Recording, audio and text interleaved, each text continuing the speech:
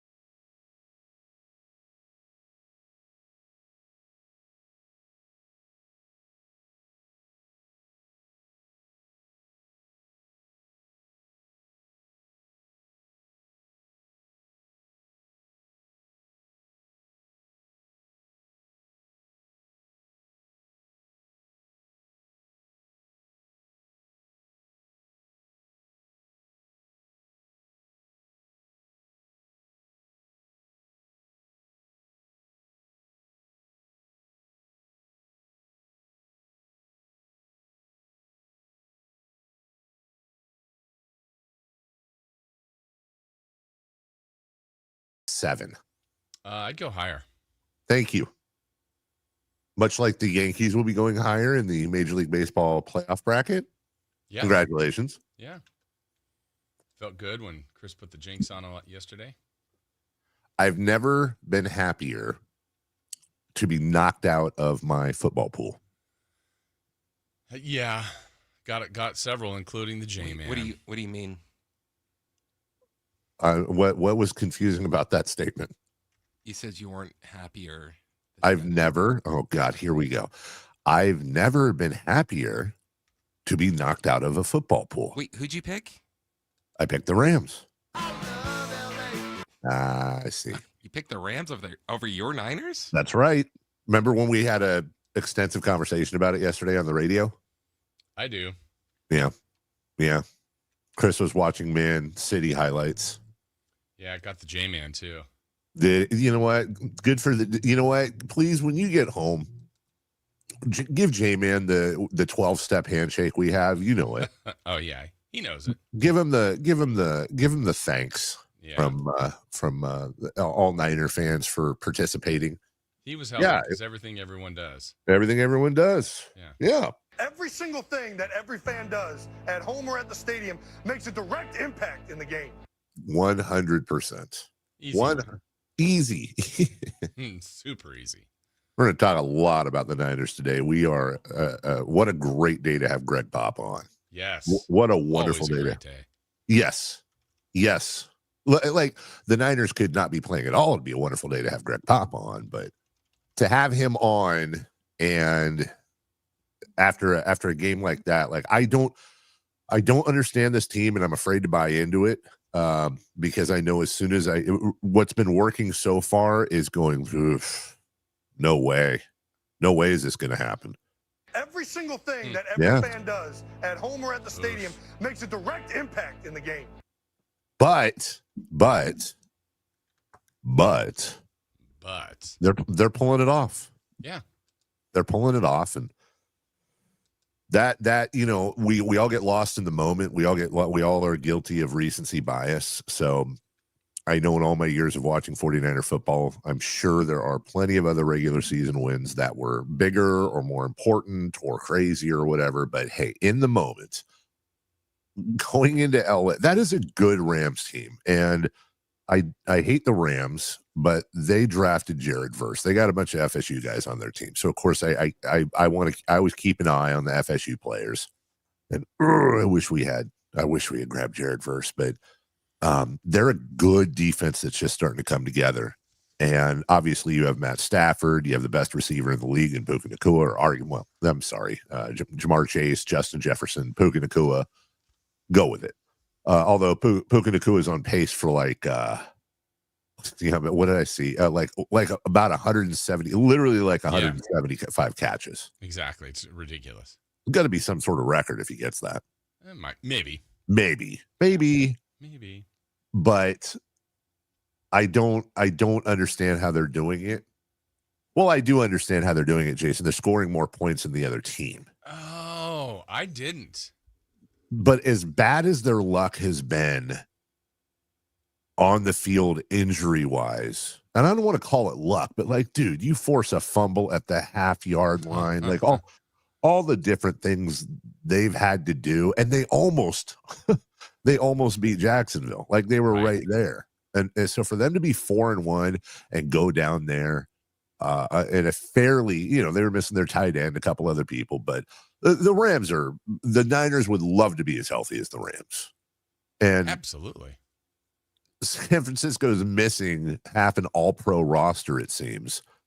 But I'm still reeling because it starts out 14-0, and I'm going, okay, well, they're going to come back. And then it's whatever, what was it, 2020, something like that? Yeah, famous extra point, yeah. Yeah, and then, okay. And then, 59-yard field goal, whatever it was for Pinheiro, and I'm like, this ain't going in.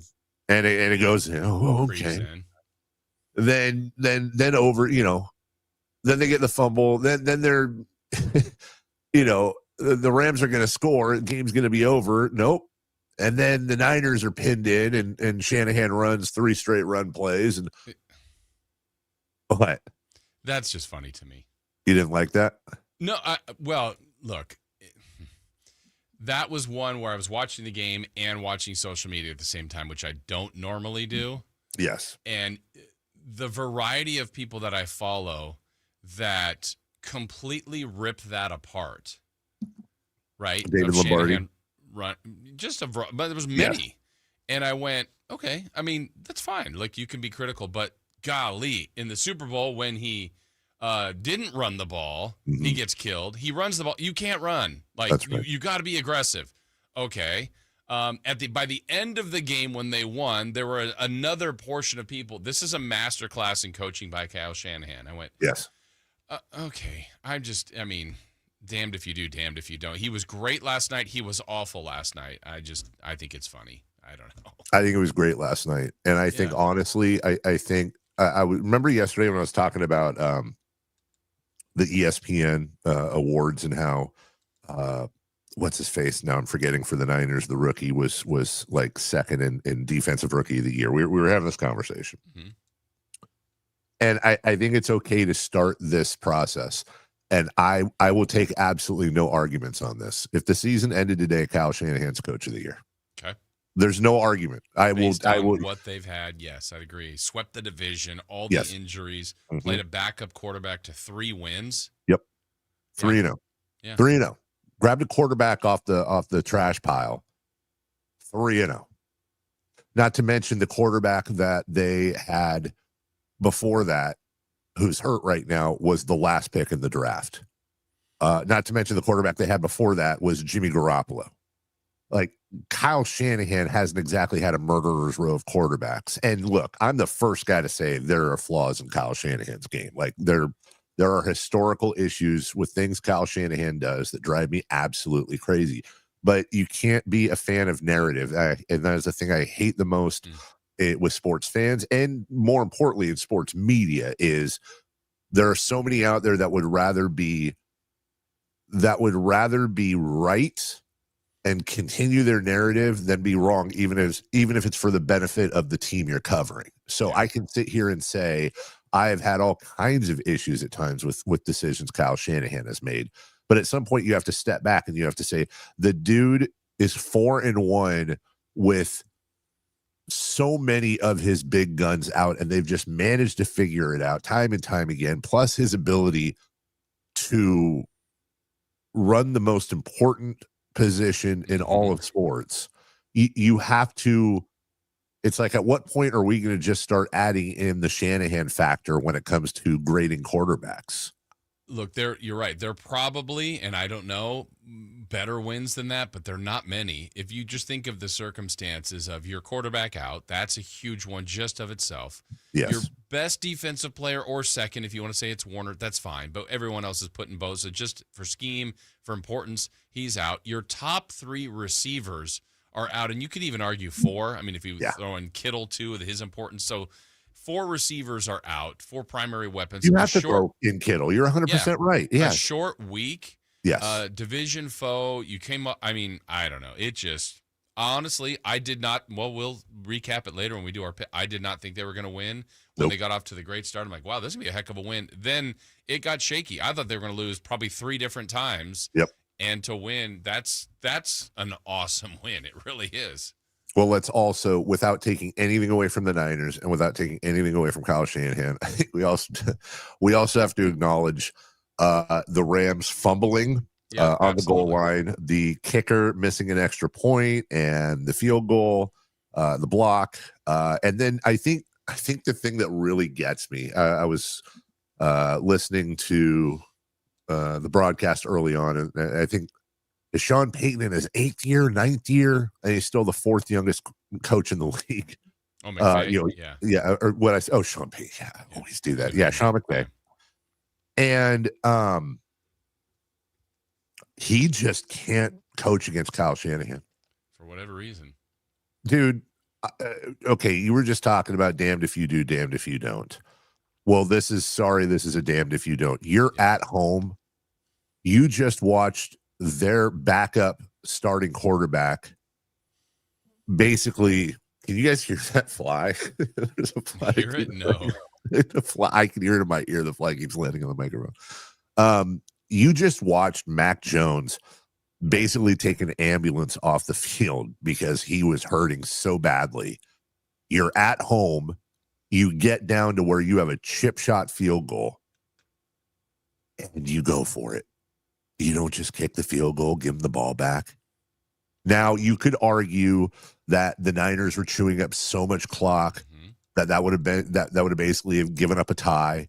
You could argue that it's 4th and 1 and you have to trust your offense, but then trust your offense, then put it in Matthew Stafford's hands. The only thing they could have done the thing they could have done that would have played into the 49ers strengths the most, try to run it up the middle and hope that Fred Warner misses. And Fred Warner and that defense, they don't miss. Not like that, dude. They all knew that was coming. Yeah, after they did the hard count where like they're trying to draw them off sides and called timeout, I went, all right, they're going to kick. Yeah. And then they came back out with it. I went, oh, wow. This is because I thought if they got the first down, they would probably go down and win the game. And obviously, if they didn't get the first down, the game is over. And I was surprised that they didn't get the first down. Listen, I know this is going to get into silly town here because we're talking about 2 of the best coaches in the game, and Sean McVay is certainly one of them. But I would love to ask him this: like, if you're going to try to draw them off sides, you already know you're going to go for it. He already knew he was going to go for it when they were trying to, and they were going to call the timeout. He knew they were going to go for it. And I think it was, Jason, you might remember this. Was it Dan Marino? Yeah, maybe it wasn't. I thought, let's just say it was Dan Marino, but I love this play once upon a time. He's under center. It's a similar situation. And it wasn't the fake spike. Oh. It was he all of a sudden he's under center, he's calling out, he's calling the signals out, and then all of a sudden he gets super frustrated. He just throws off his helmet snaps like, and he starts walking off the field, and then it's a direct snap. And it was like the coolest play because everybody thought that he fooled the whole stadium. And there are so many times when you're doing something like that and everyone's like, yeah, they're not snapping the ball. They had an opportunity there. Instead of trying to draw them off sides, you have that opportunity now to fake them out, do something, direct snap it, whatever. But they went to the most cookie cutter, obvious, everybody could predict it play. And if we can predict it, the Niners defense, who's much smarter than us, could predict it. McVay just chokes, dude. Yeah, I think I just saw on the TV it was their largest underdog win for the Niners since 2011. Wow. I think Shanahan is now 6-0 against McVay when he's an underdog. So he's already beats him a lot, but to go 6-0 when you're the underdog, and they were 8.5-point dogs in this game. They were. That is insane. Great. I got win. some. Really great win. Here's a fun one for you. I have the list of offensive snaps. Now, granted, this is before last night's game. Okay. Going into last night's game, offensive snaps with a lead in 2025. So the amount of times a team has snapped the ball with any form of lead whatsoever. So the leaders, just to give you an idea, funny enough, at 162 snaps through 4 weeks, the Jacksonville Jaguars at 162, followed by the Broncos, the Packers, the Seahawks, and the Chargers. How many have the Raiders, for example? How many times have they snapped the ball with a lead? Yeah, how many? 57. But how many have the Niners? 61. 61. The Niners have snapped the ball going into last night only 4 more times than the Raiders, 6 more times with the Dolphins, 9 more times than the Panthers with an actual lead. By the way, your bottom 3 offensive snaps with a lead in 2025. The Tennessee Titans at 3. Oh man. The Browns at 2. And going into week 5, the New Orleans Saints have yet to take an offensive snap with the lead. Wow. Stinky. Little bit. One more thing for you. Okay, I know we're this is not the place to talk about sports, everybody. I understand that, but just too excited. The 49ers are the worst rushing team in the NFC, and they give up 315 yards a game. They have a -3 turnover ratio. They're 4-1. And swept the division, the first part of it, right? One run through with the Cardinals, the Rams, and the Seahawks, and that's the huge part to me. And no, you're right. And it was Al Michaels was talking last night about, and I don't know, there's argument here that the NFC West is the toughest division in the sport. I don't know if it's the toughest. It might be the most competitive. But it's certainly top 3 most toughest at worst. Right. And they swept that. 2 of those, by the way, on the road, the one at home, losing to the Jaguars. And now if you're a Niner fan, this is just where it's such a tough thing because you're like, okay, obviously they're going to get healthier, but Bosa ain't coming back. Even when Brandon Ayuk does come back, there's no guarantee. And I think it's also time for us to start thinking about the fact, well, is Brandon Ayuk coming back? Is he coming back this year? I believe so, but that's a belief. I don't know that. Yeah. And there's going to be a ramp up, and there's going to be, even when he plays, you can't expect him to go out and do whatever. The only downside to last night's game, if you want to call it that, and I don't know if this entered your brain or not, but we're getting a call from JR today. Why is that a downside? Because he's going to gloat. I'm okay with that. As he told everybody. Yeah. He told everybody, Kendrick Bourne. Well, how good was he? Oh, my God. It's so funny. I saw our friend Christina Warner, who's a diehard Niner fan, and she and I fan very much the same, where we're just always like Eeyore. Like, oh, here we go again. It's not going to happen. That must be fun. She was listing off like all the great things about last night's win, and one of them was vintage Kendrick Bourne. Like, vintage Kendrick Bourne. Is there such a thing? I mean, he's had one game in his career with 100 or more yards, and he just look, dude. He went toe to toe with Puka Nacua last night. Sure did. And I think it's interesting because on one hand, I hate the Brock Purdy as a system quarterback conversation because Brock Purdy is a hell of a quarterback. But Mac Jones ain't making that argument easy. Mac Jones is not making that argument easy. And I wonder, I think the really funny, interesting thing, here's what the funniest thing would be, Jason. And I don't necessarily mean funny, haha. Brock Purdy doesn't come back.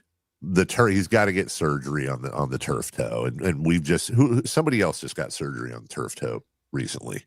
Well, Burrow's going to be out, right? There you go. That's the exact, yeah. I think that's what it was. Yeah. And Mac Jones just continues to, and by the way, Mac Jones is a more classic quarterback than Brock Purdy when it comes to size and arm strength and all that fun stuff. And Mac Jones leads them to a Super Bowl. Oh, gosh. And they win. Going. Yeah. And I'm not advocating for this argument. I'm not saying this, that, whatever. But what if they get healthier and just in this magical fantasy world I'm creating, they continue to get healthier. Purdy is out an extended period of time or has surgery. And Mac Jones leads them to 12-5, 13-4, something like that. And they win a Super Bowl. what the hell do you do in the offseason? Like, legitimately, what do you do? Hoist up the trophy and enjoy it, and then try to figure out what the heck. Think about the embarrassment of riches you have, I guess. I mean, I guess the only thing you can hope for is, here's the thing. Correct me if I'm wrong, right? But you can't get rid of Purdy, even if you wanted to. And I'm not advocating for that. Now that he's got the big contract, no one's grabbing him. Mm-hmm. So you take the only outcome is you take the quarterback that just led you to a Super Bowl championship and you trade him. That's insane. At his peak powers. It's peak powers. Kenny Powers. Yes. But you Chad also know that Purdy did get you to a Super Bowl. It's not that he can't get you there, right? Well, Brock Purdy and I have been to the same amount of Super Bowls, okay? But neither of us have a ring. True. But he did get that team there. I know. I'm just being stupid. I'm just being dumb. I love Brock Purdy, and it is an embarrassment of riches. And we have to look. I'm fully prepared for, Jonathan McGee to be starting under center next week, or whoever the hell it is, because Mac Jones. I'm not saying this lightly because football is a dangerous sport, but honestly, I thought Mac Jones was going to fall over when he was coming off the field last night. It looked like he was broken, like literally. Yes. Okay, put that guy back together. He's done right now. Am I the only one that thought at one point I don't know if you remember the exact, it was right after they scored or right after he was coming before they kicked the field goal. Yeah. Yeah. And I thought he was going to throw up. I did too. And they were, I think they were describing him being hurt, which I think he was, but it also like his mouth got it opened like that pre-vomit look. I'm like, yes. Is he about to do that? Yes. I go, is he sick or is he hurt or is he both? Yeah. Is he cert? Yeah, I couldn't agree with you more. And I mean, gutty for him. Yep. But now I'm thinking, oh, dude, here we go. How many, and it's almost like Kyle Shanahan. We talk about his dad every once in a while on the plug and play running backs. Is Kyle that version with quarterbacks? Is Mac Jones the Olandis Gary of quarterbacks now? Are we going to plug in Mike Anderson followed by Olandis Gary followed by this guy? I mean, come on, dude. So maybe they should bring back Trey Lance. I know. Well, now it's to the point where it's like, how bad was Trey Lance if he can't figure it out under Kyle Shanahan? That he sucks. My goodness. Anyways, by the way, if you're I'm actually doing the show. I had something come up late yesterday afternoon. I'm in Manteca right now at my extended family's house because Avery's coming up this weekend, and I promised them I'd help them with something that's time sensitive around this house, and I literally would not have had time until next weekend if I didn't do it now. So decided to come down here and do the show remote from the farm. So if you see flies landing on me or the microphone or whatever, because I'm in a garage and there's flies and it's fine. Why are there flies in? I found the place your life is going, in the garbage. Why are there flies in here? Yeah. I don't know, dude, but they're.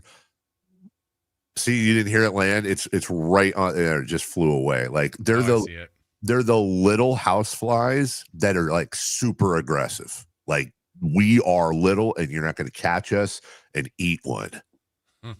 But that's usually just bees. Some of them. It's like my buddy I play golf with all the time. And aggressive. Be aggressive. Be aggressive. Be aggressive. He plays golf barefoot, but he's scared to death of bees. And I'm always like, dude, that does not go together. Like, how are you going to be afraid of it? It almost stung me. Right. No, we'll be walking around and he'll see a bee and he'll do everything. And be like, ah. Oh, wait, is he super allergic? I don't think he's super allergic. I just think, like the rest of us, he's not a huge fan of being stung by a bee. But he walks around barefoot. And I'm sorry, dude. Who knows what the hell you're going to step on, dude? Could just be a bee. What if you step on a snake or a piranha? I want any part of that. Why is Alan Stiles in here? Oh, because he has a baby. That's right. Good morning, Alan. Good morning, Alan. Enjoy the. Why don't you just come on? Why don't you open your computer and join us, Alan? You might as well. It'll get you out of chores. Out of chores.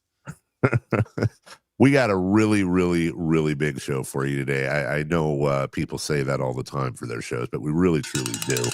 Yes, thank you. Jason in studio is going to run all the sounds and the bell and everything, and he'll be running, as usual, he'll be running Friday Fun and Games later today. A huge win for the 49ers. We're going to talk about that quite a bit. Also, Dave Richard joins us as he does each and every week at 7 a.m. Ladies and gentlemen, my friend, Dr. Richard. We have playoff baseball. Yeah, we do. Kings training camp day 1, 2, 3. Today is day 4. Postradamus. We'll find out how we did on our Niner predictions. Woof. Niners at 9, by the way. Greg Papa will join us. Hey, Celebrity Pick 6. Celebrity Pick 6 once again. Jason, again, you've got a lot of pressure. No, I think that the celebrities have pressure. We gotta get some picks right here. Oh. Nobody above 500 yet. Oh. Maybe this week's different. I would like performance.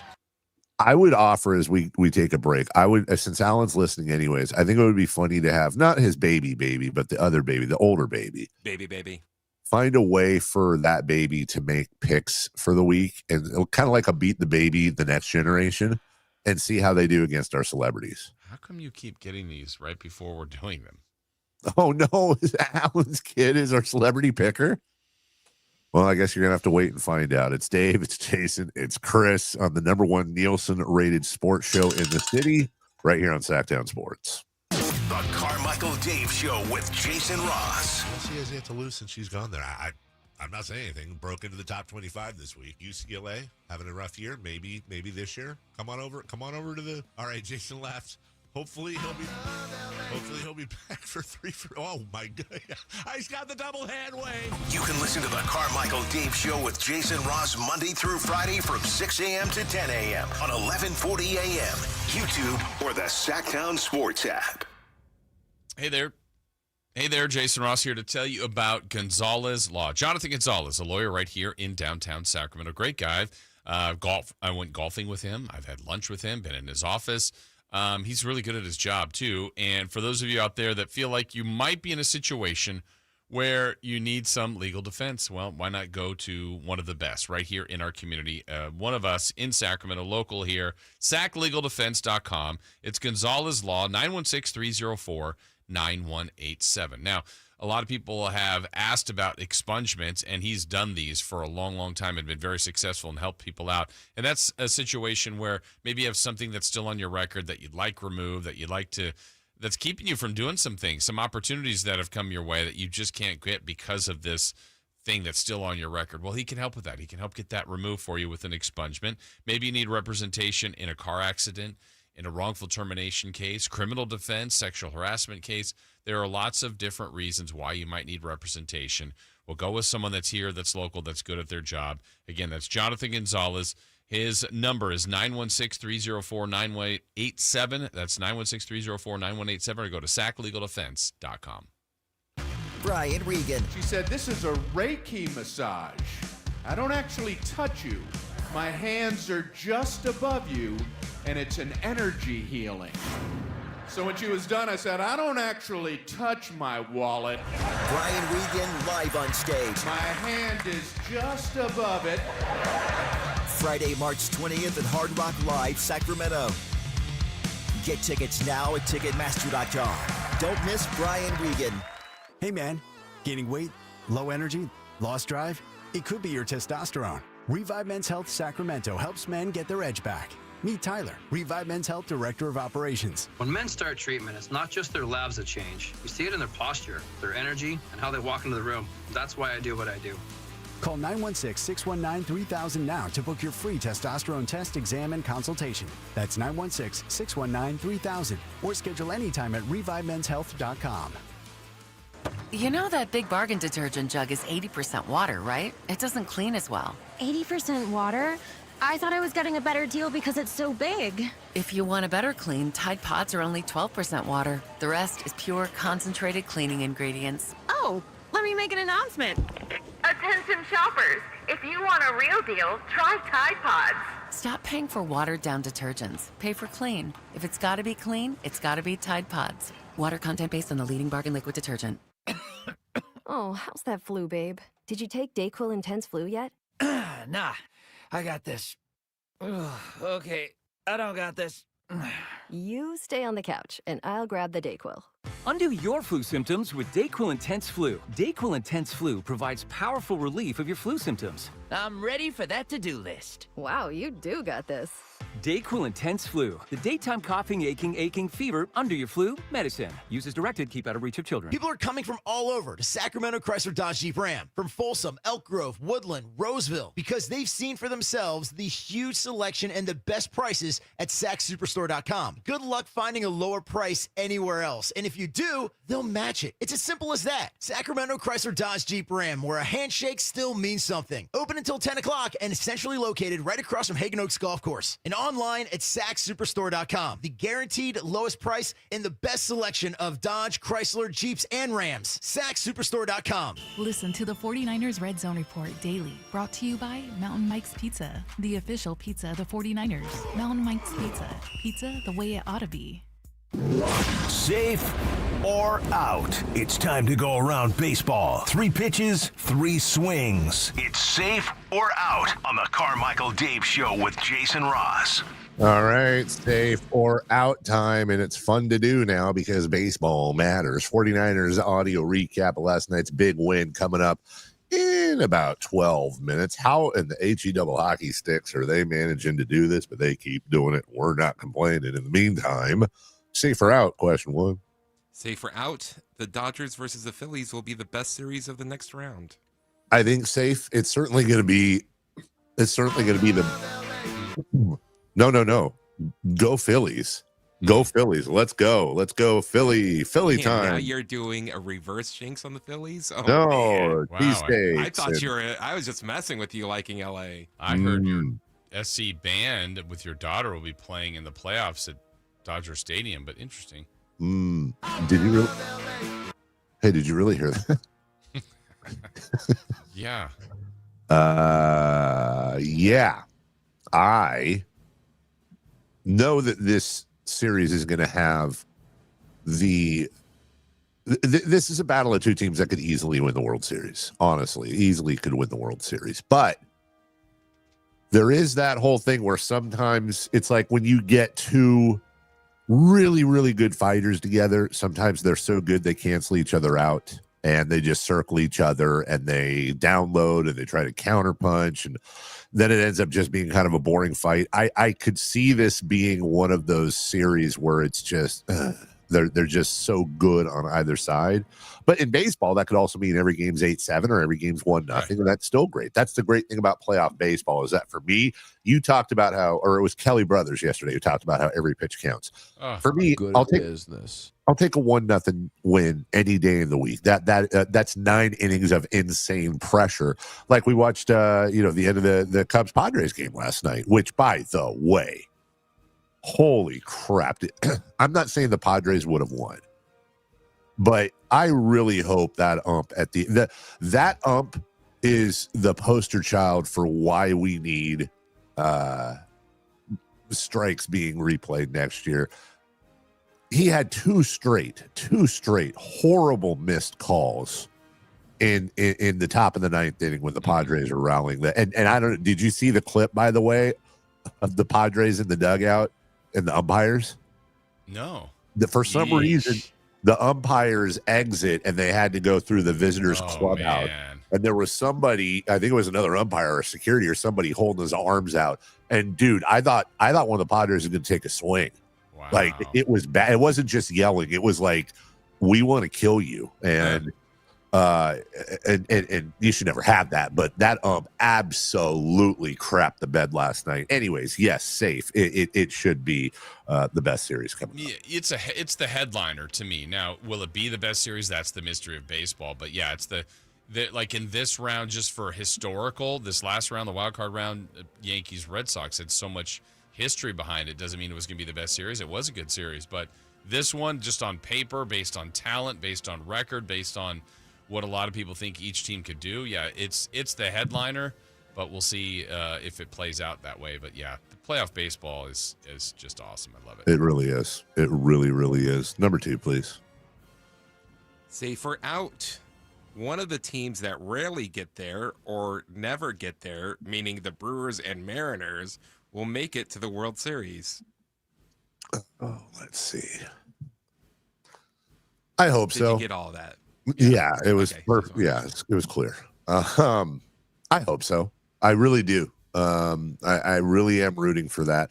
My heart tells me yes. My head tells me no. Cubs, Brewers. The Brewers are the better team than anybody in the National League on paper. They're 1 game better than the Phillies. The Phillies are 3 games better than the Dodgers. It doesn't matter. Same thing with the Mariners. Mariners are 3 up on the Tigers. But Jason, you and I both know this. We've both been around sports long enough to know that we could be sitting here in 2 weeks talking about how the Tigers made this insane collapse. And now they're sitting here just a couple games away from winning a championship. Like, that is just how sports happens. I'm rooting for, as I said, I'm rooting for Mariners, Brewers. I'm rooting for that type of series with enough of the Dodgers, enough of the Yankees, enough of the Phillies. And even the Cubs have one in the last 10 years, although I'd be fine with them winning another. My head says out. My heart says safe.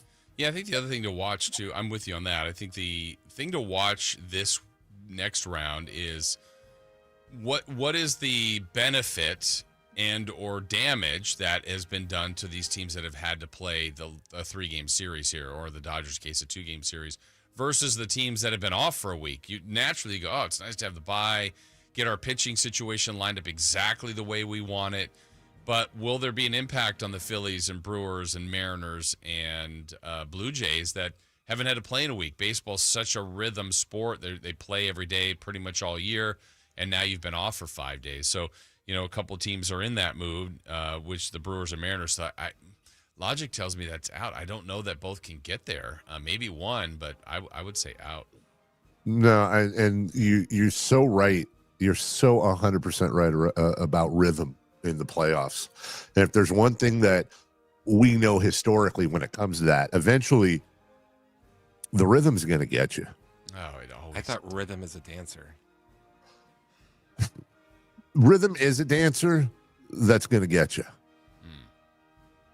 The rhythm is going to get, and honestly, poetry, the rhythm is going to get you. The rhythm is going to get you. The rhythm is going to get you. Ooh. Yeah, what is that noise? I don't know.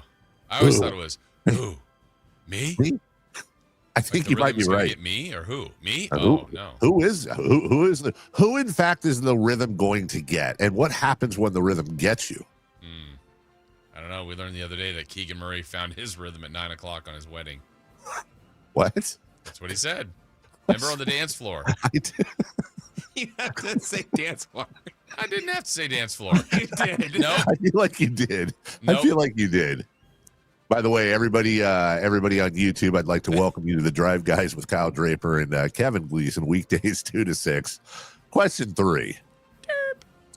Safe or out. MLB playing 2 of its games on Sunday against the NFL is just foolish. It's just foolish. It's safe. Safety, Saferton, dude. Saferoni, Saferoni and cheese. Yeah, and I get it. Like, okay, you want to have people.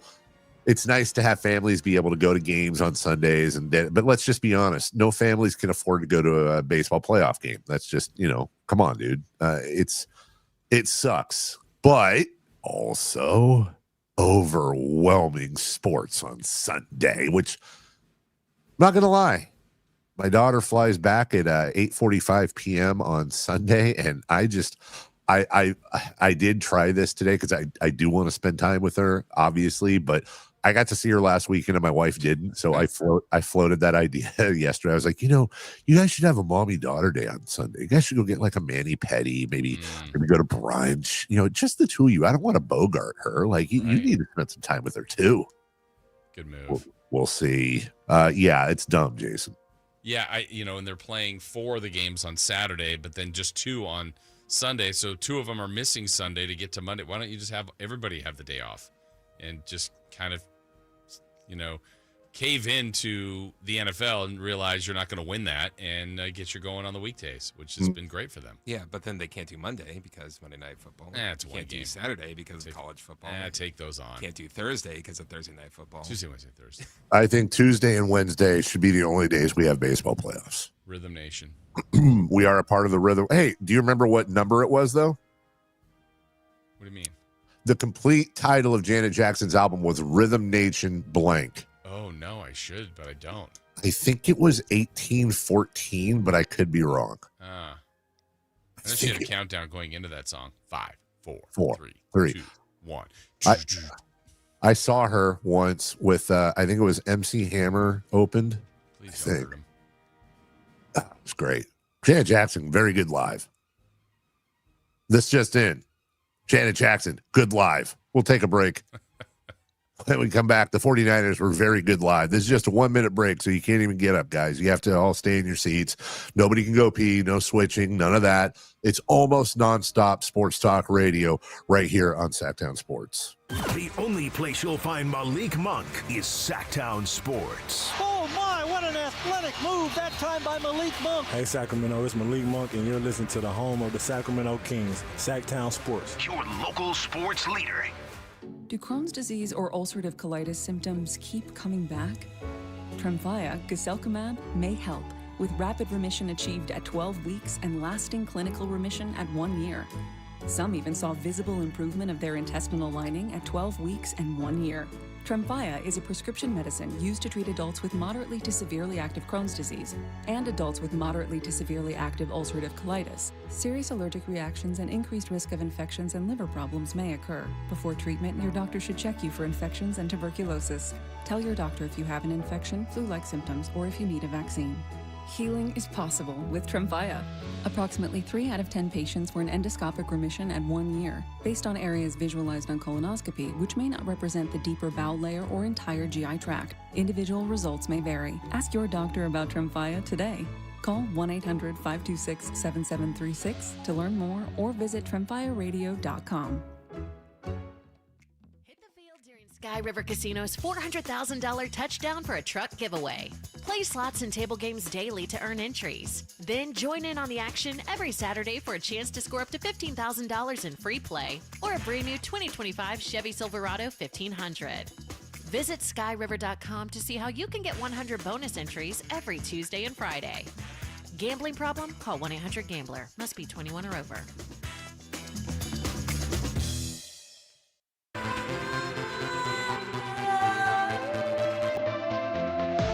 Carmichael Dave Show with Jason Ross. Call or text at 916-339-1140. On Sacktown Sports.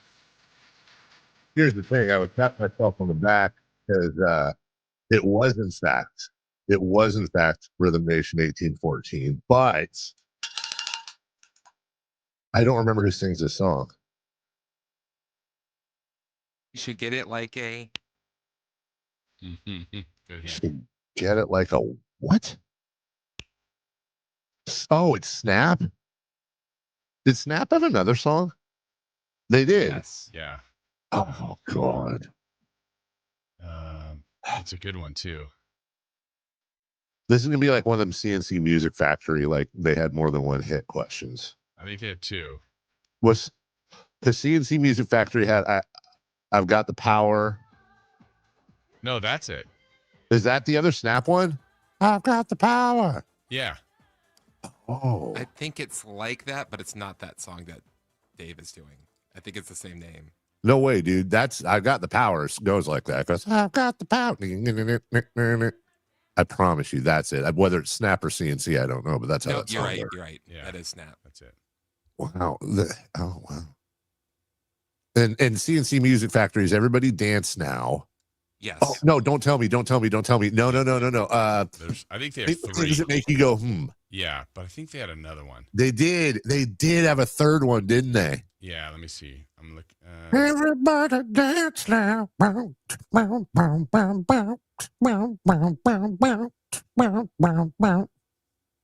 Wait, what did you say? That one and Everybody Dance Now. Things that make you go Gonna Make You Sweat. Oh. That's right. I don't know why, but the guy always cracked me up. Like, she'd be singing in CNC Music Factory. She'd be singing, "Everybody dance now." And then the guy would come in with the ponytail. He'd be like, boom, boom, boom. I think even "Here We Go, Let's Rock and Roll" was another Dave, one. not a lot of people know the words to that song, but I got to give it to you. I know the lyrics, buddy.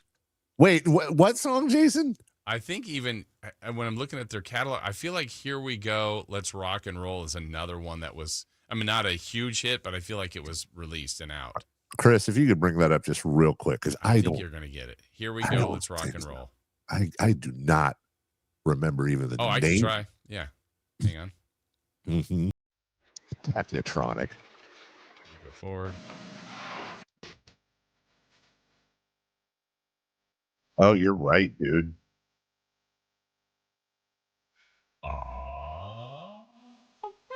This is a song that would be in the movie Three Ninjas, where they're getting Here ready he is. for something. Wait, hold on, turn it up.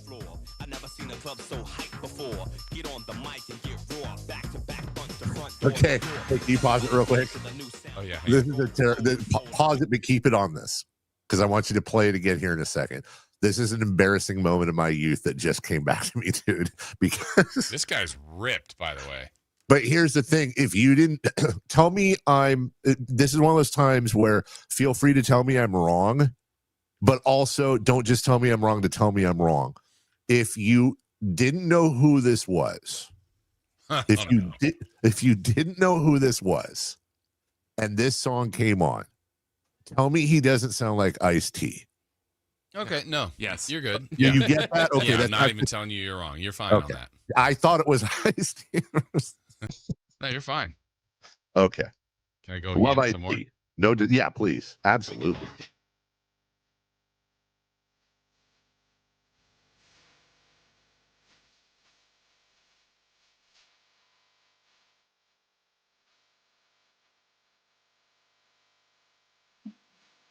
That's actually a really good song. Here's the thing, though. That sounds almost like all their others. Like Everybody Dance Now. Yeah. Oh yeah, the beat. 100%. Yes, that beat is almost. I think even down to like whatever the little cowbell or whatever they have in the background is. Bring that back. That could be. I feel like that could be a hit today. Yeah, that's a great song. And then she comes in, just voice of an angel. Right?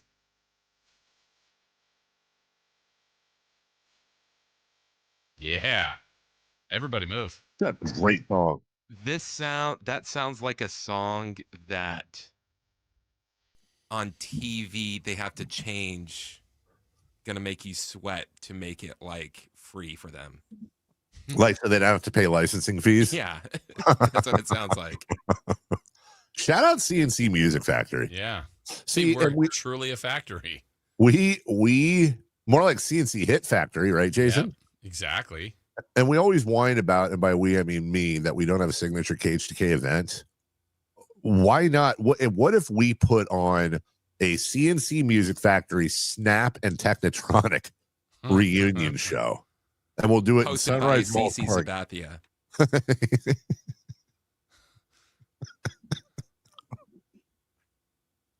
Okay.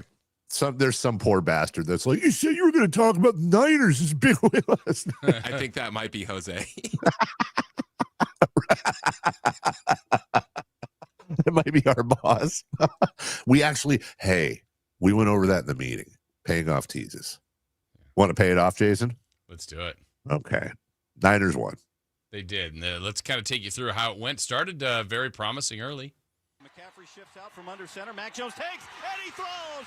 It's a touchdown. Touchdown, 49ers on the opening drive of the game. A couple of penalties, and they can't be stopped. Precision, execution, things looking good. It's like, hey, all right, I think it's going to be a tough night for the Niners, but good start. And the good start, Dave, got even a little bit better. Mac Jones is going to back out from under center. He puts McCaffrey out in the slot to the left. Mac Jones throws. McCaffrey! He's got it! Touchdown! Touchdown! Touchdown! 49ers! Hey. They're saying there's a touchdown. At that point, I'm like, dude, really? Like, come on. Yeah. But I don't know. You never know when you're in your own world. But in the world of Dave, when they went up 14, I was not in a great mood. Yeah.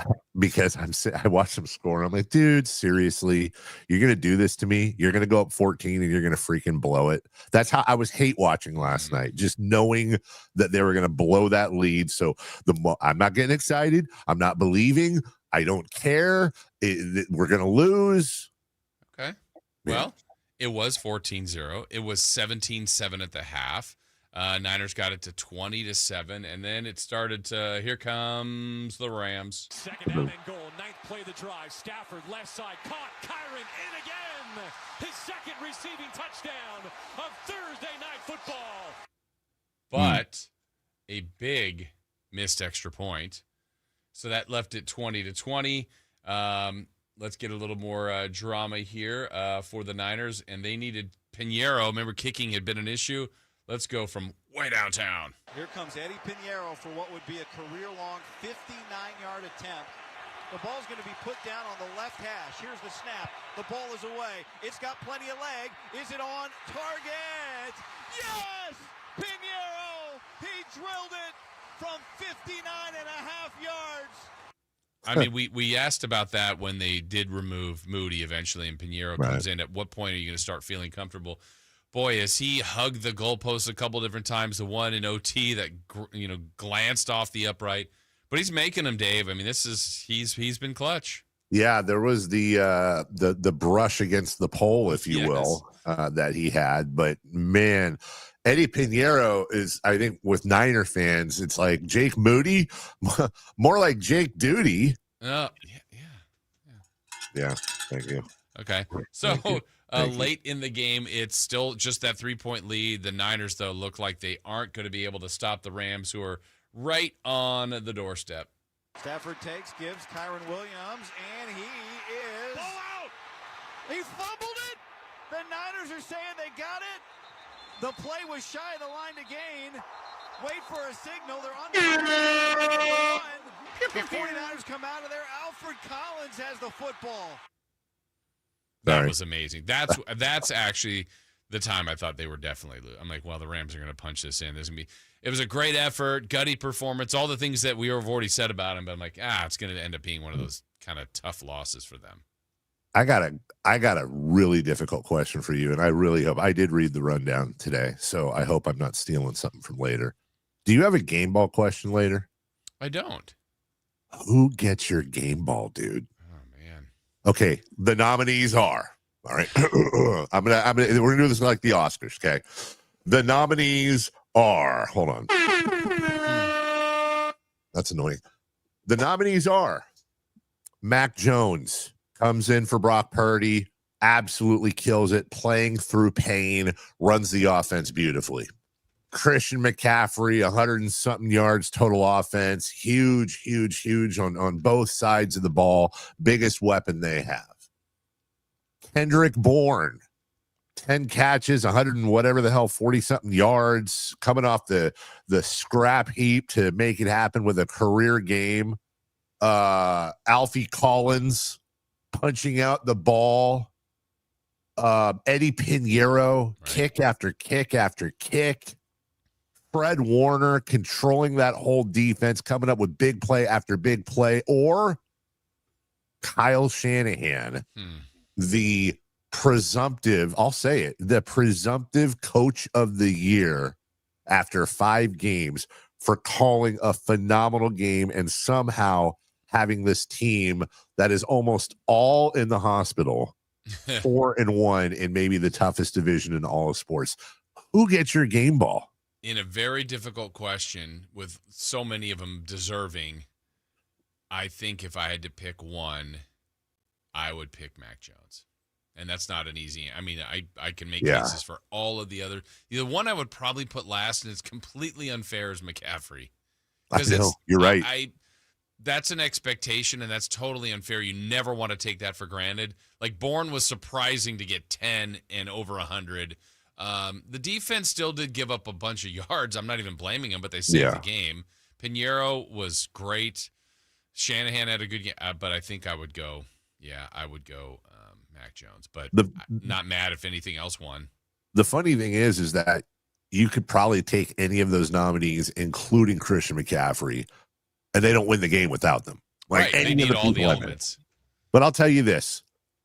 That is a tough question. You know who I'm giving my game ball to, Jason? Who's that? The team. Ah, That cop out. Ooh, how about this one? Here's who I'll give my game ball to. How about the fans? Oh my gosh, you're just lame. in LA? Oh my God. That is embarrassing, Were dude. you there? No. But was there a Rams fan? Well, let's listen to this. So I watched it when it happened. I kind of made my own noise on the couch watching the game on the goal line. That too, on the goal line stand, not the goal line stand, the fourth down stand. Let's hear how it sounded. Remember, this game is in L.A.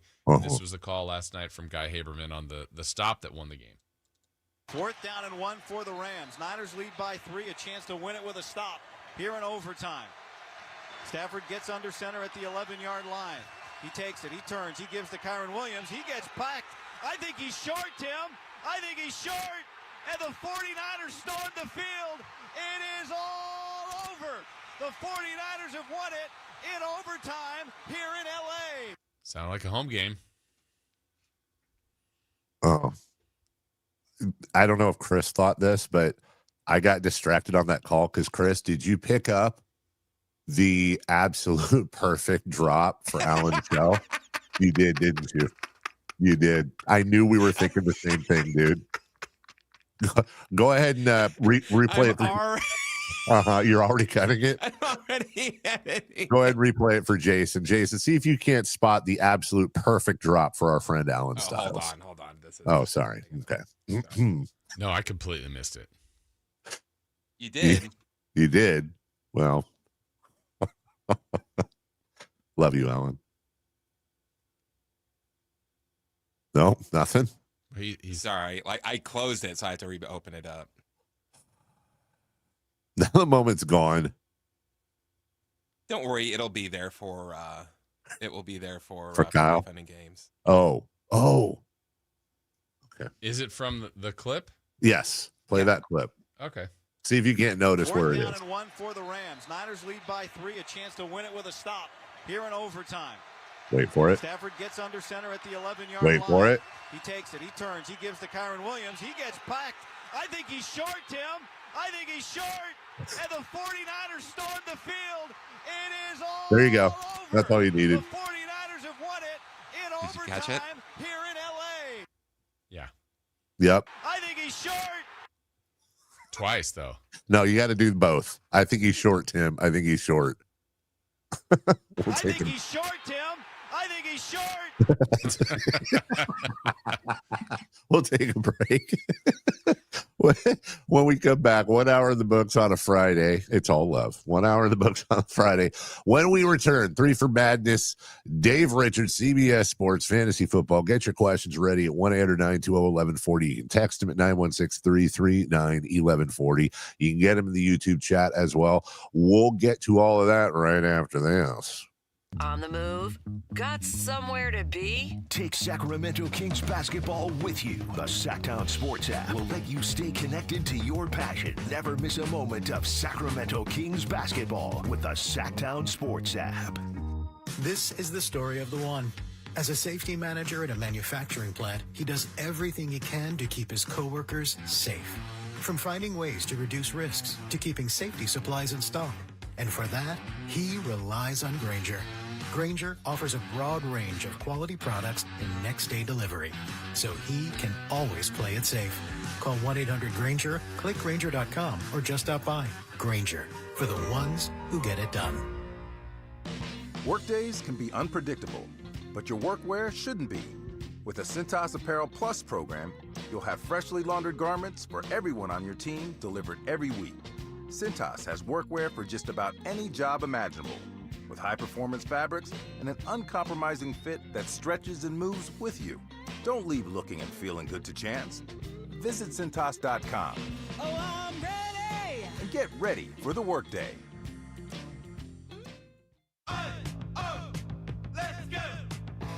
You're still glowing, flirting, Grooving. You still got it. But your immune system weakens as you age, making it harder to fight flu, pneumococcal pneumonia, RSV, and COVID-19. Vaccines are a key part of any health routine and help strengthen your immune response. Ask your doctor or pharmacist which vaccines you need.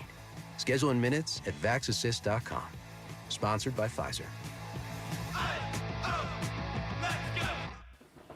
When I was a kid, I remember my dad, a lineman, leaving in the middle of the night. Families were depending on him to get their power back on to keep them safe and warm. Watching him taught me that this work isn't just about wires and circuits. It's about people and the trust they place in us when the lights go out. That's why I started Maverick Electric Heating and Air, to carry on that same promise of showing up, doing it right, and protecting families when they need us most. Visit callamaverick.com. Brian Regan. She said, this is a Reiki massage. I don't actually touch you. My hands are just above you, and it's an energy healing. So when she was done, I said, I don't actually touch my wallet. Brian Regan live on stage. My hand is just above it. Friday, March 20th at Hard Rock Live, Sacramento. Get tickets now at Ticketmaster.com. Don't miss Brian Regan. Hello, I'm Frank Cockworth, Retirement Security Centers with a weekly economic update. The stock market continued its upward momentum from its lows in April, with the S&P 500 up over 30% and the Nasdaq up over 45% since then. Stocks have achieved all-time highs after falling due to the concern over the economic impact of tariffs. Possible concern over high price earnings ratios may have kept many investors squarely on the sidelines. Normally seeing warning signs such as inflation creeping up, unemployment increasing, and weak consumer confidence leads to market pullbacks, but strangely enough, the recent upward movement could signal additional upward momentum. When stocks go on a 5-month winning streak, it has previously signaled increased values over the next 12 months. The fourth quarter is usually the best performer with an average performance of plus 5.21%. That being said, October has tended to trend downward, but September has performed as it has in 2025, so a pullback or retreat may not signal doom and gloom, but a reset to allow those on the sideline and on-ramp to increase their equity exposure. How might this affect you or your family? Please go to frankontheradio.com to schedule an appointment, watch videos, and receive market updates. I'm ready to help you start your journey so you can define your future. Securities and investment advisory services offered through Mosaic Wealth, member FINRA SIPC. Mosaic Wealth is separately owned, and other entities and or marketing names, products, or services referenced here are independent of Mosaic Wealth. KHD1 Sacramento, KYMX HD3 Sacramento. Your home for Kings basketball for over 25 seasons. Hammer time thrown down by the league. From the Power Business Technology Toshiba Studios. Sacktown Sports, 1140.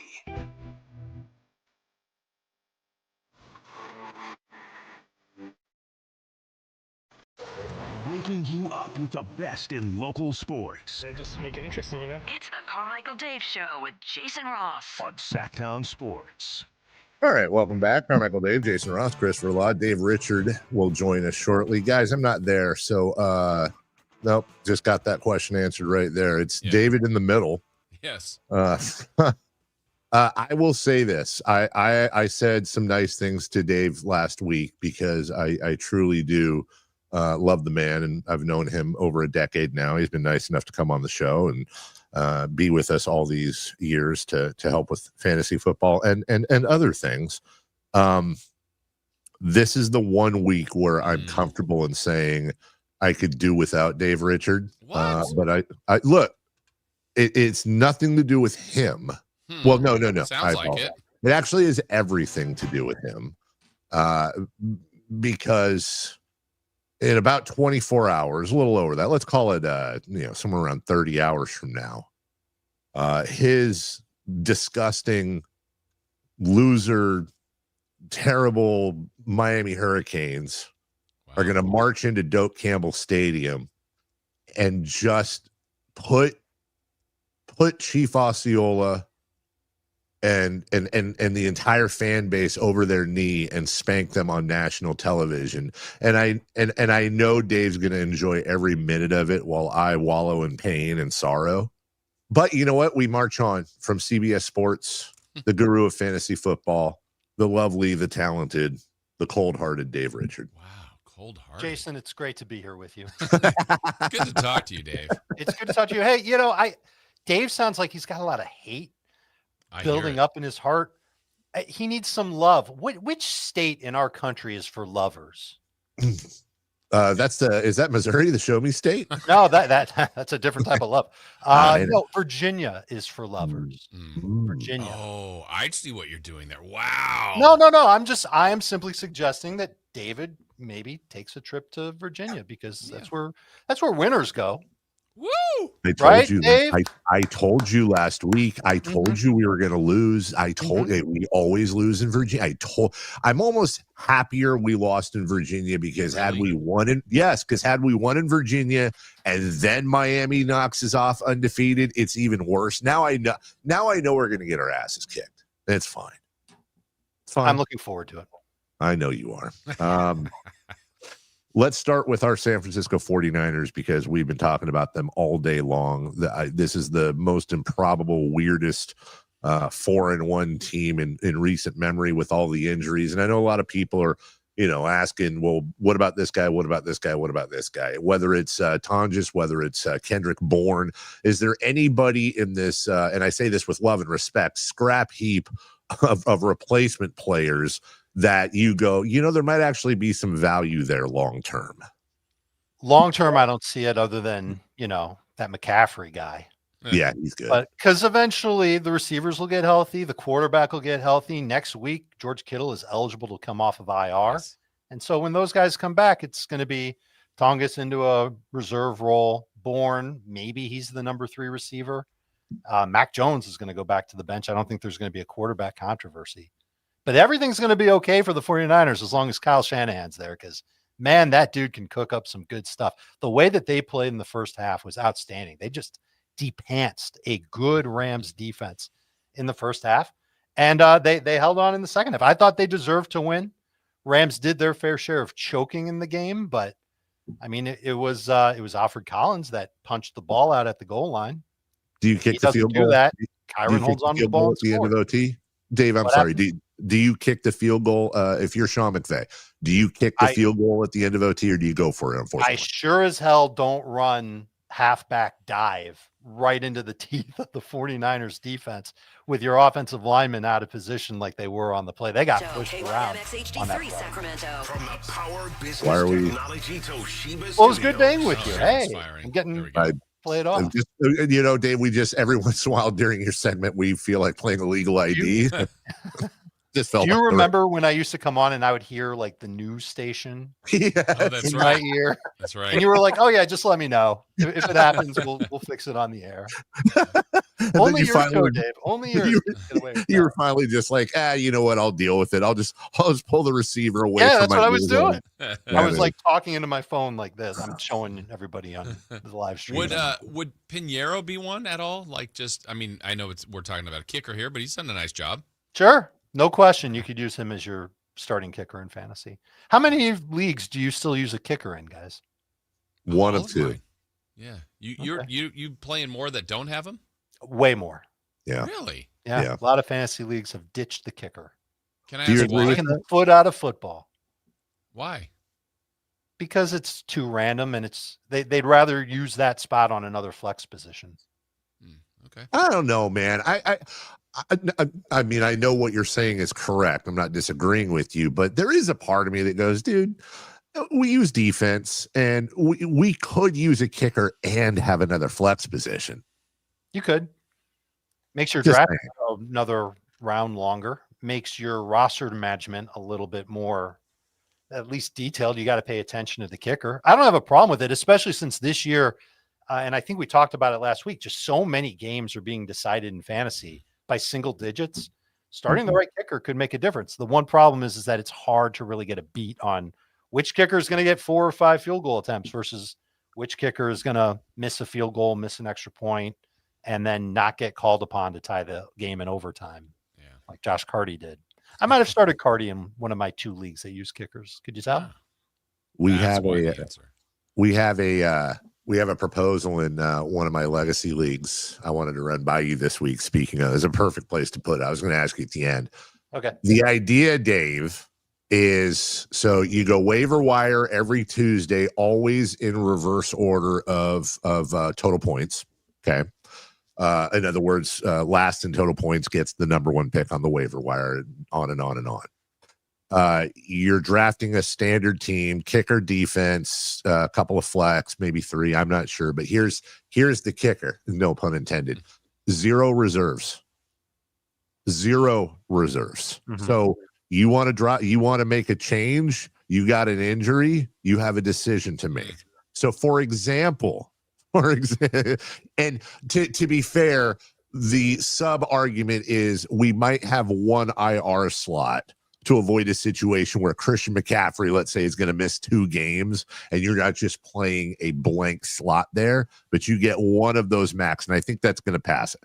But how would you feel about being in a league with 1 IR spot and 0 reserves? It changes so much for fantasy not having that bench. It really makes it, my goodness, like I don't know how many roster spots you'd actually dedicate to, like Mike Evans. Like, what do you do if you've got Mike Evans and he's going to be out? You know he's coming back. You know that he's capable of being good. Do you cut him? Do you take the 0 each week? How many weeks are your opponents going to have an advantage over you by doing that? I think that makes the fantasy league unnecessarily tougher. Yeah. And if you're just looking for that, that's the thing that you're looking for from your fantasy league. You want to make it, painful to play fantasy football, then go ahead and do that. But that's tough. What if your IR was expanded, let's say 3 spots, and it had to be for players that were out or on IR? You can't put questionable guys there. Sure. Maybe it would be a lot more easier to manage. Okay. No, I don't hate that idea, Jason.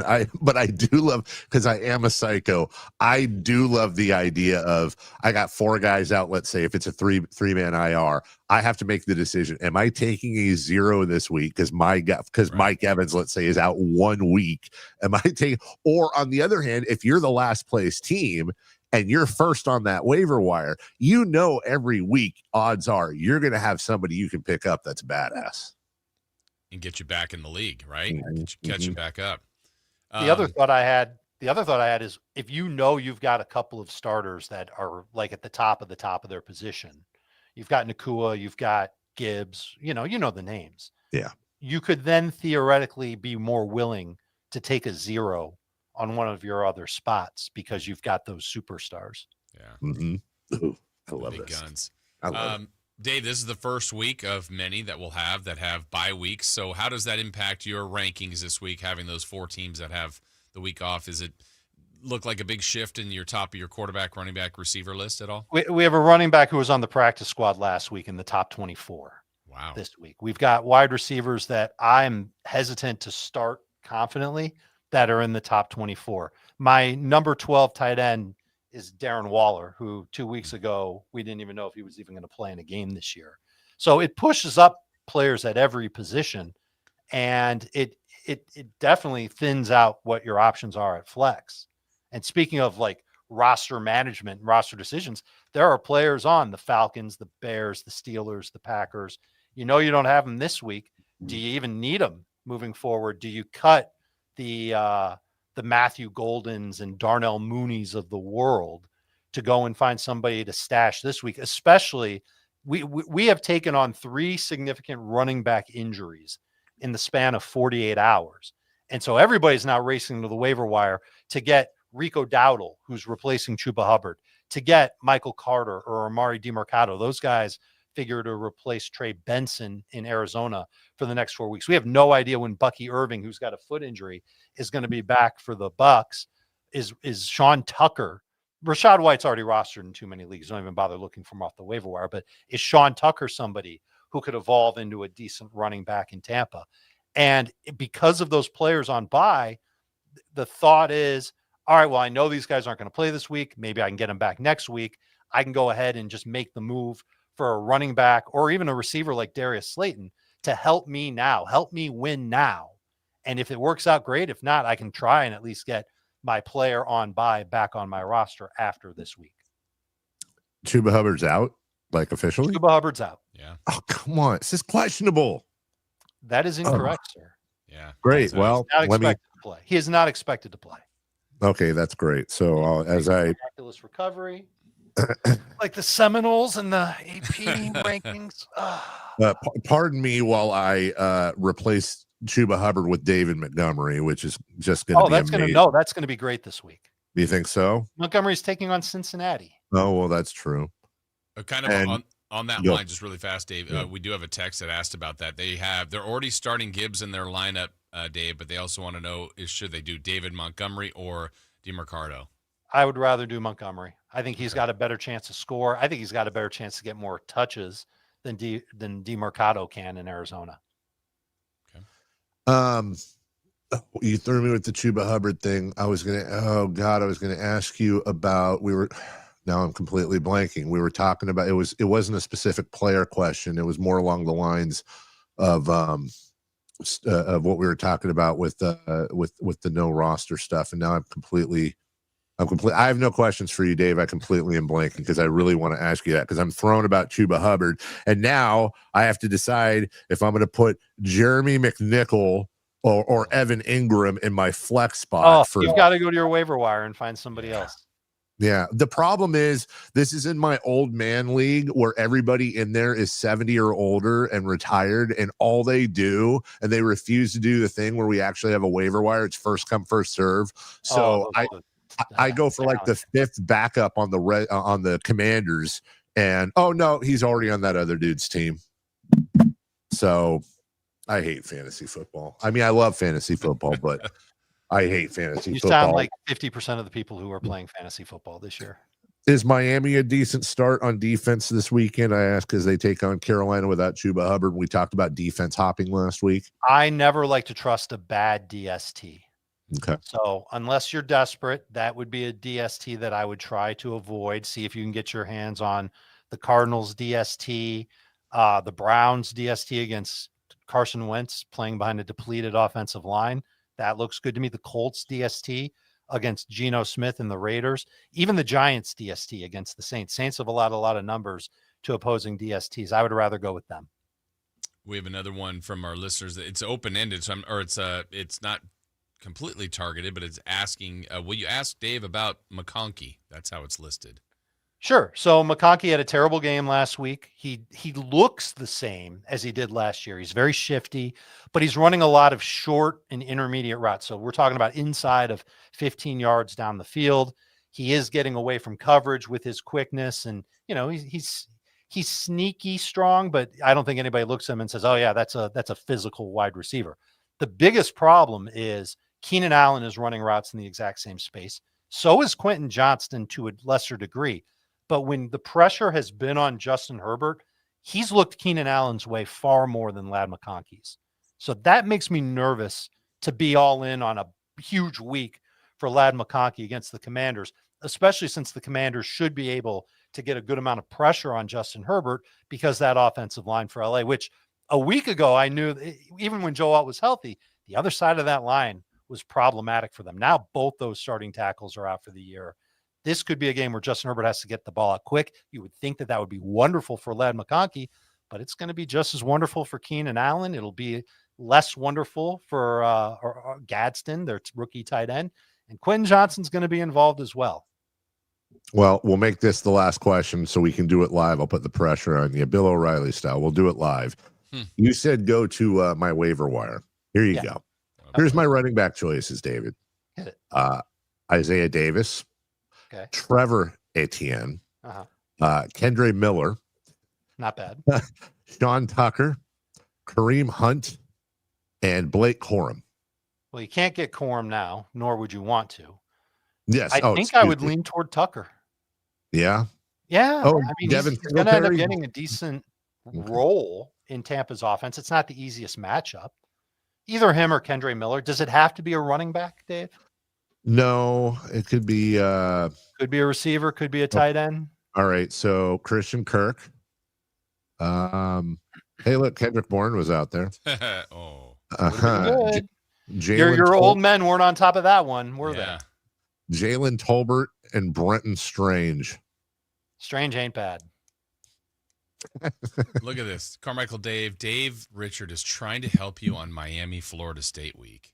Is he trying to help me, or are we really getting good advice from him, or is he dropping a hamster in the pinwheel? That's not even a saying, but you know what I meant by that. A hamster in the pinwheel? I don't know. I don't know. You're know gonna what break I mean? your pinwheel.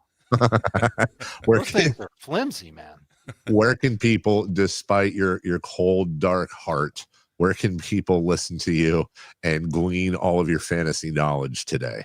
If you want to win your fantasy league, like the Miami Hurricanes are going to win their game on Saturday against lowly Florida State, you go to youtube.com, you search for fantasy football today. That's 3 words. Sorry, you're going to have to type them all, but you're going to come across all of the video content that we do, including not 1, but 2 episodes to help you sit your lineup. We talk about every single player that matters in the National Football League, including deep dives this week on our show that we just recorded this morning on all the running backs, Rico Dowdle, Cardinals running backs, Bucks running backs, the guys that you're picking up and juggling to put into lineups. We help you make decisions on all of these guys. YouTube.com, search for fantasy football today. Hit the like button, hit the subscribe button. Thank you very much. Number 3, Miami, a 4.5-point favorite over 3-1 Florida State in Tallahassee, and that 4.5 seems rather low. I'd say good luck. You won't makes me need nervous more than anything else. And by the way, I am certain that if your team somehow, some way manages to win, that I'll come back and I'll hear the Florida State fight song when we come on the air next Friday. Would we not? No, you won't.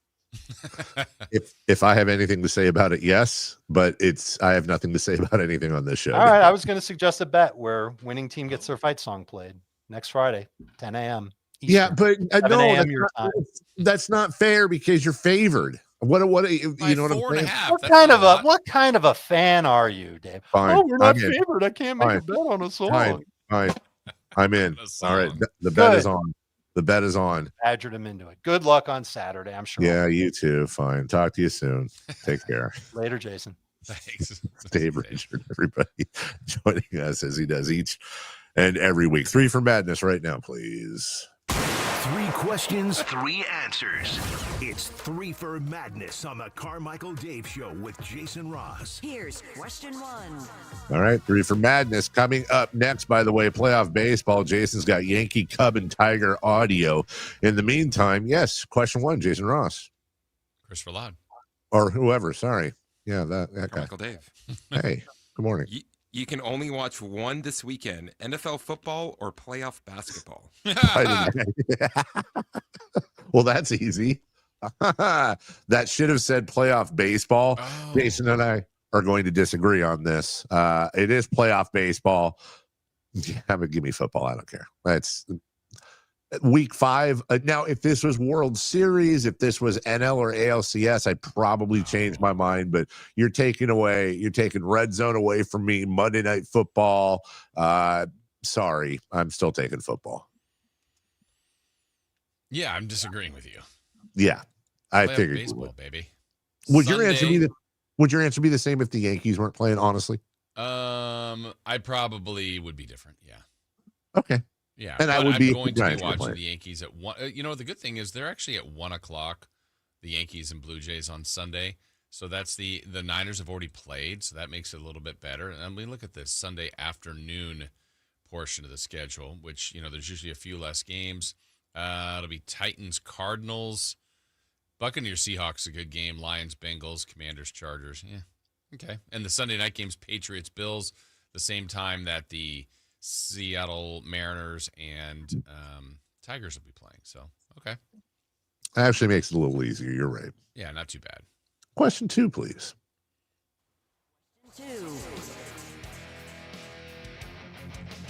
John Gruden won a big legal hurdle in his case against the NFL. Will we ever see him coach again? I think so. I think he's going to get a college job here pretty soon. He's starting to show up on all the boards, the odds, including your UCLA Bruins. We talked about that a couple weeks ago. I do. I think so. I think we'll see him in college, and then I think we'll eventually see him back in the pros. And I'm not here to debate or comment yay or nay. That's a whole different segment. But it's just simply, do you think he will coach again? And yes, I do.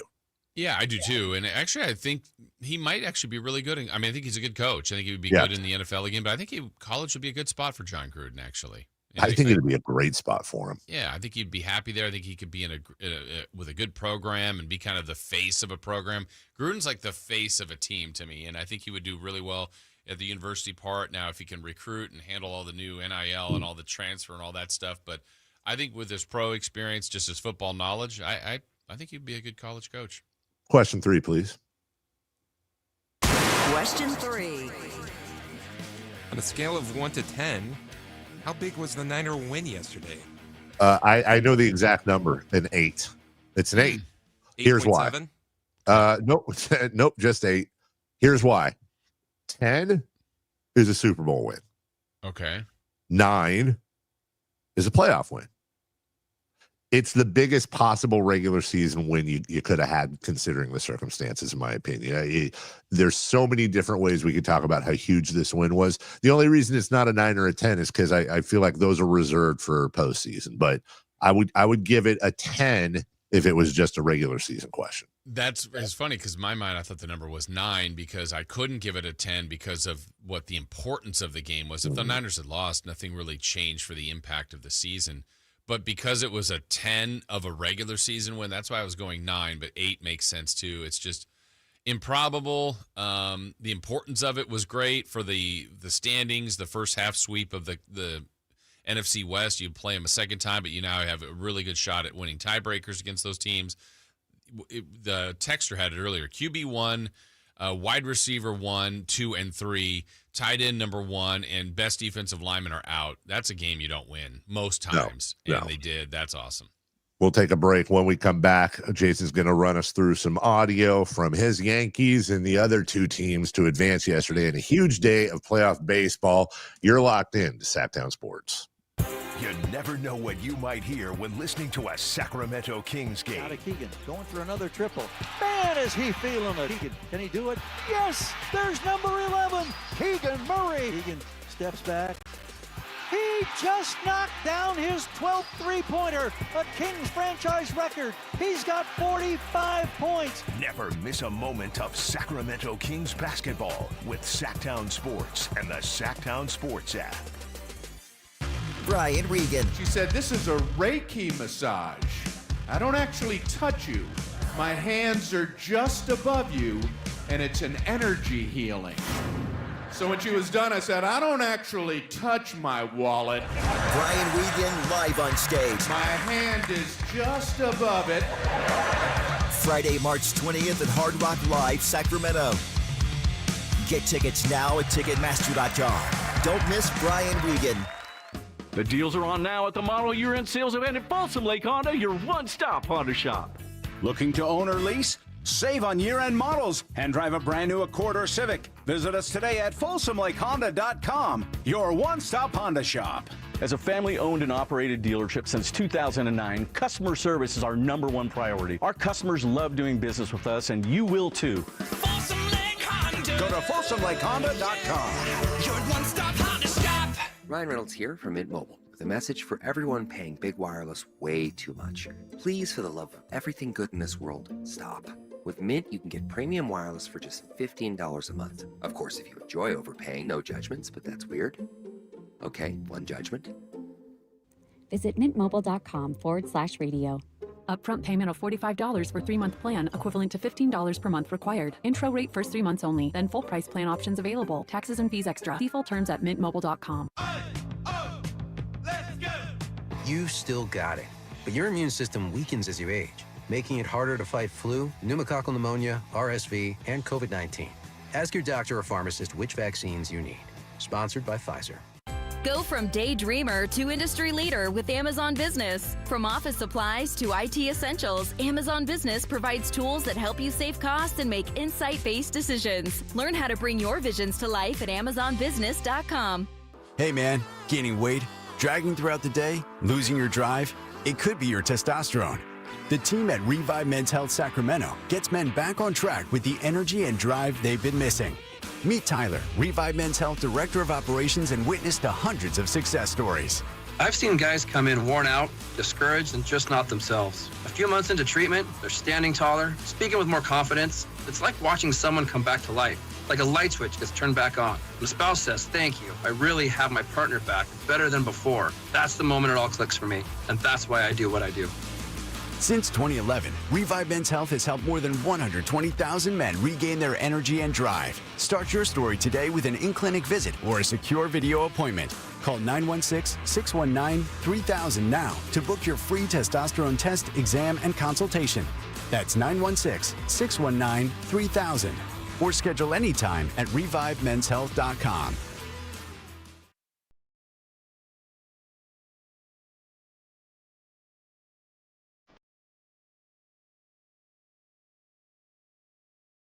The only place in the morning to get your sports fix. Live and local. The Carmichael Dave Show with Jason Ross. There you go, Chris. There you go, Chris. Cool Mo D bringing us back on a Friday. Carmichael Dave, Jason Ross. I'll get him, Jason. 1-800-920-1140 is your phone number. 916. We should have a day dedicated to just classic rock and hip hop. Like absolute nothing after 1993. Nothing after 1993. We had a lot of playoff baseball yesterday, Jason. Don't forget, by the way, at 9 a.m., an hour and a half from now, the voice of the 49ers, Greg Papa, will join us. We're talking Niners all freaking day long. We'll get into the Kings training camp a little bit as well. But again, we had playoff baseball yesterday. And Jason, at what point, I understand that last out ninth inning is when you de-puckered. I get it. By the way, D-Pucker, a friend of mine back in high school. Yeah. But what at what point did the puckeration at least begin to dispel a little bit? I don't know. Probably at all. Night. At all. Yeah, you're just it's the playoff baseball is so funny. Like literally, it could be the top of the first, and the first batter gets to a 2-0 count. You're like, ugh, hitter's pitch. This is where it starts. They're gonna get a hit or a leadoff walk, and then you're just. And it's 2-0 on the first batter, and you're just already thinking what this could turn into. And it's just crazy. Playoff baseball is just a whole different element. Can we also talk about the fact that one of the all-time great postseason debut performances, without a doubt, goes to a guy named Cam Schlittler. Excuse me? Schlittler. It's just does not sound like real. That does not sound like a real name, dude.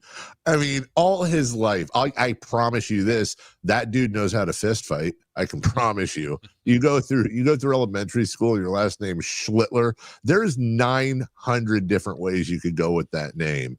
But man, was he good last night. He was amazing. I mean, historically, it's like the best pitching outing, one of the best ever in the history of the postseason, which is crazy to think.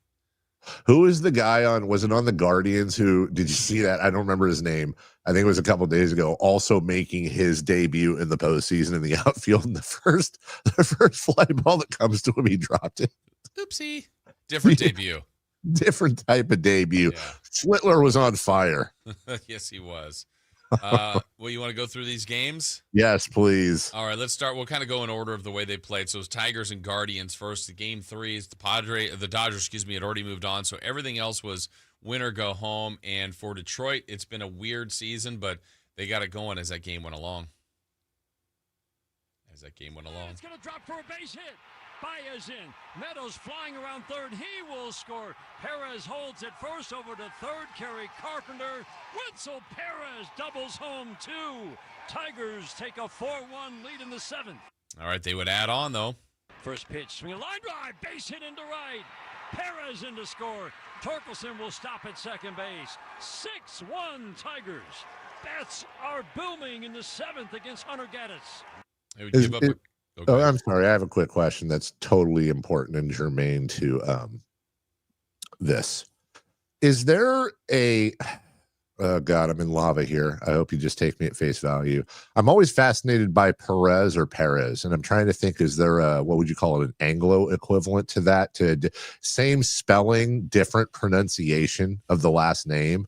And how do you decide? Is it just a family decision, Perez or Perez? Is there a thingy over one of the letters that helps you with that? I just want to know. I want to know in the future when I'm dealing with that. Anyone? Any ideas? Well, I was just recently listening to the Lonely Island podcast, and Akiva Schaffer said his name is actually Akiva Scheffer. Ooh, could that be like gone with Schaefer? It's one of the, he's just like, whoever, basically whoever says whatever, he'll go with it. That's like what we were talking about the other day. Ariana Grande, it is actually the right pronunciation instead of Grande. And Rihanna's real name is Rihanna. Is it really? Yeah. Because I always used to mispronounce it that way. But I guess I was correct. And then who's married to John Legend? What's her name again? Chrissy Teigen. Yeah, and it's Christy Teigen. That's how it's pronounced. And then what was the other one we just found out a couple weeks ago? Oh, Denzel Washington. He's Denzel Washington Jr., but then changed it to Denzel to separate it from his dad. So there you go. Perez. Who gives a crap? It's playoff baseball, Jason Ross. That's right. And the Tigers move on, so they will get the Seattle Mariners in the next round. The middle game of the triple header yesterday had the Cubs and Padres, and Chicago bats started getting hot. He got the win in yesterday's game. And now Bush drives one in the air. Deep right field. This ball's got a chance. Gone. All right, little controversy, though. Dave, you alluded to this earlier. Here's the Padres up at the plate late. 3-2. Keller deals. Bogarts takes.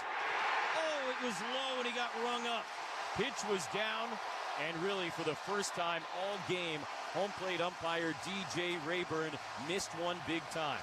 Bogarts gave him a piece of it, and now Mike Schilt out there yelling at him as he escorts Bogarts away. All right, and then lastly, let's see how it ended. Here's the pitch by Kittredge. A swing and a high fly ball to center. Pete Crow Armstrong is there. He's waiting. He's got it! Pete Crow Armstrong made the catch in relatively deep center field. The Cubs have won the ball game. They have won the National League Wild Card Series battle against San Diego. And so they win. They move on. Their next round opponent will be the Milwaukee Brewers.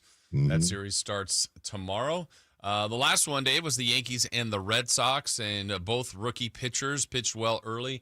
Yankees started to keep the line moving and manufacture some runs. And the pitch, swing, it fights it through, right side, and it gets through. Stanton scores. Rosario, third of the way down. He has to scramble back to third. Volpe delivers an RBI single. It's 2-0 Yankees.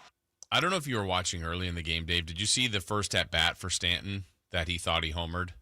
No. Actually, I did not. Oh, that's okay. Yeah, he hit one, and anything that sounds the way it did off his bat, it was like off TV. I'm like, oh my gosh, he hit that 900 feet. And he did one of those where, you know, the whole place is going nuts. He looked at the bench, the dugout, and was, you know, saying whatever, like, I'm the man, whatever, probably threw some expletives in there. And it hit the wall. And he realized probably about when it hit the wall that it wasn't going out. And he was like, you know, he was pimping that home run, let's say, and he was barely jogging to first. And then I think they even said later he ran from home to first in like 7.3, but from first to second in like 3.1, and he was almost out at second. I did see that. Yeah, and he was barely safe at second. I know you wouldn't because you're a Yankee fan, and I get it. I always root for them to be out. Yeah, on that. Well, yeah, he would have deserved that. 100%. I like it when players drop the ball before they get into the goal line, and I like it when players are pimping home runs and then end up getting out. I don't know why I enjoy it when people get a little too silly and then they get slapped for it. I remember that when the Niners fumble at the goal line next time. Well, if you're not fumble, I mean, I guess technically a fumble. You're talking about celebrating. Celebration. Yeah, where that's what I'm talking about. Yeah, well, that happens. If that happens, I will be very, very angry about it. But he'll deserve it. He'll deserve it. Do you celebrate guys nearly getting hurt like this and making a great play? Pitch to Durant. Swing on a little looper down the left, down the third base side. Look out, don't get hurt. And McMahon catches and falls into the dugout.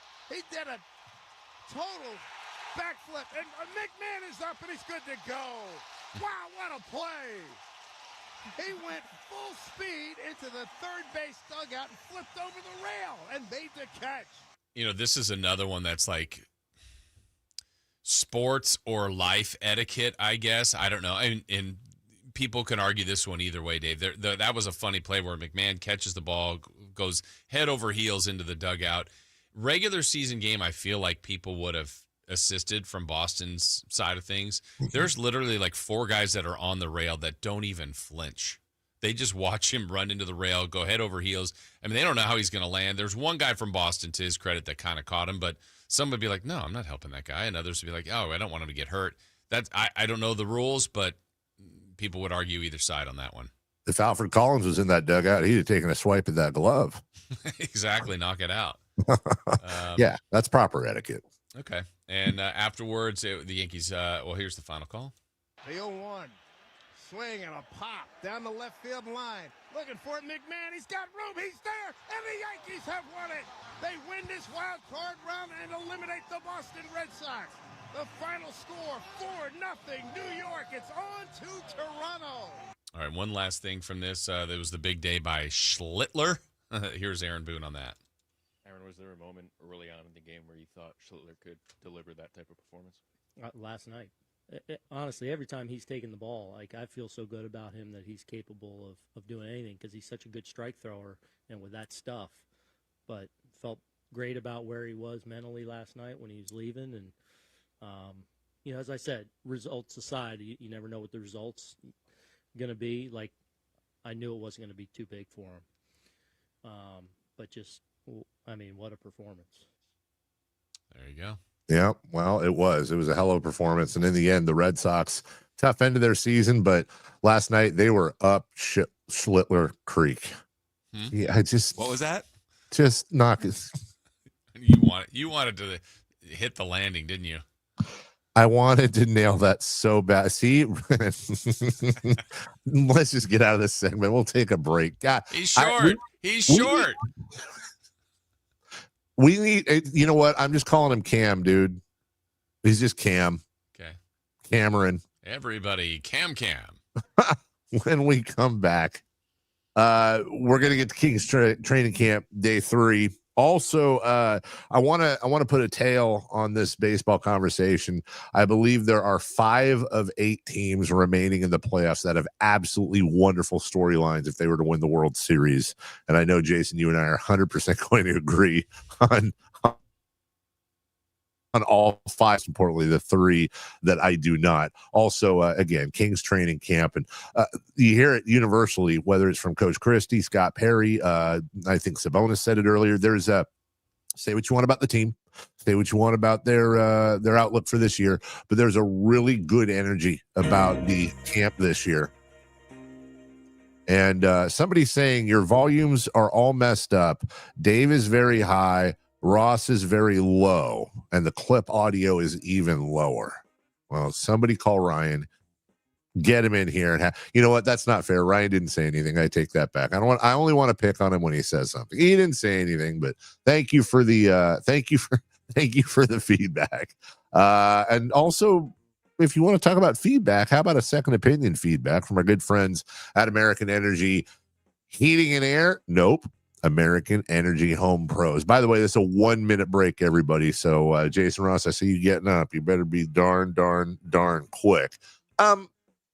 American Energy's been in business since 1981. I've told you that before. A+ in the Better Business Bureau. I've told you that before. But they have made a huge step over the last couple of weeks. They're now changing to American Energy Home Pros. Home professionals, if you will, meaning they don't just take care of your furnace. They don't just take care of your air conditioning system. They will also take care of all your plumbing needs. Toilets, drains, showers, sinks, whatever it may be. They can cover it. They're taking that same professionalism, They're taking that same attention to detail and they're just expanding it. I was at lunch with them a month ago when they told me about this. I said, dude, why don't you can we get American Energy lawn mowing, gardening, American Energy painting? Who knows? Maybe someday. You just go to them for anything having to do with your house. Not just to call them right away and get them out there, which you should, and they will, but also if you're working with somebody else, whether it's a different plumber, whether it's a different HVAC company, let American Energy be your second opinion partner. Let American Energy come to your house and look at what the problem is, diagnose it for you for free, and then they'll tell you what it'll cost, and I can all but guarantee they're going to come in lower than the price you've got going right now. 916-520-9990. That's 916-520-9990 or AmericanEnergyAir.com. American Energy making the uncomfortable comfortable. Kings training camp day 4. Also storylines in the Major League Baseball playoffs coming up in just 1 minute right here on the number 1 Nielsen rated sports show in the city, Sacktown Sports. You never know what you might hear when listening to a Sacramento Kings game. Out of Keegan, going for another triple. Man, is he feeling it. Keegan, can he do it? Yes, there's number 11, Keegan Murray. Keegan steps back. He just knocked down his 12th three-pointer, a Kings franchise record. He's got 45 points. Never miss a moment of Sacramento Kings basketball with Sacktown Sports and the Sacktown Sports app. Kohl's Friends and Family Sale is so good, you'll want to put your phone on Do Not Disturb. Yep, the only thing you're picking up is deals. Now through Sunday, take an extra 20% off all your fall favorites. From soft throws to slow cookers, warm flannels to cozy cardigans. Plus, earn $10 Kohl's Cash for every $50 spent. So go ahead, let those notifications wait, because these prices won't. Select styles, some exclusions apply. 20% offer ends October 5th. See store or Kohls.com for details. Wesley Financial Group is not a law firm, and Chuck McDowell definitely not an attorney. This is Chuck. If someone talked you into buying something really silly and you want to get out of that silly little thing, my advice, get the facts. Call me and I'll send you our timeshare exit kit absolutely free. Inside, you'll learn how timeshare works and all your options for cancellation. Call Wesley now for your free exit info kit. 800-838-6767. That's 800-838-6767.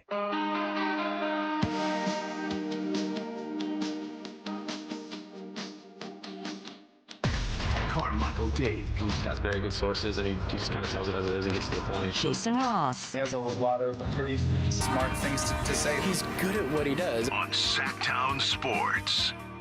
916-339-1140 is your text line from the 209. Good texter, by the way. I can see the text history. They're all quality texts.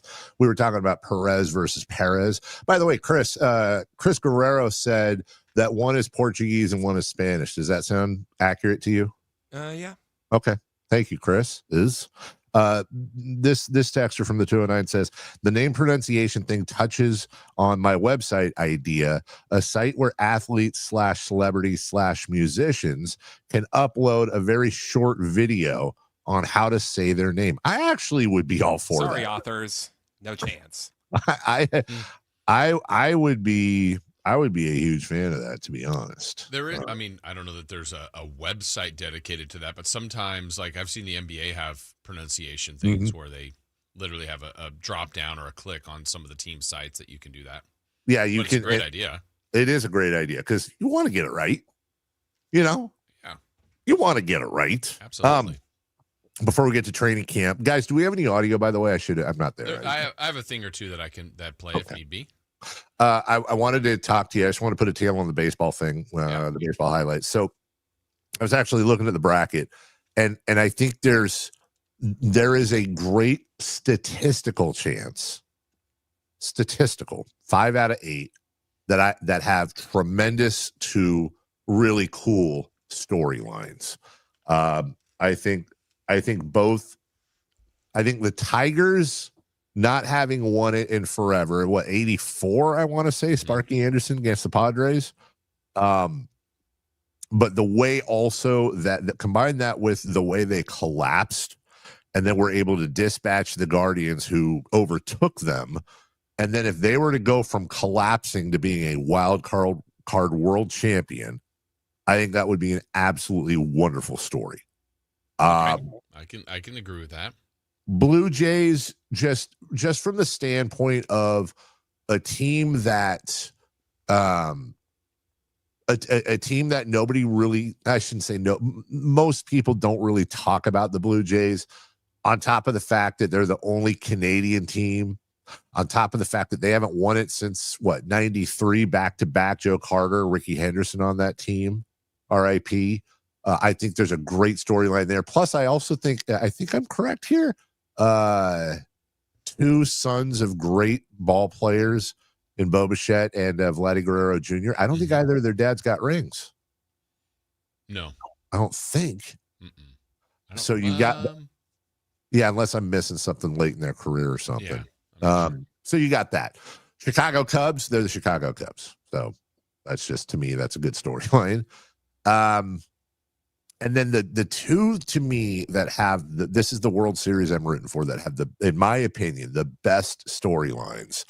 The Seattle Mariners, who've never won it, they've never, yeah, exactly. You can go all the way back to what was it, 107 win Alex Rodriguez Mariners that lost to your Yankees. That would be tremendous. I'm always rooting for teams that have never won the World Series. And then for me, the Milwaukee Brewers, you'd have to go back to the days of, 81, Robin Yount? Yeah, I think it was 82 where they lost to the Cardinals. Yeah, last time they were in there. And on top of that, look, let's just be honest. The Milwaukee Brewers winning the World Series, on top of all of that, and the Bobby Uecker storyline, that it's tough for me to choose between the Mariners and the Brewers for best storyline. And you'll notice the three I've left out. The Dodgers, they're the defending champion, and they're the stupid Dodgers. The Phillies, also massive payroll. They've won it recently, whatever. And then the Yankees, who are the winningest team of all time. Look, if I had to choose between Dodgers, Phillies, Yankees, I'd have to flip a coin between Phillies, Yankees, but I'd probably go Yankees just because I love Mickey Mantle. But the Yankees winning a World Series isn't exactly like, oh my God, they did it, they made it. You could argue that first year they won it with the Jeter, Rivera, that crew. That's fair. I mean, you have a guy like Don Mattingly who played his entire career and never ever won a World Series. So in that case, I get it, but it's tough for me to put the Yankees in the same category with those other five teams, Jason. Yeah, I understand that. And you feel the same way about the Phillies, I guess, would be my question. The thing is that I've seen the Lenny Dykstra, Darren Dalton, rest in peace. The John Kruk version of the Phillies that were so good. Then I've seen the version of the Phillies from a few years ago that was so good.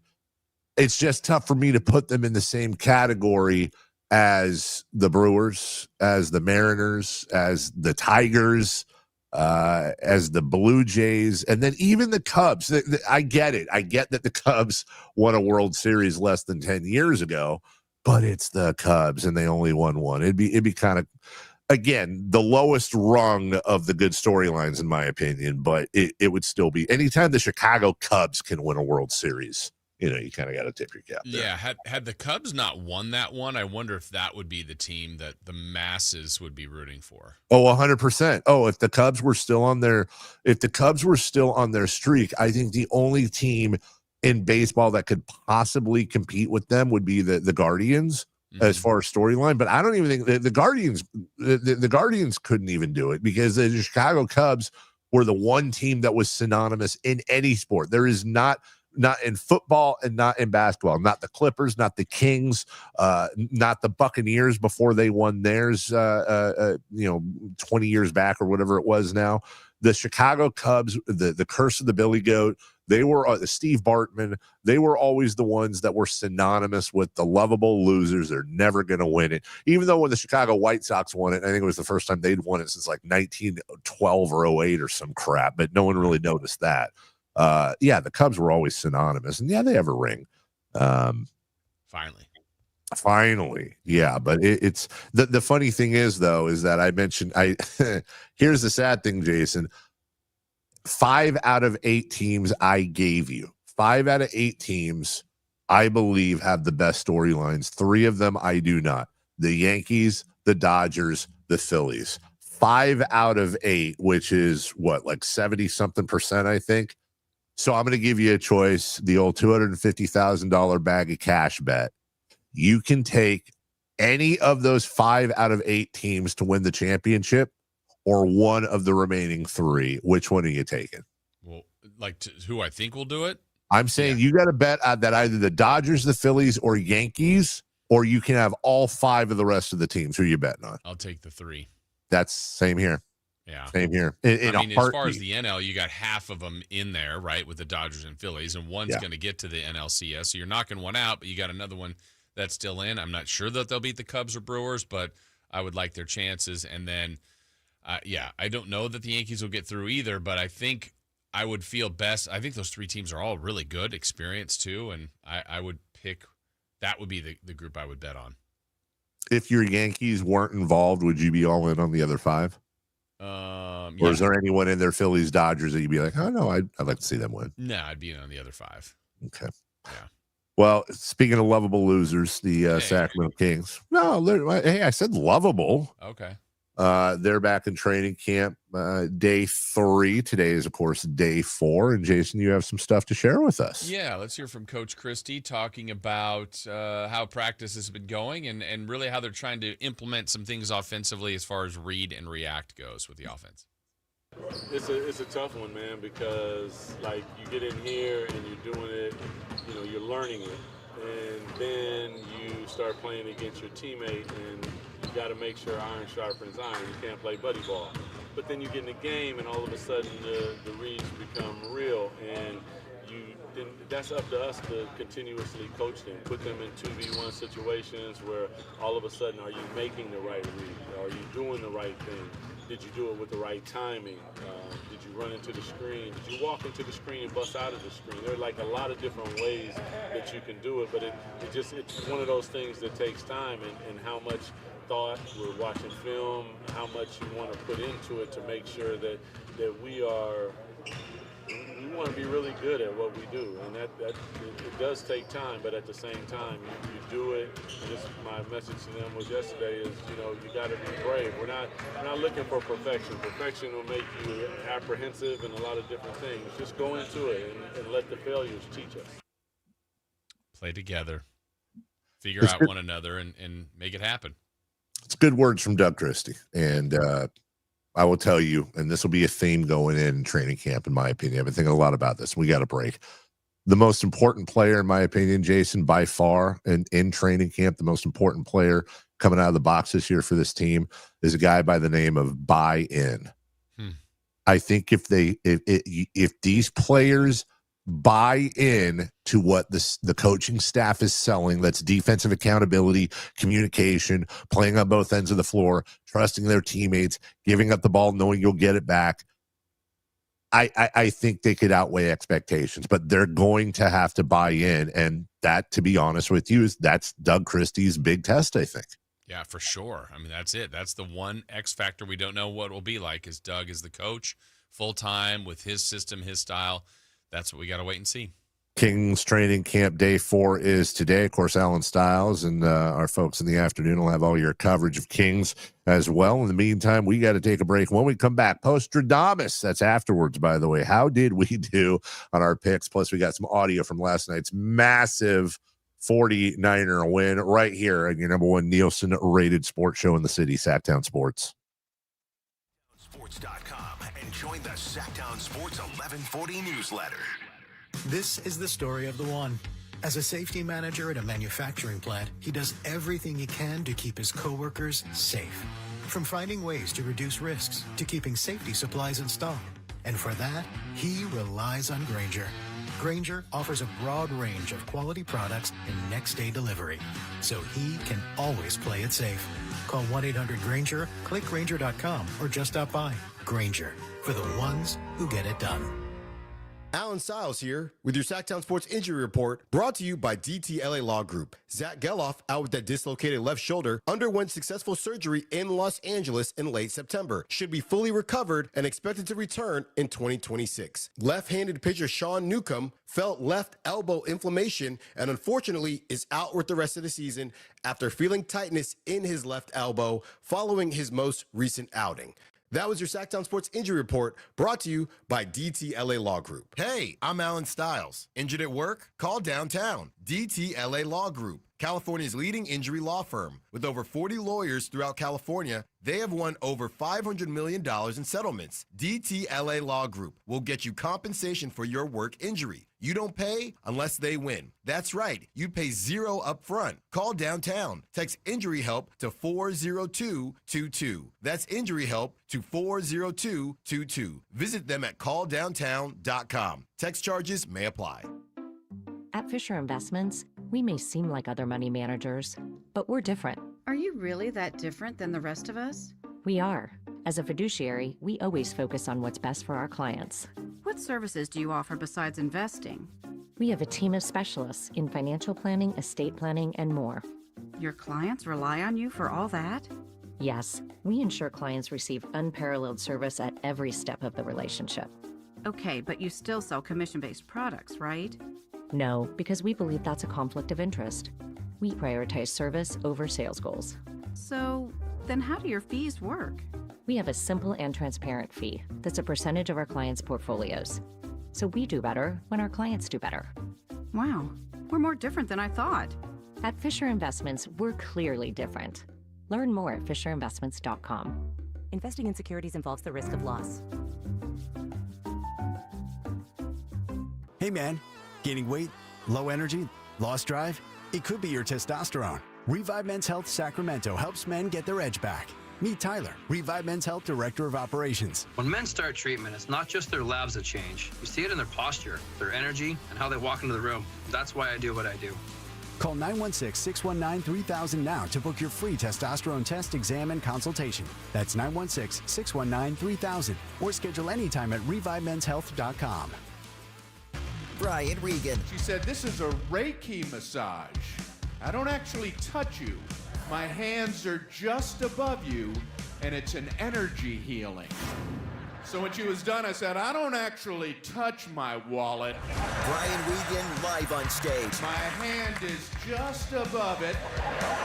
Friday, March 20th at Hard Rock Live, Sacramento.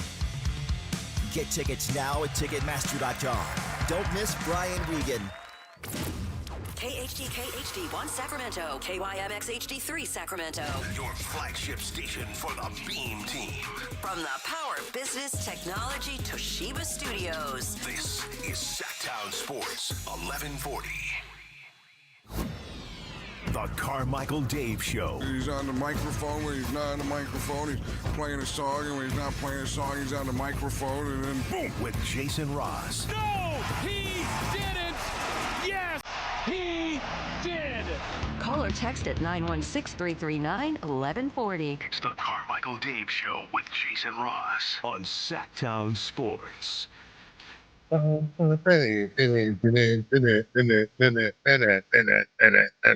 Muse kicking off our number trace for our bilingual listeners. Carmichael Dave, Jason Ross, Christopher Log. 1-800-920-1140 is your phone number. 916-339-1140 is your text line. And we're so happy you're with us. Oh no, Chris, please stop texting me during the show. Thank you.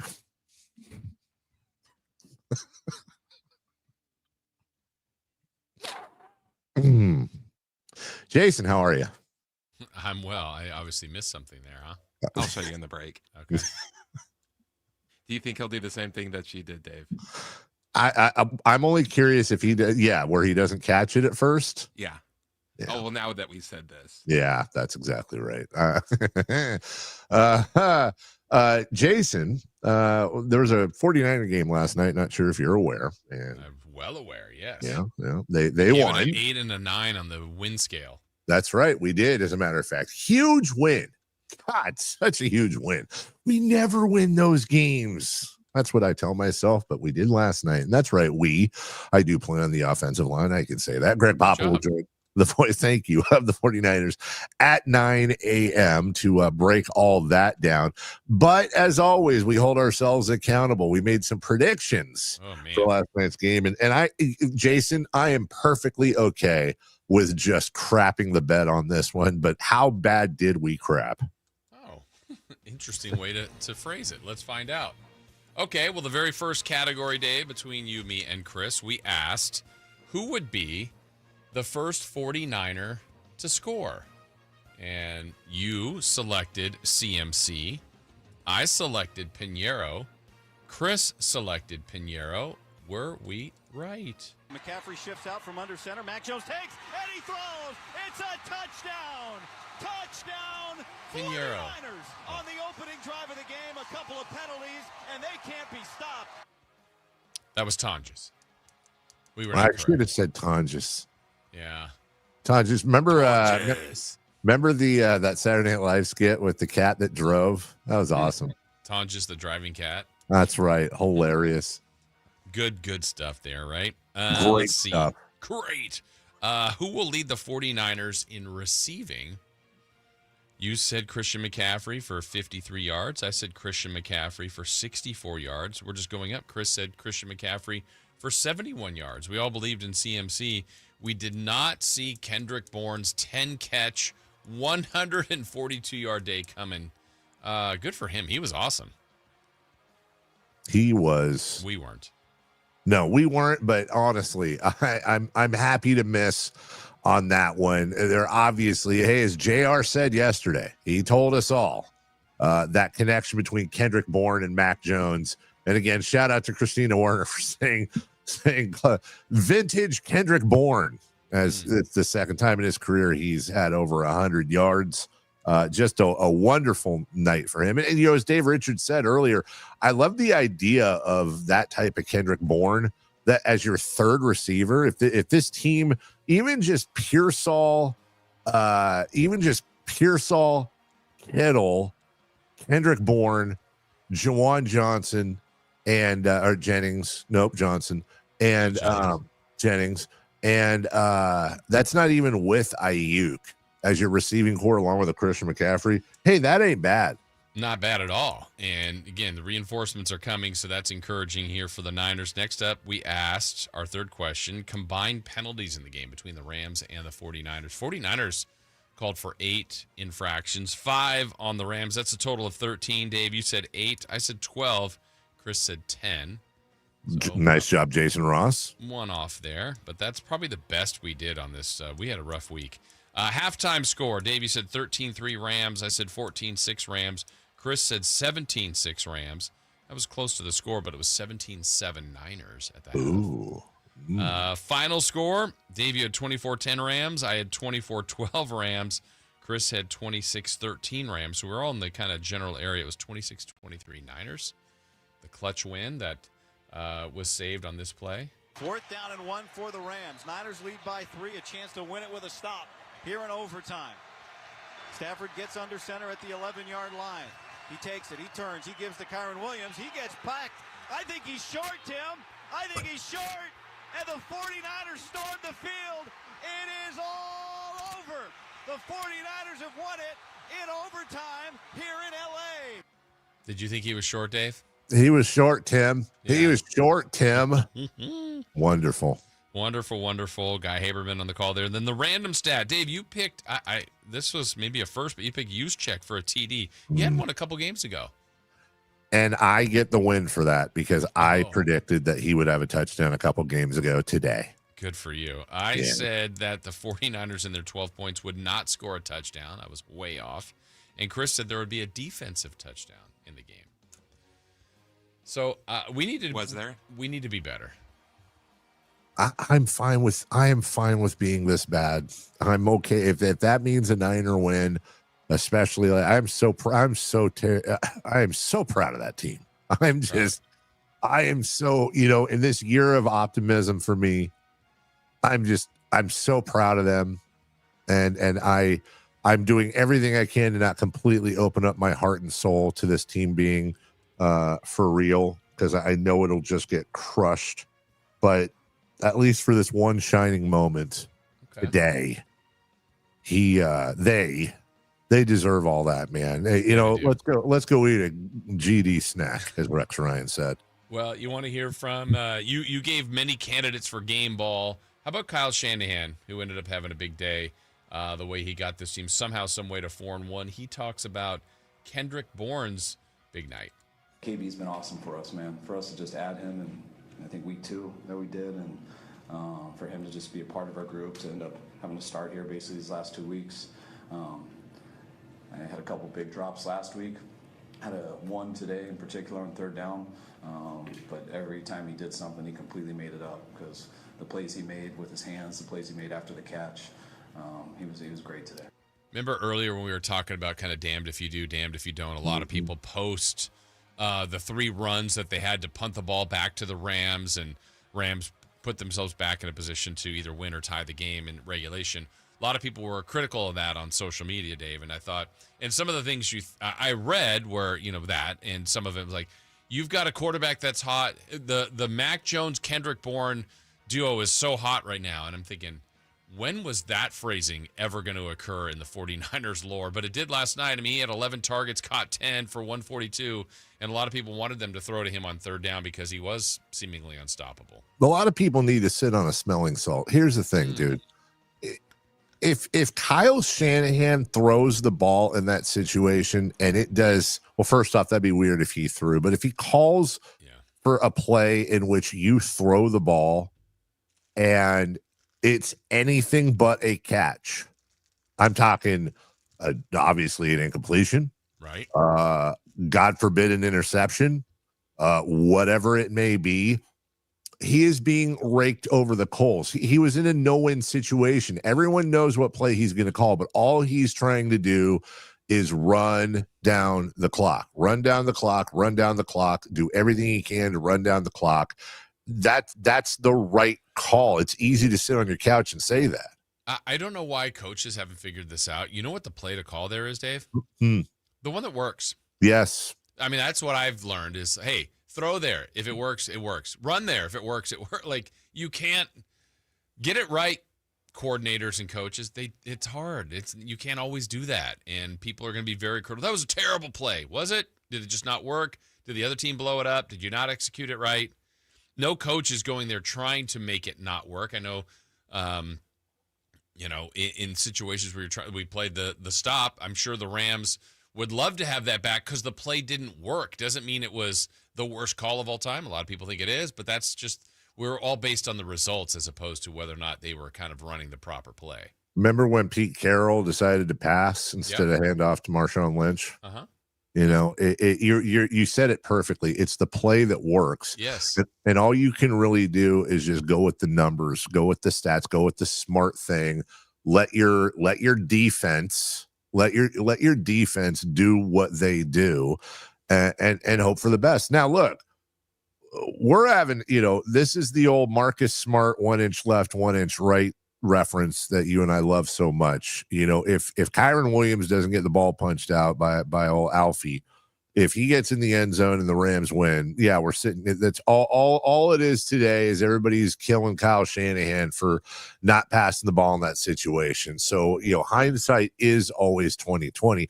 But if a guy's going with the tried and true, it's very hard for me to have an issue with that. Why I'd rather focus on Sean McVay, who's one of the best coaches in the NFL, one of the best coaching minds in the NFL, but he continually chokes against Kyle Shanahan, and you're at home and you're looking across at Mac Jones, with practically living in a blue tent, and you decide instead of kicking a chip shot field goal to go for it on 4th and 1, and you call a draw play.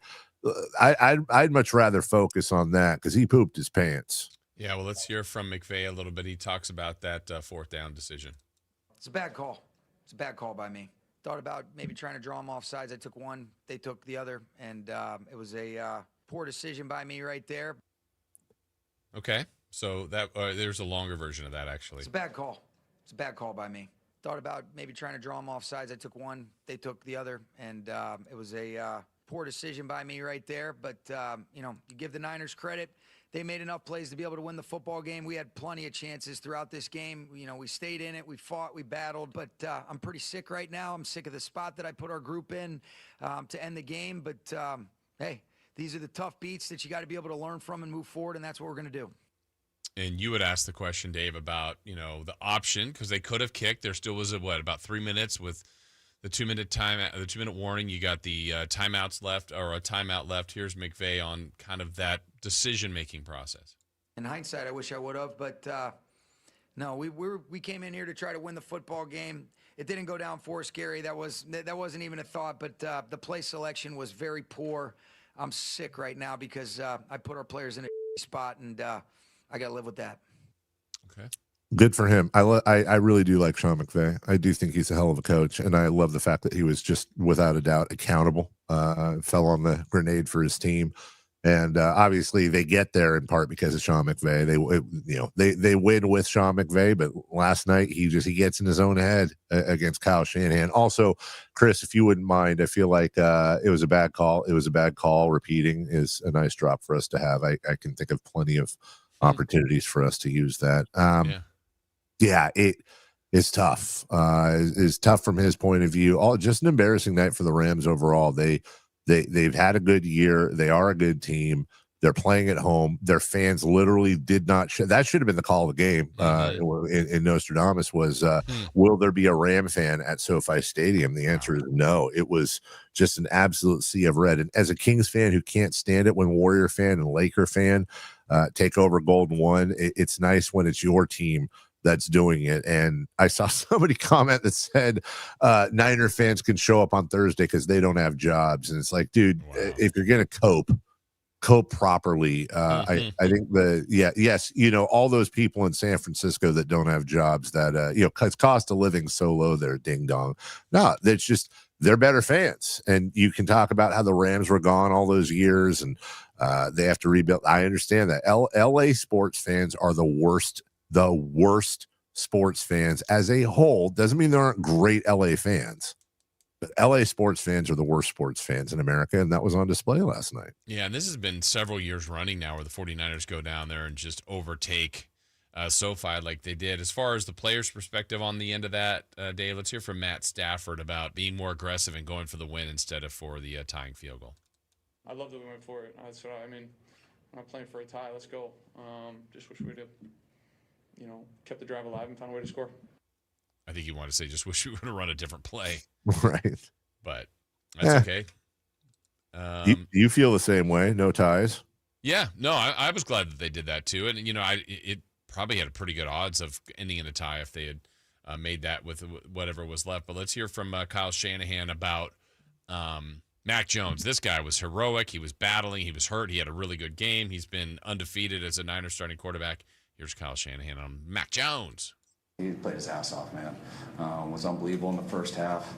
Got banged up a little bit there in the second half and battled through it and protected the ball, going against that defense and throwing the ball that many times and not having a turnover and protecting like he did. I can't say enough good things about Mac.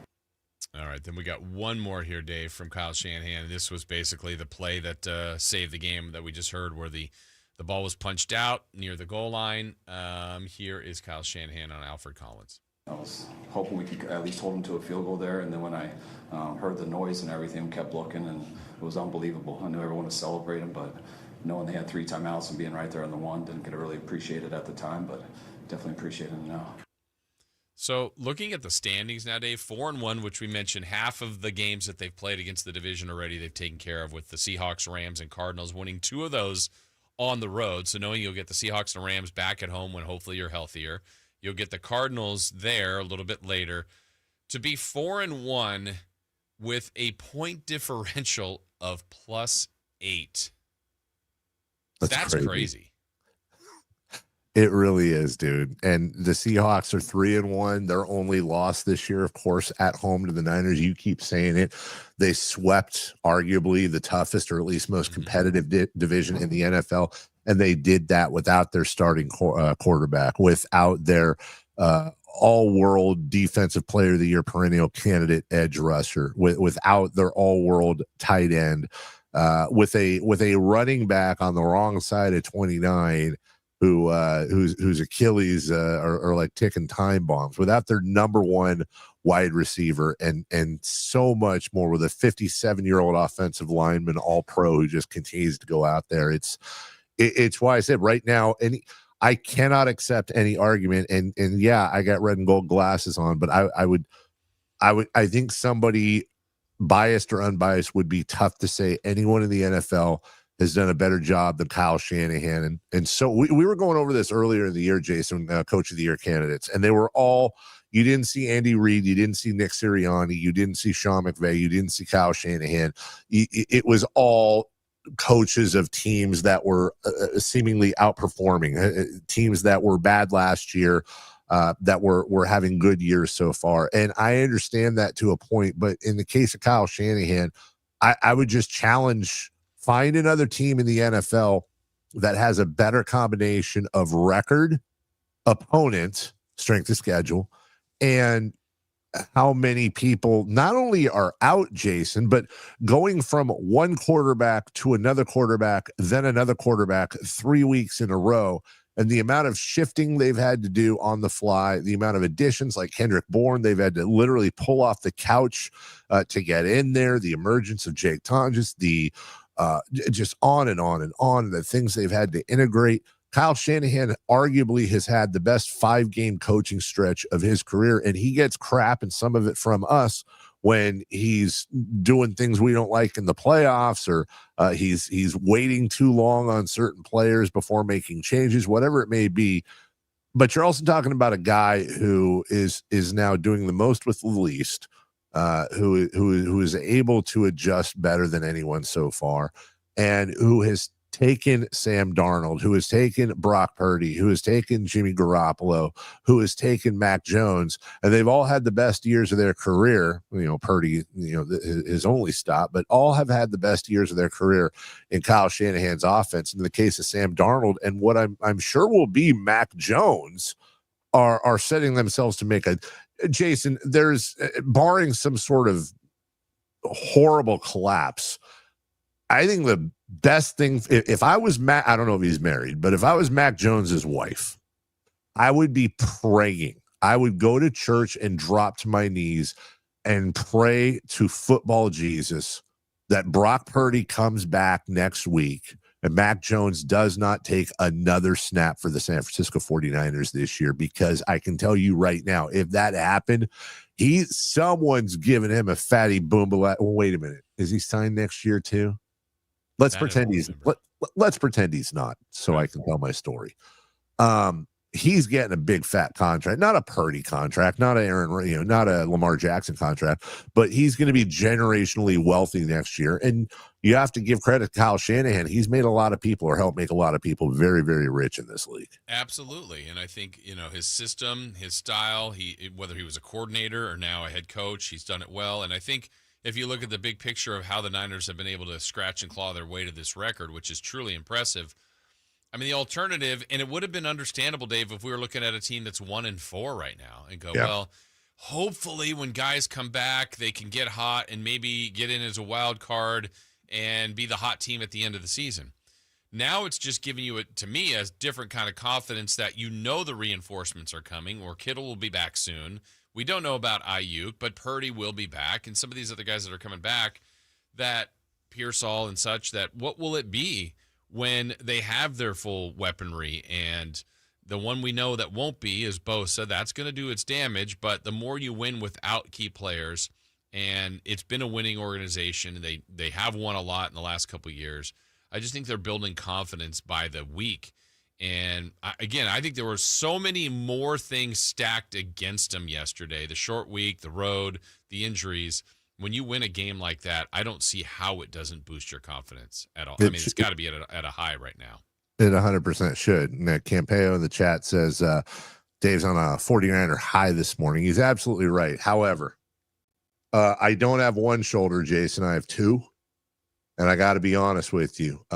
Whereas the one shoulder is dominant today, it's the angel. That's I'm so happy and so optimistic. Listening to you break it down just now, in the back of my head, the devil showed up on my other shoulder and went, yeah, I can't wait until later on in the season when we do have a lot of these guys back and we're losing to teams that are worse than the Rams. And the conversation we're going to be inevitably having on this show is, how is it that you were not shorthanded? You were pretty much no-handed. You had like a pinky finger and you're able to beat the Rams on the road, but you're losing to the insert 500 team when you have Purdy and Kittle and Ayuk back. It makes no sense. Like, I'm sitting here going, there is a really good chance we're having that exact conversation on the future Carmichael Dave Show with Jason Ross. Yeah, I could see that. I mean, I'm just looking at the schedule, and I'm going to pick a game that's got something like that written all over it. The Panthers in Santa Clara, or the Titans, who aren't very good, in Santa Clara. Of course, those teams could beat the Niners. They shouldn't, but they could. And if one of those things happen, you're going, explain it to me. How do they beat the Rams on a Thursday with all these things and then lose that kind of game? That's just the way sports work.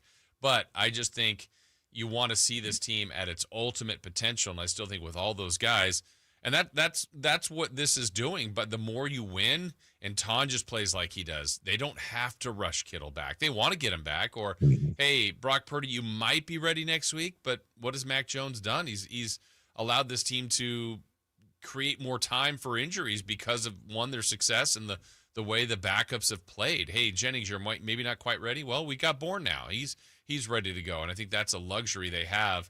But ultimately, you want your best guys out there and peaking at the right time. Lock of the week, upset of the week. Where do you want to be in the NFL and college football? 4-down territory coming up next on Sacktown Sports. The Allen Styles Show.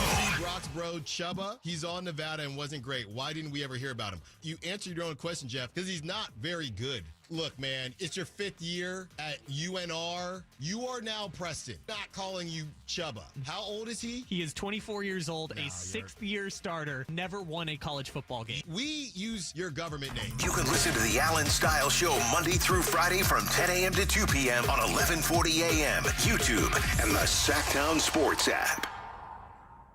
Carmichael Dave here for my friends at American Energy Heating and Air. Yes, I always tell you they are a family-owned operation, been in business since 81, A-plus Better Business Bureau, but it is hot. We are in those Sacramento hot months. I want to focus on them being your second opinion partner. What does that mean? Maybe you've got somebody you're working with or you've worked with in the past in the HVAC world. Guess what? They want to give you a second opinion. How much does it cost? Nothing.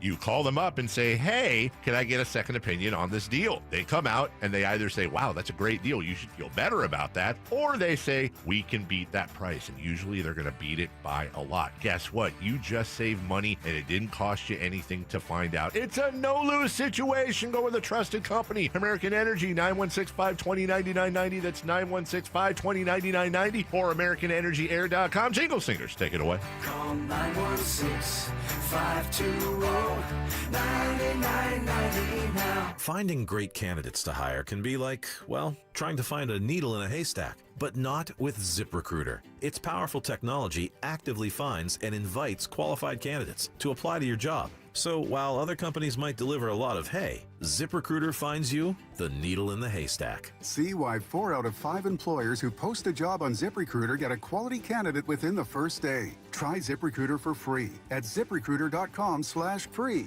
That's ZipRecruiter.com/free. Kohl's Friends and Family Sale is so good, you'll want to put your phone on Do Not Disturb. Yep, the only thing you're picking up is deals. Now through Sunday, take an extra 20% off all your fall favorites. From soft throws to slow cookers, warm flannels to cozy cardigans. Plus, earn $10 Kohl's cash for every $50 spent. So go ahead, let those notifications wait, because these prices won't. Select styles, some exclusions apply. 20% offer ends October 5th. See store or Kohls.com for details. Sacramento Chrysler Dodge Jeep Ram has the biggest selection, the best prices, and unbeatable customer service. Check them out online, sacksuperstore.com, for the guaranteed lowest price on Chrysler, Dodge, Jeep, and Ram. Open until 10 o'clock and right across from Hagen Oaks Golf Course. sacksuperstore.com. Brian Regan. She said, this is a Reiki massage. I don't actually touch you. My hands are just above you, and it's an energy healing. So when she was done, I said, I don't actually touch my wallet. Brian Regan live on stage. My hand is just above it. Friday, March 20th at Hard Rock Live, Sacramento. Get tickets now at Ticketmaster.com. Don't miss Brian Regan.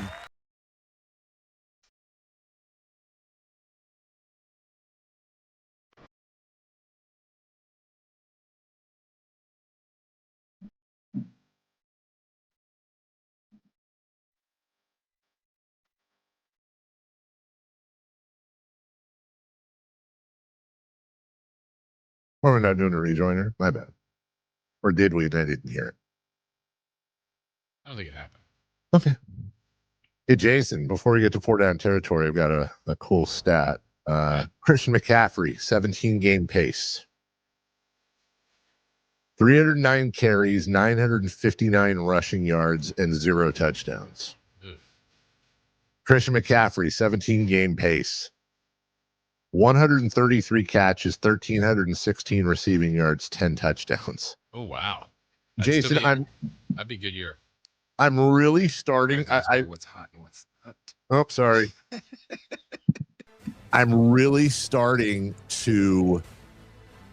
I'm not there yet, dude, but I'm really starting. I've been sniffing around this hot take. I've been sniffing around it. Would the 40, whether it's Brian Robinson Jr. or somebody else, would the 49ers be better served moving Christian McCaffrey to the slot full time and having another running back there? And then, you can spot run McCaffrey. He's a Swiss Army knife. You can do all kinds of stuff there. But I'm not, listen, I will say this. I am not convinced as of right now that Christian McCaffrey might not be the best slot receiver in the league. He just happens to be playing running back. I know Greg Papa's even said that before, so I think you're right. But I think they'll look, if he's going to average this and still get close to 1,000 yards running, he's doing some damage there, and then you're still getting all the benefits of him as a receiver. But that's the luxury. They can do a lot of different things with him. Is Christian McCaffrey the new Deebo Samuel? Deebo McCaffrey. I don't know. First down. What is your lock of the week in the NFL? Taves was the Rams. Hey, I don't want to pick a road team. I don't want to pick a divisional game, and I don't want to pick against the Raiders.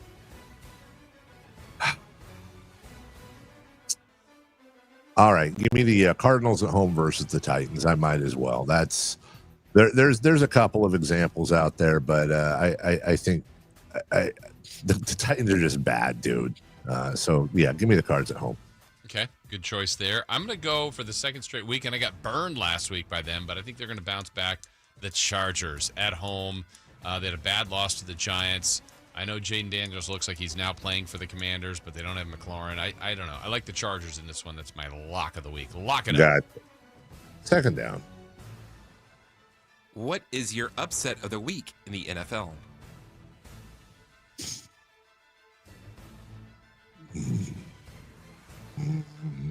Give me the Cleveland Browns at home against the Vikings. Vikings are 3.5-point favorites. They got a lot of people out, dude. The Vikings, they don't have Niner-esque injury issues, but it's pretty damn close. And they got a lot of players that you may not recognize. They're not household names, but they're incredibly vital to that team, especially on defense. I got a feeling that the Browns are going to win this one. The over-under on this game, by the way, 35.5.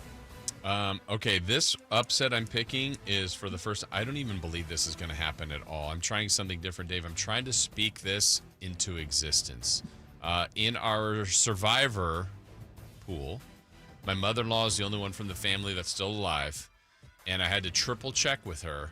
She's picking the Bengals. And I went, wait, really? You mean the Lions over the Bengals? She said, no, the Bengals. I said, wait, I want to double check with you. You want the Bengals over the Lions? She said, yes. I said, okay. So she is the only one in the pool that has that. I don't think it's going to happen, but there's a chance because she's the only one. If all these other upsets happen this weekend, she could win this weekend with the Bengals over the Lions. I'm trying to speak it into existence. I don't think it's going to happen. Bengals over the Lions is my upset of the week. Look at you. Look at you. Look at you deferring to family. Yep. That's you. All right, third down. What game would you most like to attend this week in the NFL?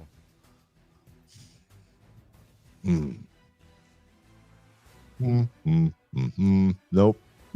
Well, maybe. Nope. No, don't like that city. No. Wow.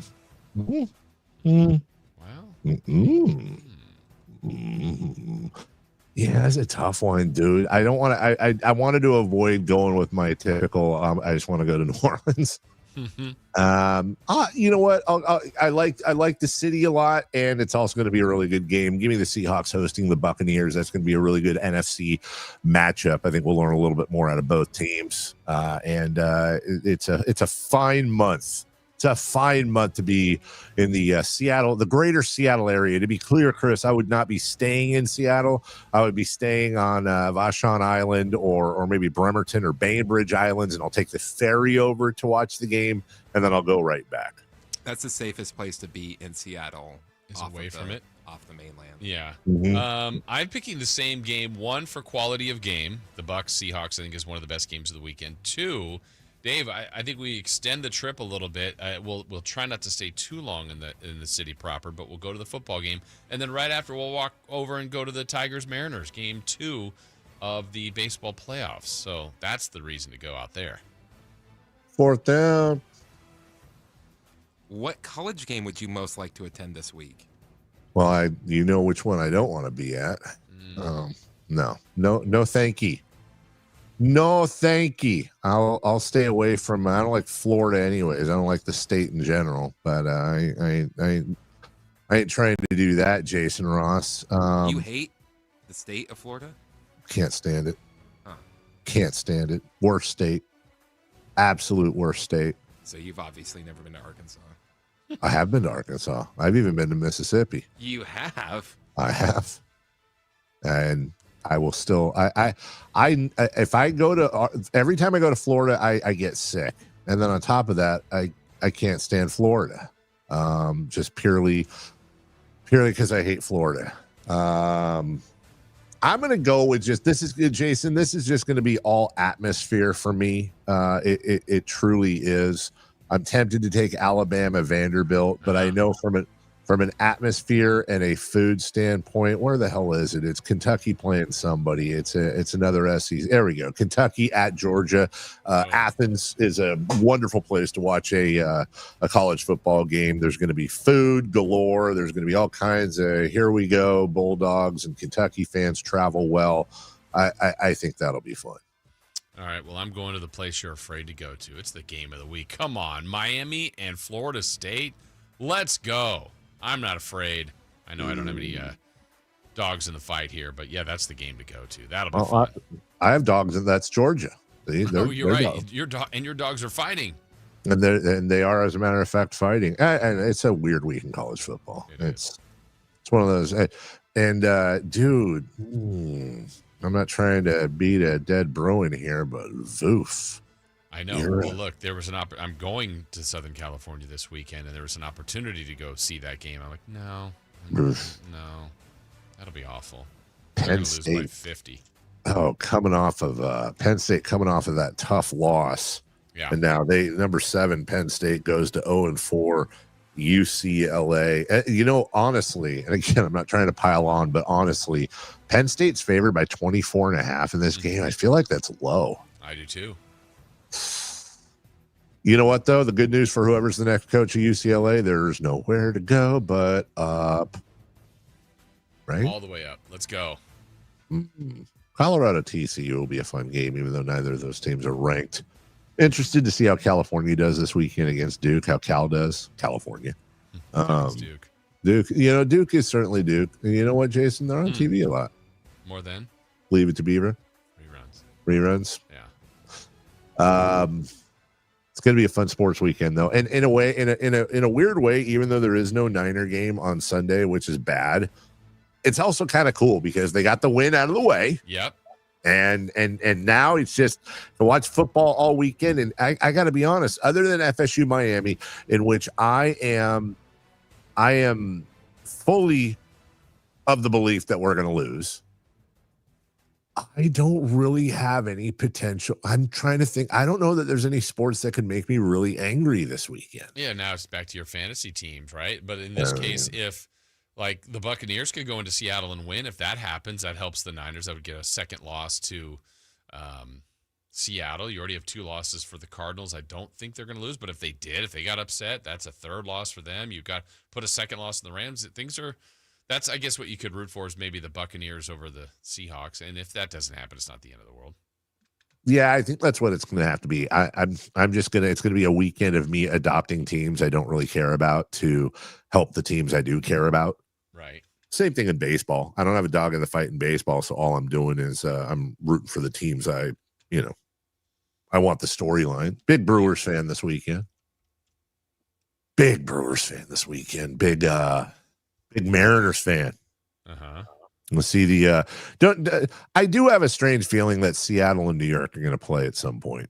And it's going to be the Dumper versus the Judge. Okay. Yeah. We'll take a break.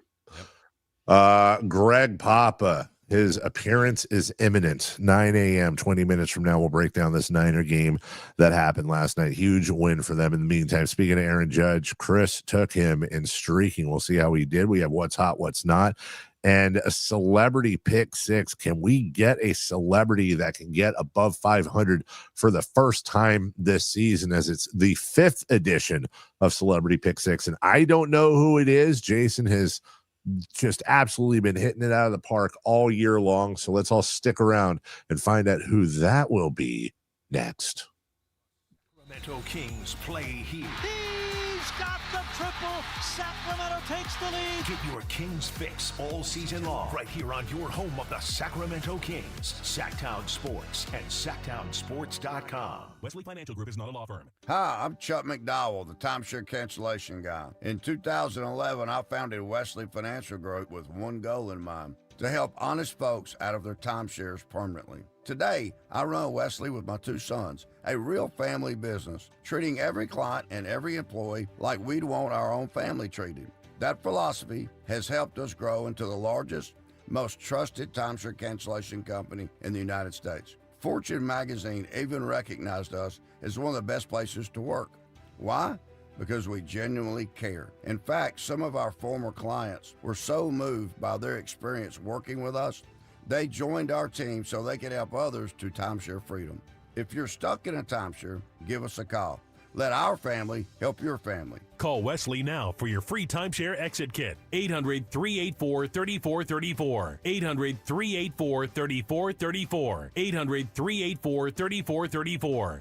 The deals are on now at the model year-end sales event at Folsom Lake Honda, your one-stop Honda shop. Looking to own or lease? Save on year-end models and drive a brand new Accord or Civic. Visit us today at FolsomLakeHonda.com, your one-stop Honda shop. As a family-owned and operated dealership since 2009, customer service is our #1 priority. Our customers love doing business with us, and you will too. Folsom Lake Honda. Go to FolsomLakeHonda.com. Your one-stop Honda shop.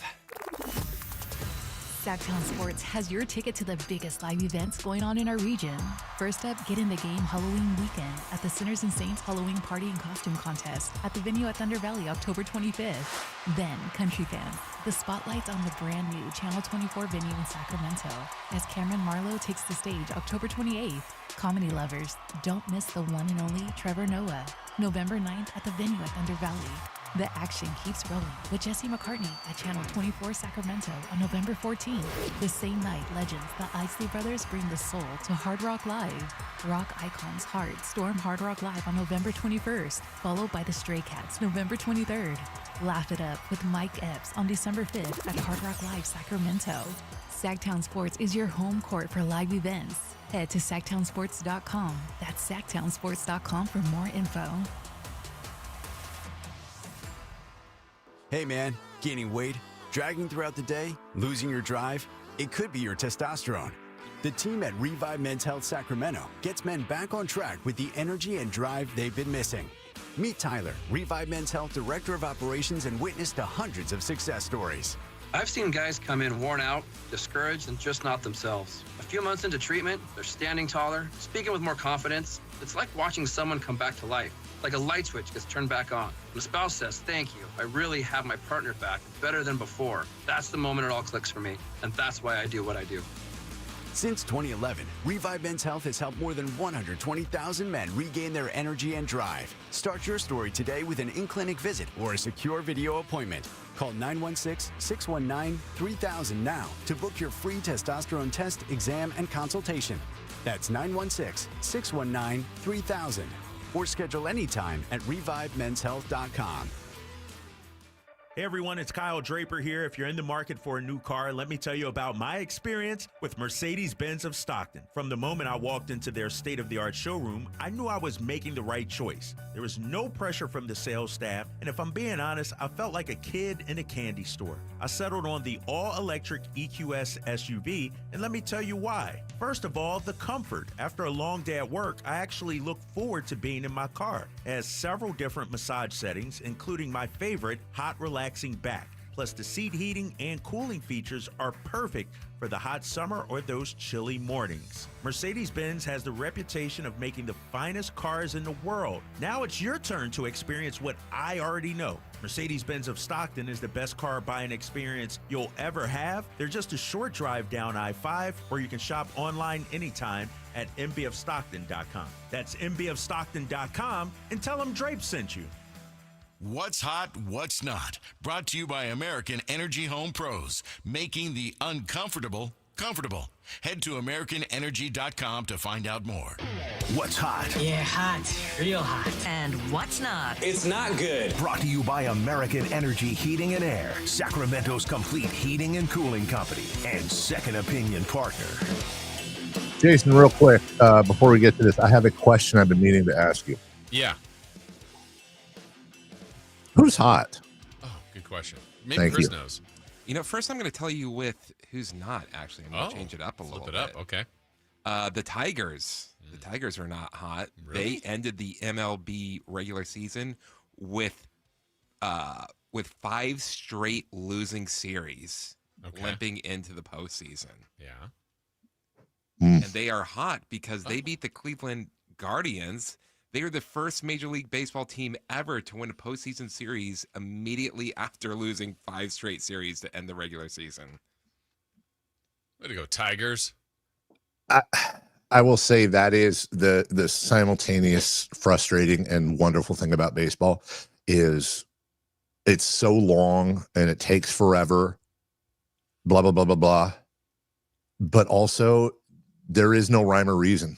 If this is Hollywood, if this is a book, the Cleveland Guardians come back from the dead. They beat the Tigers in the regular season, and they go on to either win the World Series or make the world, whatever. But not here. Different book.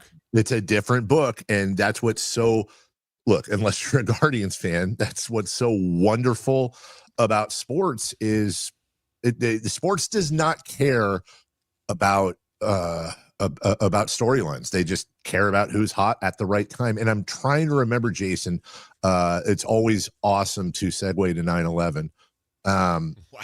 No, but watch where I'm going here. The year of 9/11, if I'm correct, didn't the Patriots win the Super Bowl and the Yankees made the World Series but lost to the Diamondbacks? So the Yankees, I know, did, yeah. Right. So the Patriots and the 9/11, and we're all, I mean, in my lifetime, there's never been a more, I mean, obviously it's also the worst tragedy in my lifetime, but you guys remember, like, we were all united for the most part. Everybody was, basically walking around in an American flag. It was the worst of times and the best of times from a patriotism and togetherness standpoint. Everybody was an American. Patriots win the Super Bowl, and it's like, oh my God, you couldn't write a better script. And then the Yankees get in the World Series, and I really remember having the same thought. That's why it triggered in my head was, of course the Yankees are going to win the World Series. How is New York not going to win the World Series the year of freaking 9/11? And it more than ever, I was, no offense to the Diamondbacks, I was a massive Yankee fan in that World Series. I wanted them to win it so freaking bad. And I think, to be honest with you, it's also, I guarantee you, is never been a time in American history where there were more Yankee fans in October. Never, ever even close. And then Luis Gonzalez was like, nope, sorry, storyline. We're going to win the whole thing. I didn't like anything of that analogy. So anyway, I'm just saying, man, sports don't care. Yeah. Sports don't care about you or your show. So who's not? It was not. He already did that. Oh, yeah, that's right. Okay. Sorry, I got carried away. Yeah. Well, let's go streaking. All right, we got to do this quickly because we got our celebrity picker ready to go. Yeah, go streaking. We're going streaking! Yeah! Who is the Nostradamus of MLB? Who can keep the streak going? It's time to go streaking. What the hell are you doing? We're streaking. Well, the playoff version of this hasn't gotten off to a great start. Dave, you're at 1. I'm at 1. Chris is at 0. Dave and Chris both took Aaron Judge yesterday. And, guys, he went 0 for 3 in the Yankees win. So your streaks are over. And I took Fernando Tatis, and they got eliminated. He went 0 for 4. So we all did not get a hit yesterday. That's what I call a fresh start. Give me Vladdy Guerrero Jr., please. Going to take Vladimir Guerrero for tomorrow. I will take Shohei Ohtani. Chris? I am going to take Bo Bichette. Bo Bichette. All right, there we go. Well, Dave, it is that time. It's Friday. It So is time excited. for our celebrity picker. And the celebrity leaderboard so far is Mike Bibby and Greg Vaughn at 3 and 3, Bobby Jackson at 2 and 4, Gary Gerald at 1 and 5. We need our pickers to get hot, and look who we've got. Oh, the my God. Great Jerry Reynolds in this week to select our football games. Hello, Jerry. Well, great to be with you guys, and listen to a little Creedence Clearwater Revival gets me going early in the morning as well. So, yeah, obviously I'm following a bunch of losers, clearly. So, so you know, I've got little shoes to fill. Very small, Jerry. I mean, look, the bar is so low for you. This is easy. It is a tiny low bar, but then again, it's hard for me to get below any bar anymore. But, Coach, I was just, first off, I haven't talked to you in forever. I was just thinking about you Monday because I was walking through your entrance right into media day. I looked up, I saw the sign. I went, golly, I haven't talked to Coach Jerry in forever. How the HE double hockey 6 have you been, sir? you know, I've been about as good as senior warrior is going to be. How's that? You know, so you got to couch things, you know. As you know, I'm 81, and that's the new 79, I think. Yeah. So that's about the way I look at it. But yeah, all's good. And by the way, I know you're kind of traumatized. The game coming up this week, but I'm thinking the Seminoles are going to get them. I think right.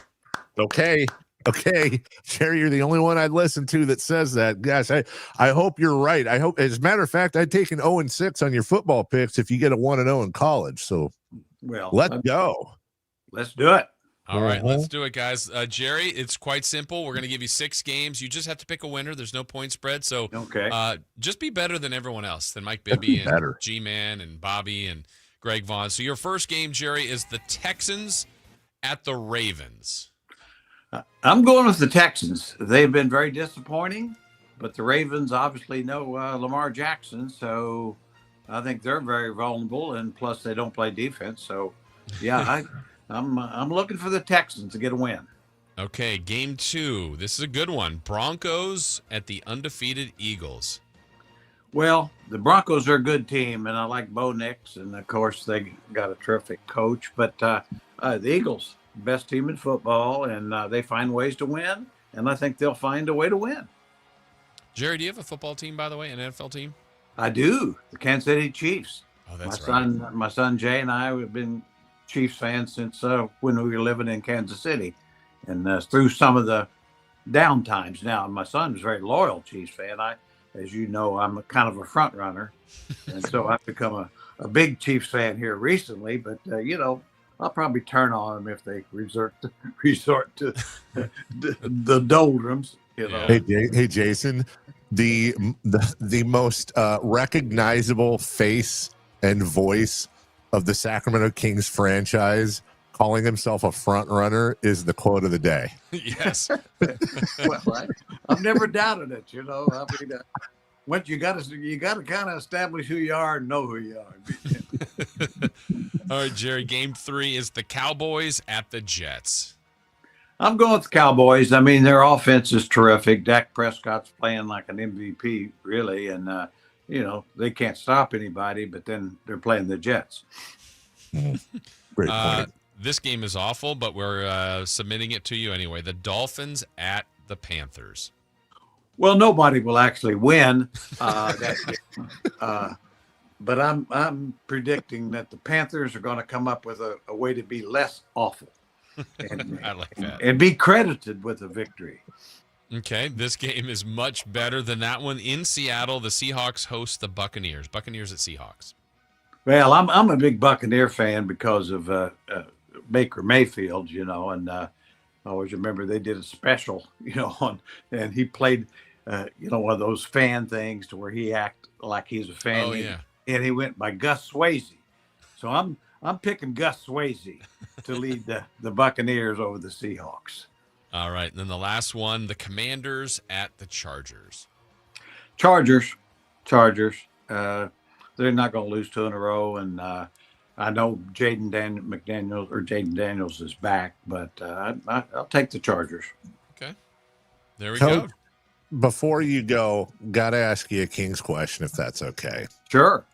So I was saying earlier, we were playing a clip and from practice, and a lot of the conversation is, you know, accountability, playing on both sides of the floor. You know, a lot of the stuff you generally will hear in media day, and I don't doubt that that Doug Christie and the staff are trying to implement that. My question is for you: how much can coaching and buy-in really make a difference when you have a team that has talent like the Kings do, maybe not the best mix? In your opinion, how much can coaching and buy-in really make a difference when it comes to wins and losses? Well, they can make a difference, but I think it probably, I think it depends a little bit. I mean, really, the age of the players has a little bit to do on how much change you can get.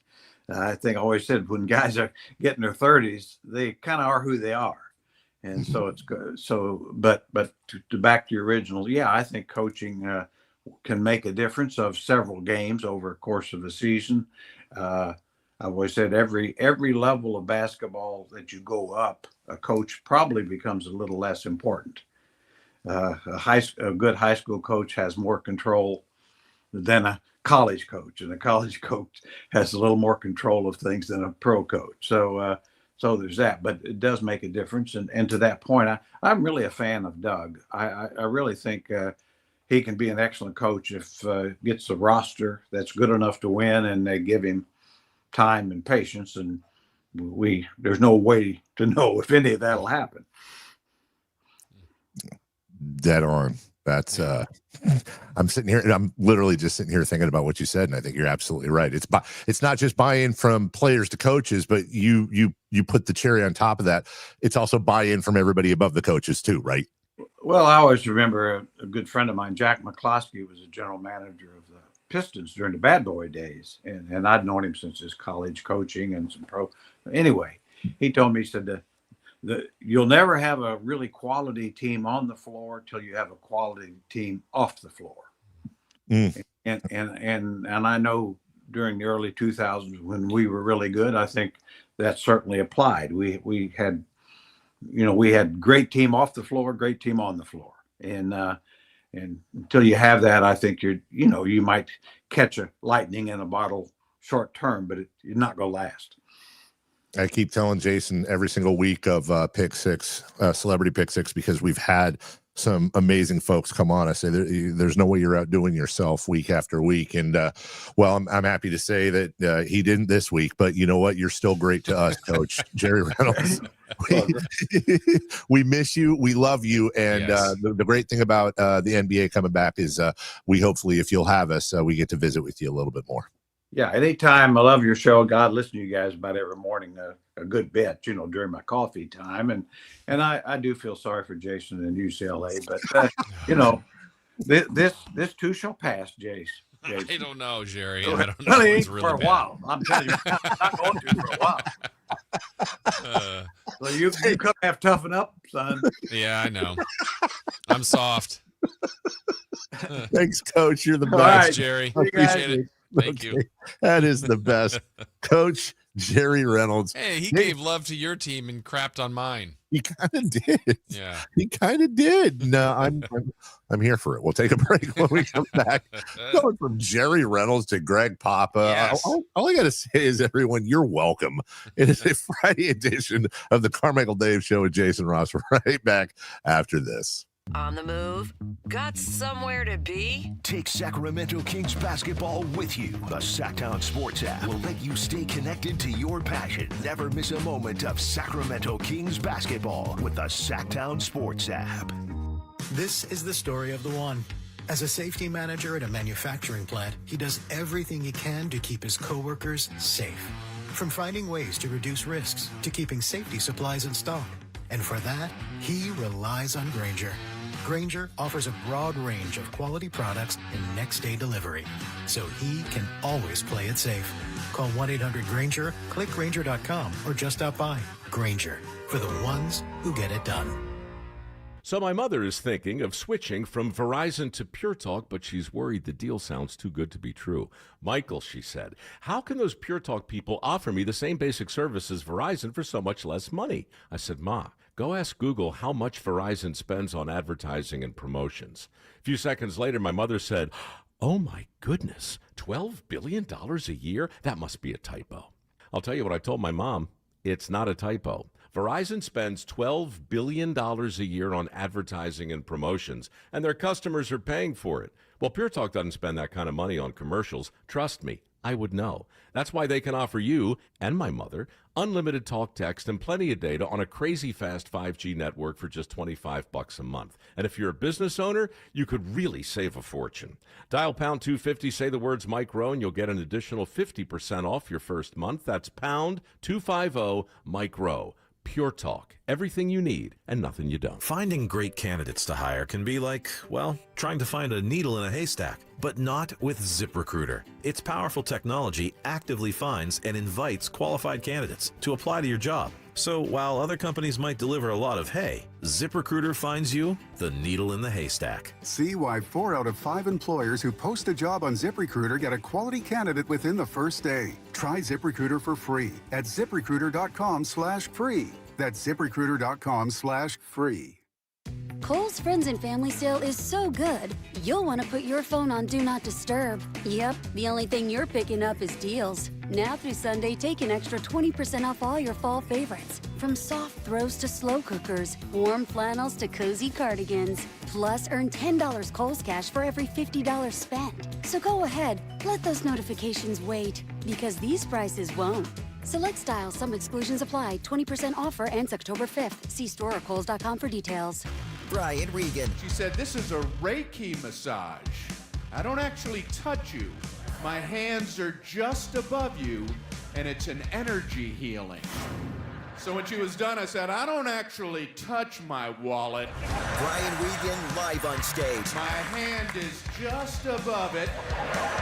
Friday, March 20th at Hard Rock Live, Sacramento. Get tickets now at Ticketmaster.com. Don't miss Brian Regan. KHD1 Sacramento, KYMX HD3 Sacramento. From the Power Business Technology Toshiba Studios. This is Sacktown Sports, 1140. San Francisco! He has nearly 40 years of broadcasting in Northern California. The voice of the San Francisco 49ers, Greg Papa. Sponsored by Sunpoint Public Adjusters, the gold standard of the public adjusting industry. A chance to win it with a stop. Oh, okay. Joining us right now. He takes it. He turns. He gives to Kyron Williams. He gets packed. I think he's short, Tim. I think he's short. And the 49ers stormed the field. It is all over. The 49ers have won it in overtime here in L.A. So, okay. Joining us right now, my apologies. It was so funny last night as I was watching Thursday Night Football on Amazon Prime, because, look, Greg Papa is one of the greatest play-by-play announcers in history, in my opinion. I'm not just saying that. And he is a name that is known throughout the nation. But as I'm watching the intro on Sunday Night Football and they were using Greg Papa calls for the 49ers end, it was like watching like my brother or sister or something on. I'm pointing at the TV to my wife and it's Greg. We can talk to him tomorrow. I was so excited. And then, as always, I'm so excited to bring him on. He is so kind to join us each and every week. The voice of your 49ers. Yeah. A national household name, I would say now, of course. Greg Papa. Good morning, Mr. Papa. For the old and retired, deceased guys. It was Guy Haberman when they did the recap of the Jacksonville game. It was Guy's calls, and Guy had a great call at the end there. I think we're going to get him on my radio show. Guy's a friend of mine. I've known him for a number of years. We worked together at 95.7 when he was with John Middlecoff, John London. I did a show right around there. As my son produced Guy's show, and Guy's a friend. So when he texted me as much as anybody outside of my family during my ordeal, he was constant. And he was texting me all day, yesterday. He was upbeat, about the Niners finding a way to win. I got to tell you, I didn't see it. I had to close my eyes and try to come up with a scenario where it would happen. But we saw it, and it was the brilliance of Kyle Shanahan and the play calling, those first two drives to get out 14-0. Wow. And then he dusted off some old plays. There was a Hollywood play that he runs for George Kittle that he actually stole from his dad. Mike Shanahan ran it with Steve Young years ago to Dr. John Frank at tight end, and he did it with Kittle in L.A. It's called a Hollywood play where you fake a screen left, you fake a screen right, and you throw over the middle to Kittle. And the way they call it Hollywood, because it was in L.A. where they ran it for the first time, but they wanted George to overact and actually fall down to the ground. And George is like, I can't go to the ground and get back up. There's not enough time. And then they ran it against Seattle a few years ago for a touchdown. And I love play repeaters when a coach goes back to one, and they ran it with McCaffrey on it wasn't a jet sweep, it was a jet pass action later in the game on the flea flicker. But this one, it was McCaffrey going in motion, fake left to McCaffrey, fake right going the other way. Mac didn't hold the fake too long going right because I think the Rams front was on him, and Jake Tonjes just a beat and then over. There wasn't a big gainer, it gained like 9 yards. But that's Kyle. Those two opening drives, wow. Then the touchdown drive, they did run the jet pass, reverse flea flicker, screen. Normally that's a deep shot down the field, but DeMarcus Robinson, it was the only receiver running deep, didn't even run a route. That was clearly going to be a screen.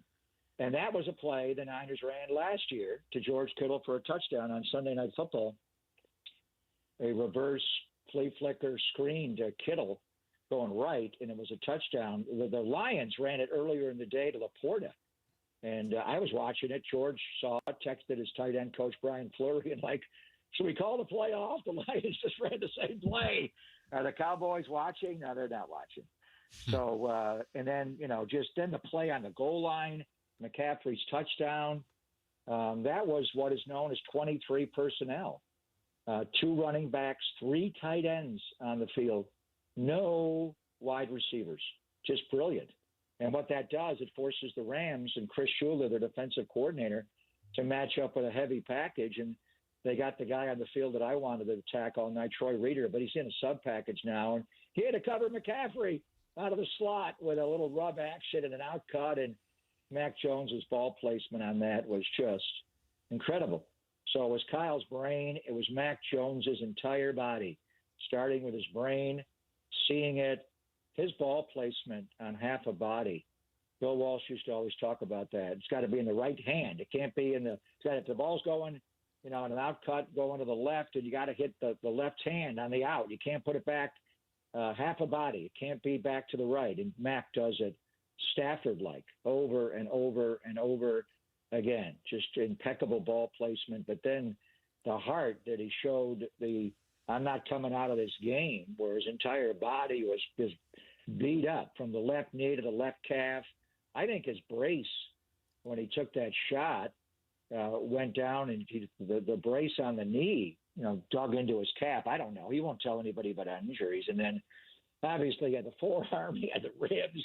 He's eating a banana over on the sideline to get more potassium in his body. It's just, wow.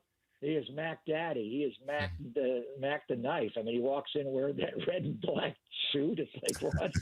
He has got a lot of swag, but the guy's got old school toughness. He would not come off the field. So how did they win? And obviously the defense, so many timely plays, goal line stands, takeaways, just all of it. But it was Kyle Shanahan's brain and the ability to design and call and Mac to execute. They had to hold on, boys, but getting off to that 14-0 lead took some plays that they dusted off for other people.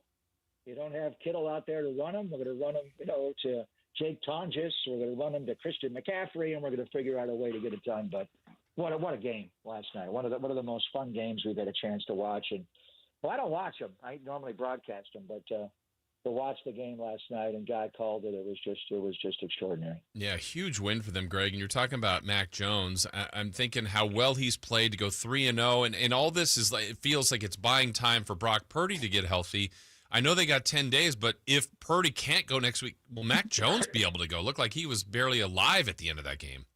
He'll be able to go. One of them will.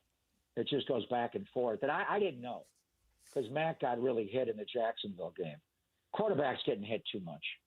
And the first half, the protection was good, but right away in the third quarter, Jared Verse just starts jumping inside on Trent. Trent played better last night.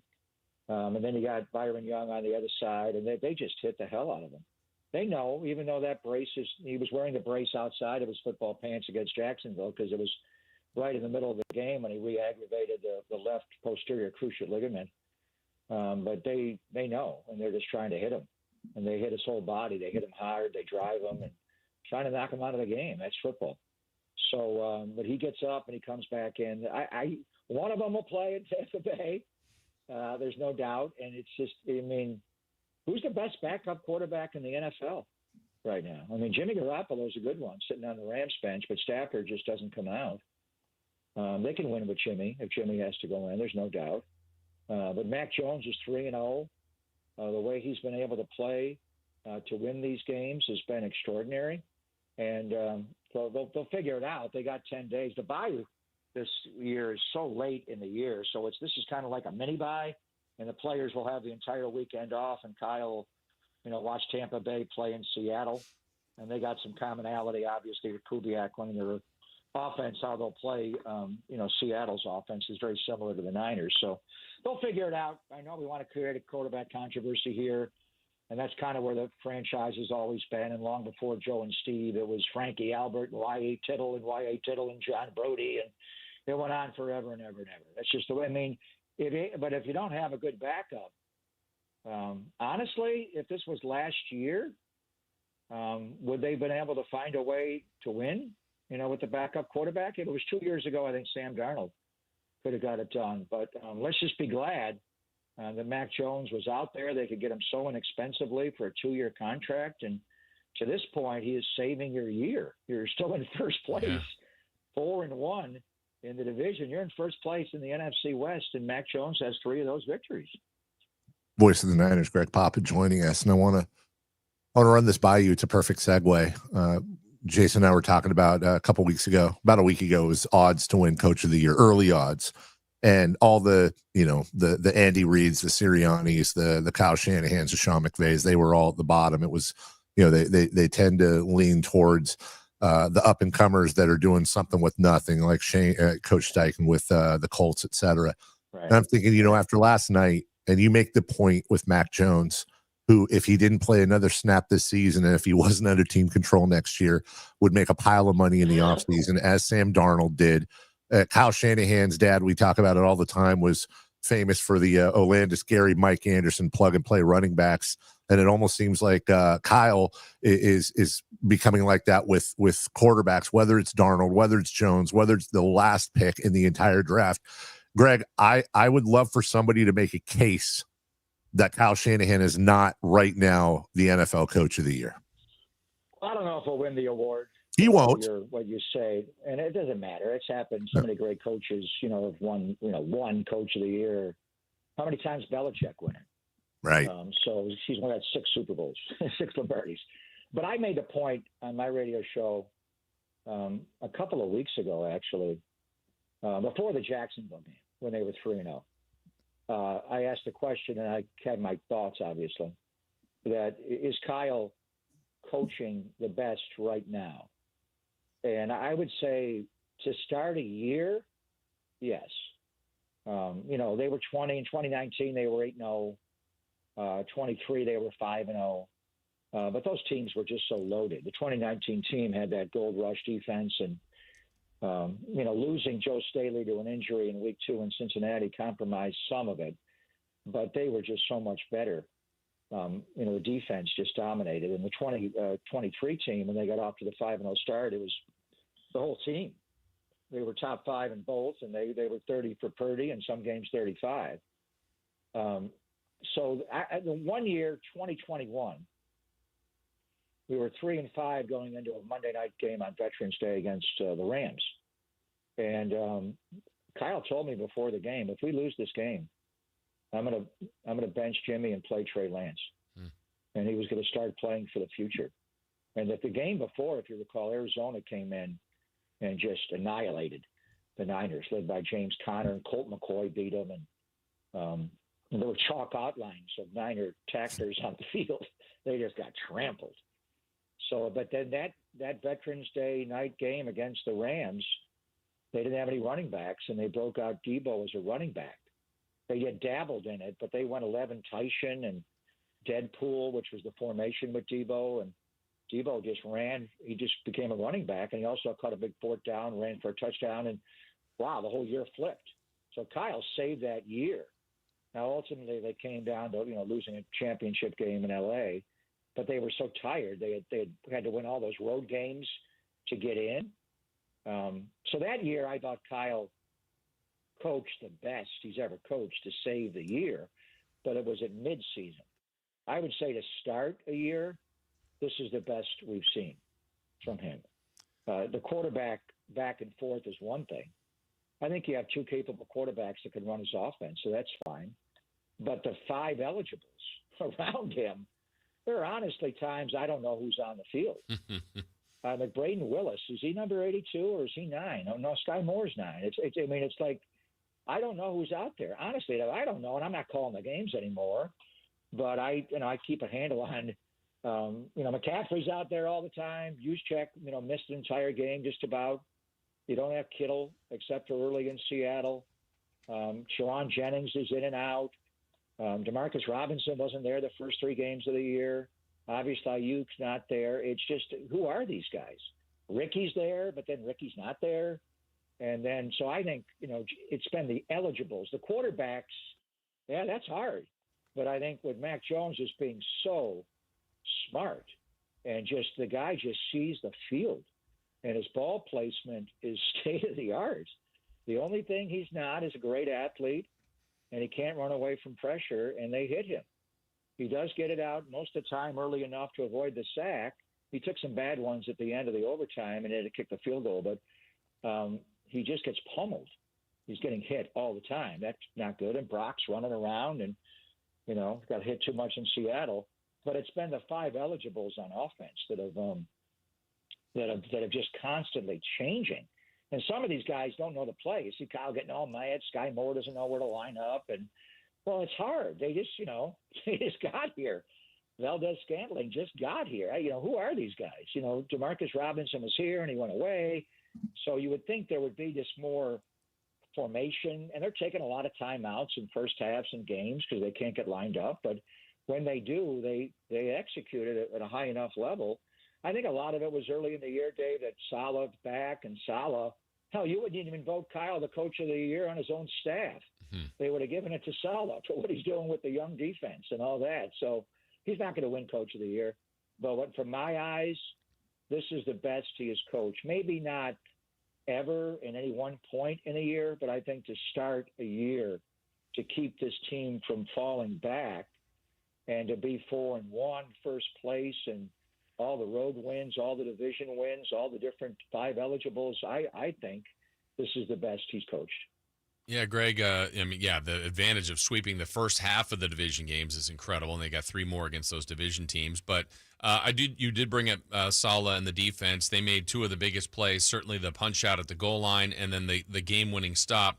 From the Rams side of things, all the times you've called games on the Niners side, watching the Rams, did McVay going forward after he tried to draw him offside surprise you, and/or the play call surprise you? No, I think they needed to go for it.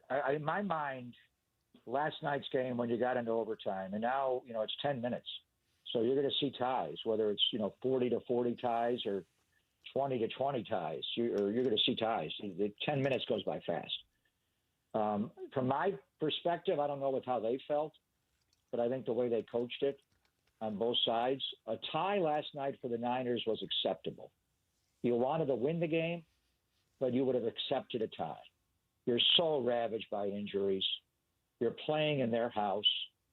You're going to get guys back when you play them again in a couple of weeks. It's going to be at Levi's. So this is a mulligan. Let's just move on. We'll take a tie.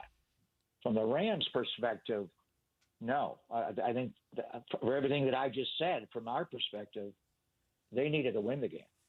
So I think the 4th and 1 at the end, plus even if they kick that field goal and tie the game, the Niners have time to come back and beat them. Right. So I think they needed to go for it. I just think they made the wrong play call. They're known for their tight, condensed formations, but they pass out of those a lot. And what they do is Puka Nacua is so unguardable because they do what is called insert him, where he motions inside and he blocks in the C gap, which is between the tackle and the tight end. I see him do it over and over and over again. They've always had great blocking wide receivers, whether it was Robert Woods back in the day or Cooper Kupp or now Puka. They ask their wide receivers to block like the 49ers ask their receivers to block. No block, no rock. And Nacua does it all the time. On this particular play, they did it with Jordan Whittington, number 88. And he's the one who motioned inside, and he blocked out of the C gap.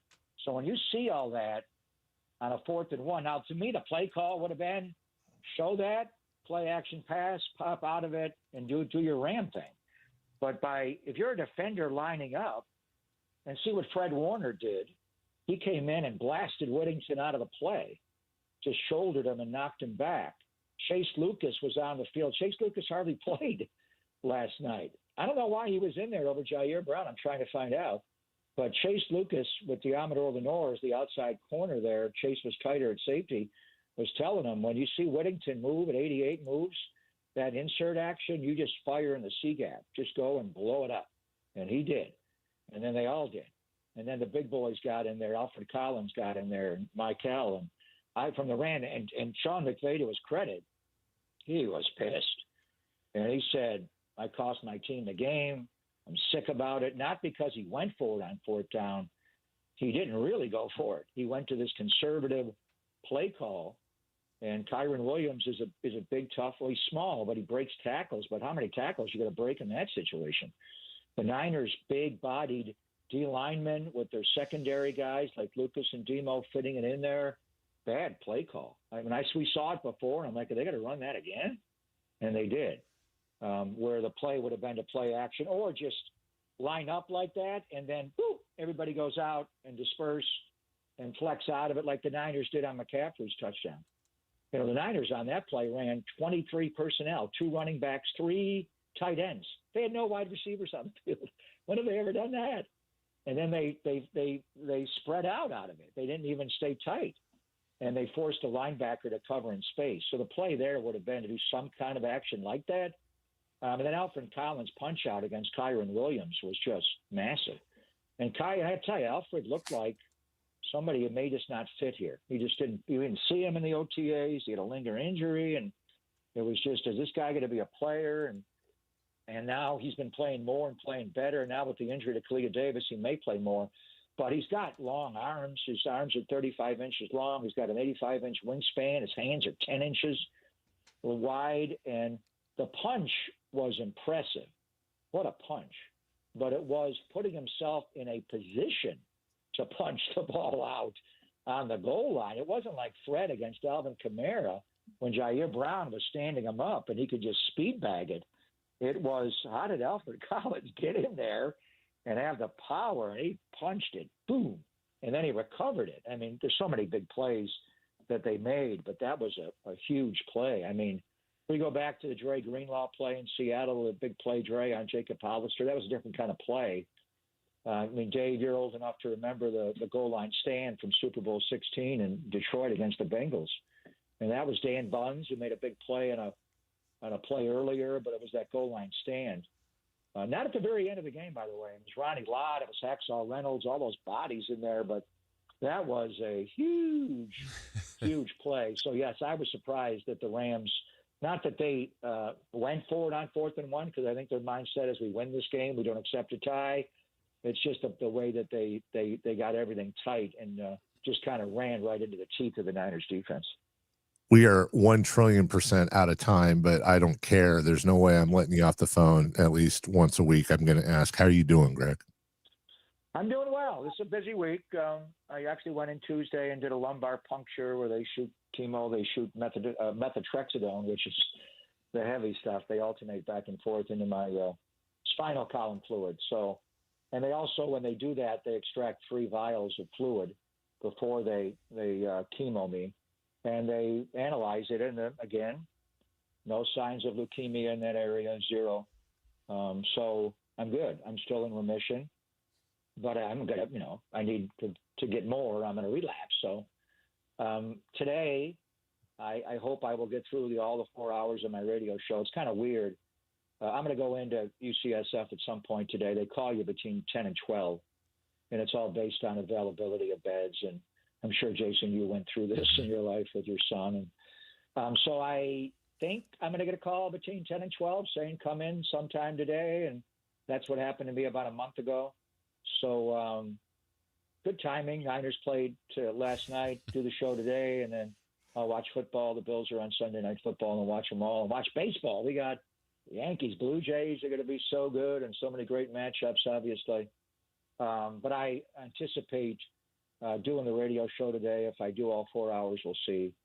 But at some point, I'll get a call saying, hopefully, come to UCSF. We got a bed for you. And then it'll be cycle B of chemo, and I'll probably do it 3 nights there and maybe come home on Monday and then get set for the donor. I maybe shouldn't say this on the air because we haven't told them yet, but I think it's going to be my younger sister that's actually going to do it and not my older brother. But we'll find out. I think we'll know more. And the plan is to do the bone marrow stem cell transplant, and I think right around November the 15th would be the time I would do that. So thanks for asking. I'm doing great. I'm still in remission. And my white blood cell numbers were good. My boss, Bob Sargent, who hired me at the Niners, I can't even call him my boss. He's a lifetime friend. Actually came over and watched the Niner game with me last night, which was surreal to watch it with him. And I had somebody do play-by-play too last night. I had an audience of 1. And it's kind of like what it always is. It's always my boss. If he doesn't like what I'm doing, I'm not going to talk to anybody else. So it's kind of the same. So we were able to watch it. But this time, normally he's behind me for home games, making the face and getting upset. Now we were able to socially distance, even though my white blood cell numbers are great. And he's yelling, we're yelling. And I got to tell you, at the end of the game last night, I was worn out. my head was going to lift off my skull. But it was fun to watch the game last night with Bob Sargent. Well, we love you, Greg, and we never take for granted you coming on with us, and we appreciate you opening up that part of your life, and we're obviously all living on every word. So we will. Interesting. Next week is mini bye week. We always love our bye weeks with Greg Papa because that's story time with Uncle Greg, and we're looking forward to catching up with you next week, and as long as you're willing throughout the season. So thank you, and have a wonderful weekend, and really good luck today if you get that bed. Yeah, I thank you so much, Jace. I think of you often when I go through this, what you went through with your son, and he's healthy and doing great. So anyway, next week we'll be getting ready to go to Tampa. Yes. That's right. And we'll see what they do. I mean, they're 3-1. They got Seattle on the weekend. We'll watch all the games, but probably keep both eyes on that Tampa at Seattle game. Baker Mayfield against Sam Darnold. So a lot to talk about next week as they get ready to go to. I hate that pirate ship, so I think I'm glad. Most of these trips, not going to New Orleans, not going to Seattle, not going to SoFi. Damn, Tampa's not one that I rank real high. I agree. That's Greg Papa, voice of the Niners. Thank you, boys. Thank you. Have a great weekend, Greg. You too. He's the best. He's the absolute best, and we are absolutely honored to have him each and every week. It's Greg Papa, again, the voice of your San Francisco 49ers. We'll take a break. When we come back, Trex Decking and Railing brings you what's on deck. Also, remember celebrity birthdays, because after that, it is Friday Fun and Games, and we get ready for the weekend right here on the #1 Nielsen-rated sports show in the city of Sacramento, right here on Sacktown Sports. The Alan Styles Show. Brock's bro, Chubba, he's on Nevada and wasn't great. Why didn't we ever hear about him? You answered your own question, Jeff, because he's not very good. Look, man, it's your 5th year at UNR. You are now Preston. Not calling you Chubba. How old is he? He is 24 years old, a 6th-year starter, never won a college football game. We use your government name. You can listen to the Alan Styles Show Monday through Friday from 10 a.m. to 2 p.m. on 1140 a.m., YouTube, and the Sacktown Sports app.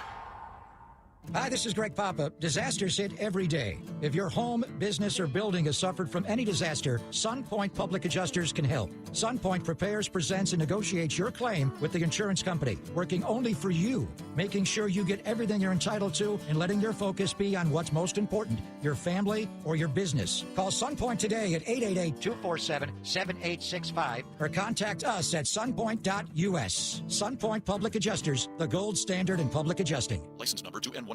Everybody knows that Sacramento Chrysler Dodge Jeep Ram is the spot to get yourself a brand new car. That's why people are coming from all over. Folsom, Elk Grove, Woodland, Roseville. But they also have the best selection of pre-owned vehicles. All makes and models, every one of them top quality, hand-selected by General Manager Chuck Dean. Over 70 vehicles below $30,000, over 25 below $20,000. You can see that full lineup at SackSuperstore.com. And if you find a lower price somewhere else, they'll match it. And on top of that, the best car buying experience anywhere. Sacramento Chrysler Dodge Jeep Ram. Hey man, gaining weight, dragging throughout the day, losing your drive?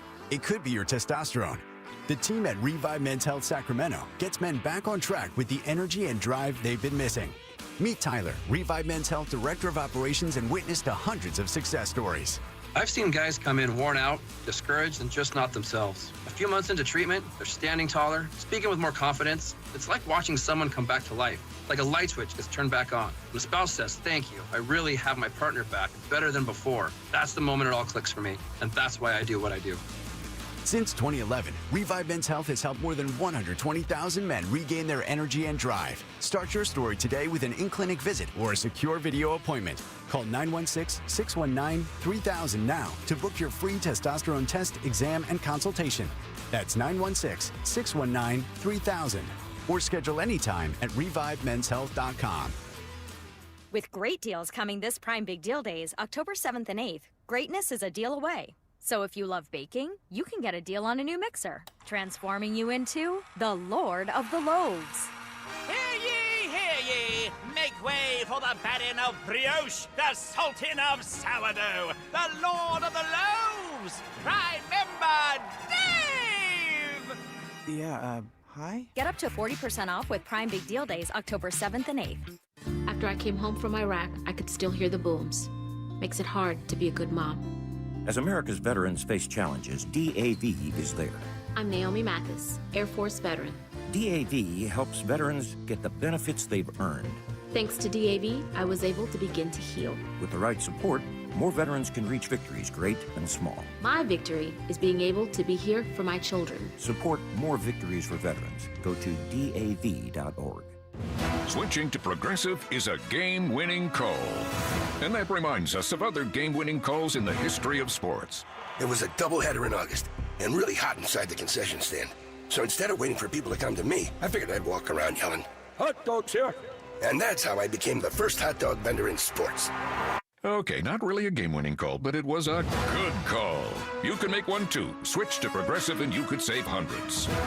Progressive Casualty Insurance Company and affiliates. Not available in all states. I'm Ed Evans, CEO of Consumer Cellular. Ever wonder why Big Wireless wants you on an unlimited plan? They probably want you to cover the cost of those 20-somethings using all that data every month. But most people 50 and up like me only use 12 gigs or less. Don't get bamboozled by Big Wireless. Switch to Consumer Cellular. Our plans start at just $20, and we use the same towers as the big guys. Join the millions who choose something better, because if you're not using all that data, you're probably getting used. Call 1-888-FREEDOM or visit consumercellular.com/facts. Plans include $5 credit for auto pay and e-billing. See site for additional facts. Brian Regan. She said, this is a Reiki massage. I don't actually touch you. My hands are just above you, and it's an energy healing. So when she was done, I said, I don't actually touch my wallet. Brian Regan live on stage. My hand is just above it. Friday, March 20th at Hard Rock Live, Sacramento. Get tickets now at Ticketmaster.com. Don't miss Brian Regan. Ladies and gentlemen, This is gonna be fun. it's time for What's on Deck. Brought to you by Trex Decking and Railing.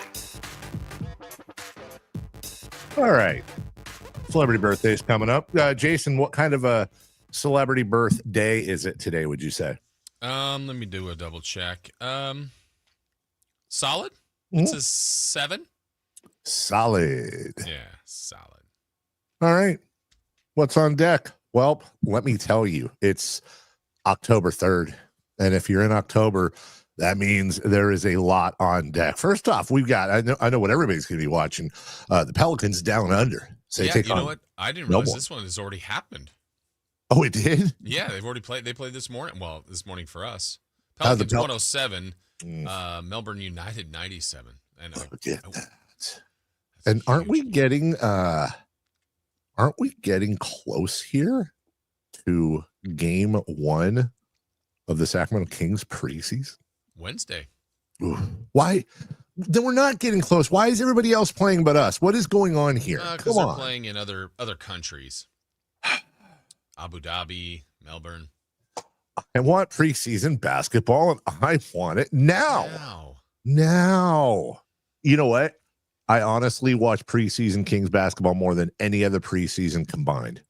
That's probably true. I for sure, for me too, as well. I watch every minute. It's so weird. I won't do that in spring training. I sure as hell don't do that in the NFL preseason. But man, Kings preseason basketball, we can take all of the assumptions and put them in pen from preseason.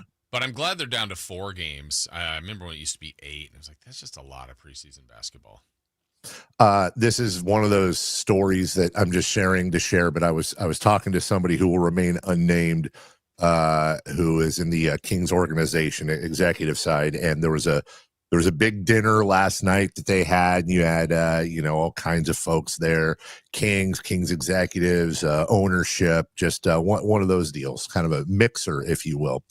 And I was really pleased. Look, this could mean nothing, but I thought it was really cool. He was just telling me about interacting with different players and different people. And he said, the person that impressed me by far the most that I had not talked to before was Nate Clifford. He had a long conversation with him, and he said he is so legitimately, it was like this: Dave, I know how to read people.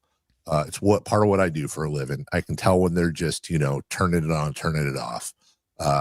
He seems so excited to be in Sacramento, specifically with this organization and Doug and the coaching staff and playing with the team he has. He thinks it is such a massive opportunity. He's such a workhorse. He's such a gym rat. And he ended it by saying, I don't know if he's going to be good, great, or somewhere in between or even below that. But if his play on the court matches his IQ and his personality and that drive that you can just tell he has, the dude's the ceiling is the roof for this kid. Yes, exactly. And I don't need a second opinion on that. So I am calling it right now. Nate Clifford MVP. You like his energy? Love his energy. I love his energy. I love his energy. And the thing he's been working on quite a bit, I was told as well, is driving to the basket, as a matter of fact. So a lot of things there. Yeah, a lot of things. West Virginia at number 20. I think he'll like fire wings around here.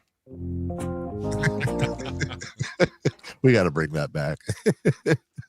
West Virginia at number 23, BYU. New Mexico State at San Jose State. Colorado State at San Diego State. And then, wait a minute. Are we? What's going on with the locals, Jason? This weekend, well, these are all tonight games. Tomorrow, Sac State has their bye week, and UC Davis is playing for the Golden Horseshoe at Cal Poly. The big Golden Horseshoe. Yeah. Also, Hartford versus the Sacramento Republic. That's tomorrow. Yes. That is the final of the Jägermeister Cup. Hope to see you out there. Should be all sold out. No baseball today, but tomorrow starting at 11 a.m. Start your Saturday the right way. Cubs at Brewers. These are all game ones. Yankees at Blue Jays at 1:08. Dodgers, Phillies at 3:38. Tigers, Mariners at 5:38. There's a great UFC, good card tomorrow night. So, and then, of course, you have NFL football, playoff baseball on Sunday. Maybe you peek in on an NBA preseason game going on this weekend as well. I don't know how you're going to do this, Jason, because while in the middle of football and in the middle of playoff baseball and all that, there's Thunder and Hornets at 2, Lakers, Warriors on ESPN at 5:30. Right? Yeah. Celebrity birthdays are brought to you by Crumble Cookies. Hey, listen, when you've got a big, giant sports weekend planned, what better way than to munch along like a cow in a field with some Crumble Cookies in your belly? Jason Ross. All right, on this day, guys, October 3rd, how about the movie School of Rock? What year did that come out? Chris, just say it. I'm not good with this one. Okay, let me guess because I have no idea. I'm going to say 2010. 2006. Chris is closer, 2003. Happy birthday today to Gwen Stefani. Gwen Stefani. Ooh, this is interesting. Okay, hold on. Okay, I'm trying to do some math here as best I can. 50. 54. Chris is closer, 56. Jeez. Happy birthday to Tommy Lee. He was in that one video for Motley Crue. Gross. Tommy Lee is 69. He is 64. Chris is closer, 63. Wow. All right, Dave, we got to get in this game here. Yeah. Happy birthday to Nev Campbell. Oh, God. Did I ever tell you that Nev Campbell took the baton from Marky Post when it came to crushes? Really? No. Yeah. I have no idea who Marky Post is. Marky Post was Christine Sullivan on Night Court. Stupid. Oh. Yeah. Yeah. Don't you feel? Now I really know who you're talking about. Nev Campbell is 52. She is no. 54. And what happened to Nev Campbell? Where the hell is she? She's still in the Scream movies. I don't know, but Dave, you gave us the correct answer. Of course I did. Nev Campbell's hanging out with Jeremy Piven and Bridget Fonda. Where are they all? Where are Happy they? birthday to Sean William Scott. Stifler. Also in one of the most underrated comedies of all time. Evolution? I think it's nope. pretty... Oh. I can't remember the name of it, but it had Paul Rudd in it. Role Models. Role Models.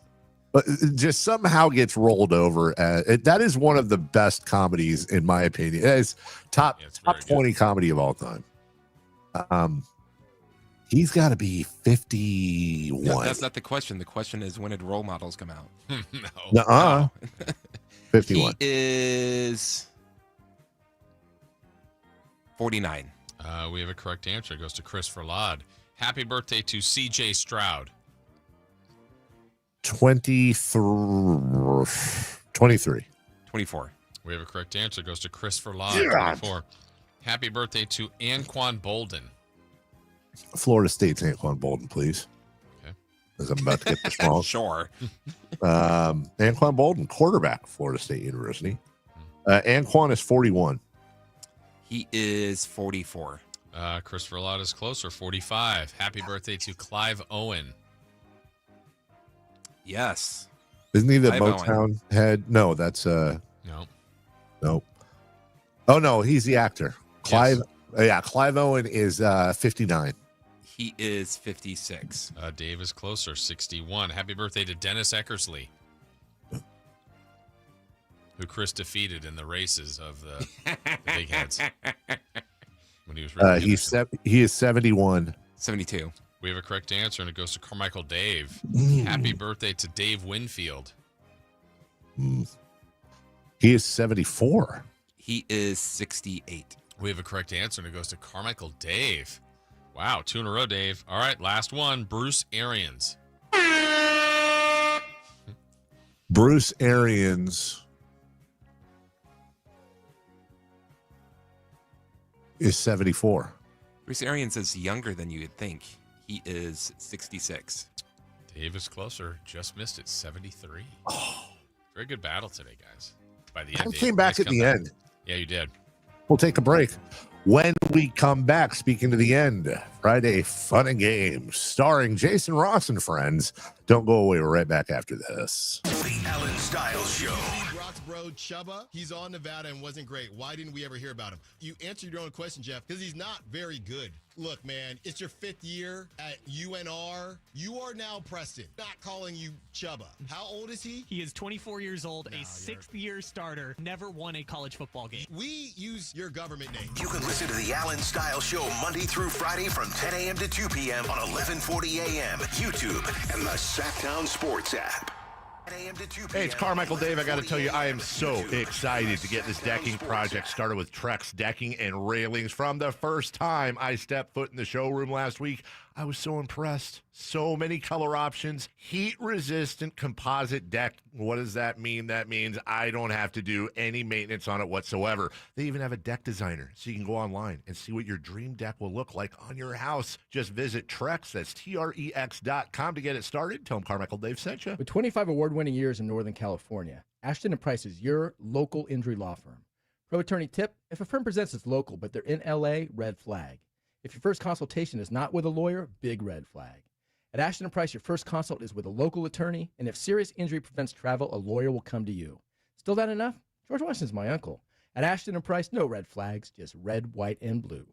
Remember, for the best advice, don't think twice. Call Ashton & Price. With Progressive's Name Your Price tool, you get coverage options based on how much you want to pay for car insurance. And then you decide how to spend the rest of your money because you're in charge. And right now, you're going to pay for groceries. But you decide what groceries. Just keep in mind you're running out of dishwashing soap. But you decide if you're going to buy that soap. It's just those dishes won't clean themselves, will they? Remember, with Progressive's Name Your Price tool, we'll help you find coverage at a fair price. And then you're in charge. Progressive Casualty Insurance Company and affiliates, not available in all states. Price and coverage match limited by state law. Workdays can be unpredictable, but your workwear shouldn't be. With the Cintas Apparel Plus program, you'll have freshly laundered garments for everyone on your team delivered every week. Cintas has workwear for just about any job imaginable, with high-performance fabrics and an uncompromising fit that stretches and moves with you. Don't leave looking and feeling good to chance. Visit Cintas.com. Oh, I'm ready! And get ready for the workday. Let's go! You still got it, but your immune system weakens as you age, making it harder to fight flu, pneumococcal pneumonia, RSV, and COVID-19. Ask your doctor or pharmacist which vaccines you need. Sponsored by Pfizer. When your name's on the paint job, your primer better hold up. Painters trust Kills primers for serious adhesion, stain blocking, and a finish that lasts.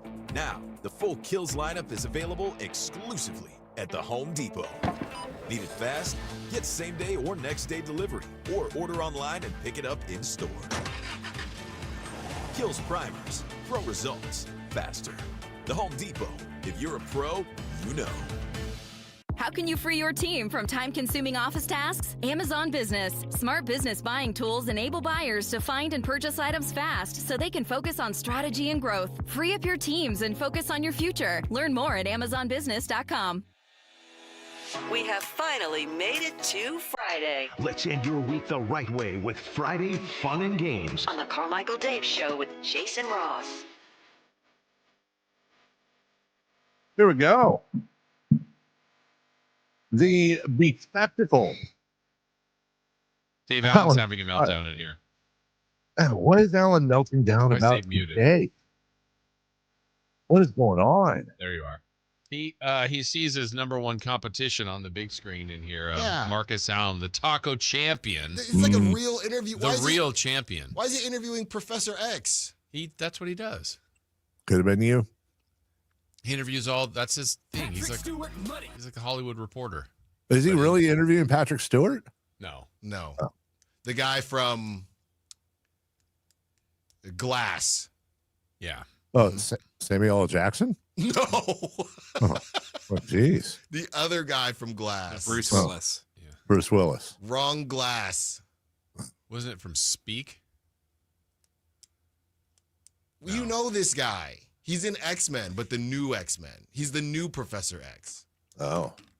Yeah. Patrick Stewart. No. Why are you wearing sunglasses? These are my mac and cheese glasses. He wore red and black. Now I'm wearing red and black. That was an interesting shirt, wasn't it? It was great. He looked like Two-Face. And now there's two sides to this quarterback coin for the San Francisco 49ers. He looked that like was a good one, cake. wasn't it? I'm ready to go.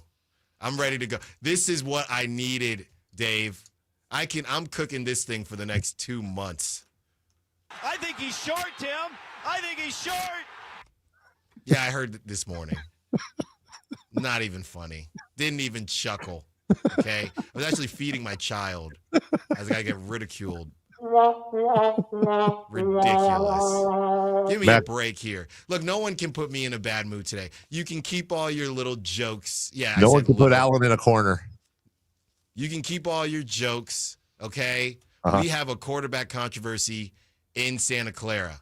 No, we don't. That's all that matters. Don't do that. He gets paid $50 million less, and the stats speak for themselves.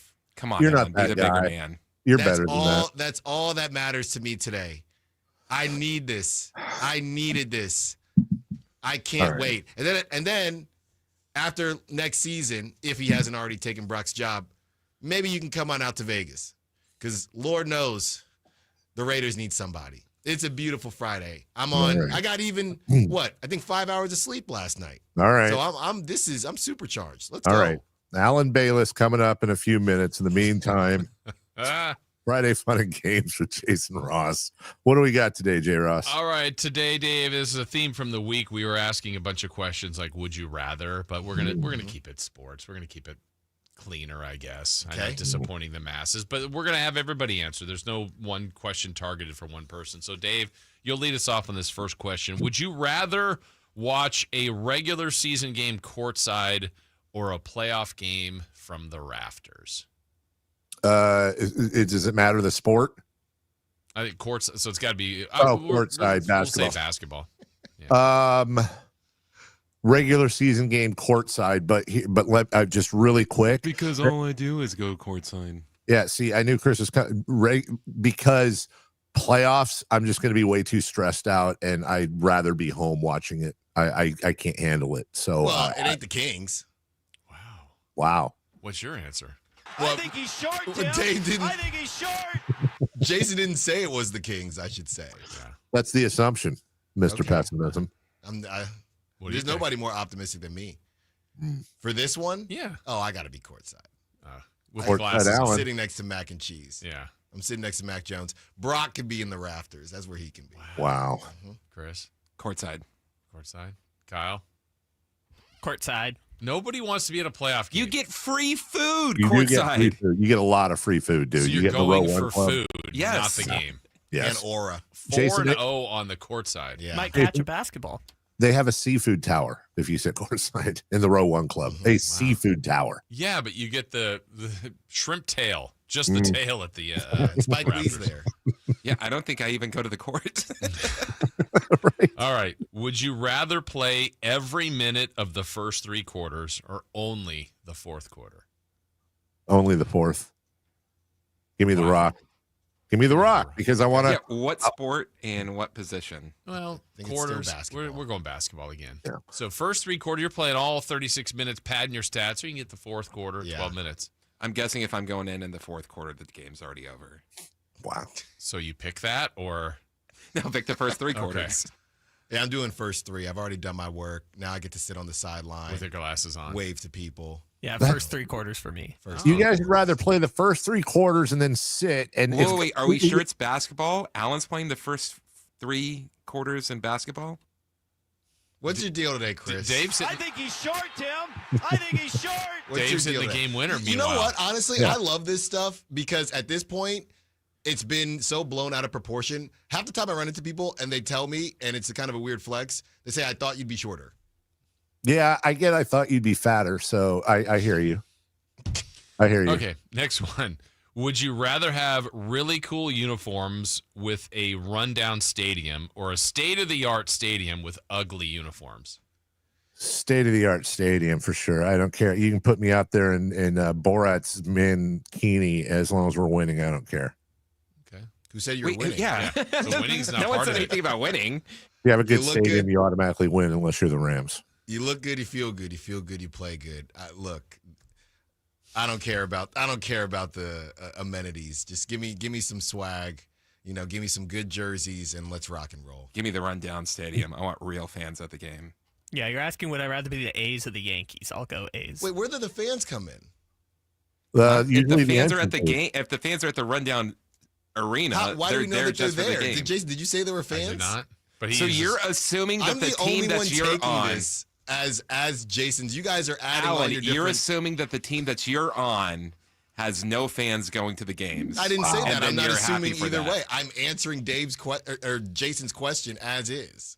All right, this one I'm interested in. Okay. For all of you. And just answer it. Would you rather have a Wait. Is this Alan's show early? Like, why are you running point guard on this? I'm helping Jason because you guys are just bulldozing. Why is he running center? I thought that's where the drop would come in. Would you rather have a shoe named after you or an award named after you? Now we're talking. Well, again, Alan's showing a theme here, which is the problem with today's kids, that it's all style and no substance. The only acceptable answer is having an award named after you. Because in order to get an award named after you, you have to win a lot of awards and do amazing things. And the last place team gets the Carmichael Dave Award. Congratulations. Hey, accomplishments, man. Records are records. Anybody can have. I have a shoe named after me. So, who cares? Yeah, it's going to be an award. You know, this goes out to anybody who just works hard and doesn't let the haters get in their way. So, congrats to you. And I'm handing it to you. Yeah. Chris? I'll take the shoe. Really? Yeah. I'm Why? going to go award. Also, people get awards named after them for giving a lot of money. See? Okay. Big You accomplishment. don't have to do anything. What are you talking about? You had to get the money, stupid. Eh. Yeah. All right, last one. Would you rather take responsibility for losing the championship or have a teammate take credit for the win when they didn't deserve it? I would rather the teammate take credit because deep down inside, I'd know what happened. And ultimately, the team is more important than the individual. It's always about the win. I just was watching you guys remember that clip from Key and Peele where the guy goes, I wish I was high on pot news. Yes. And he's like, that was my joke. That was my joke. Yeah, with that being said, that is a tough one, Jason. Just like that. I don't want Dave to get mad at me. I'll take the win. I don't want to, though.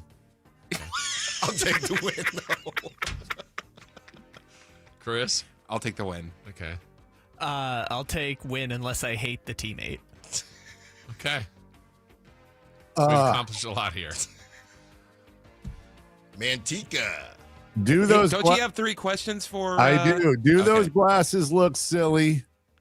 Does Alan Stiles hate Sacramento? And does Alan Stiles hate the Sacramento Kings? Listen for how he starts the show. Our thanks to Jason Ross, Christopher Laud, and of course, Greg Papa, Dave Richard. Alan Stiles will Jerry answer Reynolds. all those. Huh? And Jerry Reynolds. Oh, Jerry Reynolds, sorry. America's or Sacramento's grandpa. Stay tuned. Alan Stiles will answer all those questions. First thing coming up on the Alan Stiles program. Have a great weekend, everybody. Light the beam. Bye-bye now. I think he's short,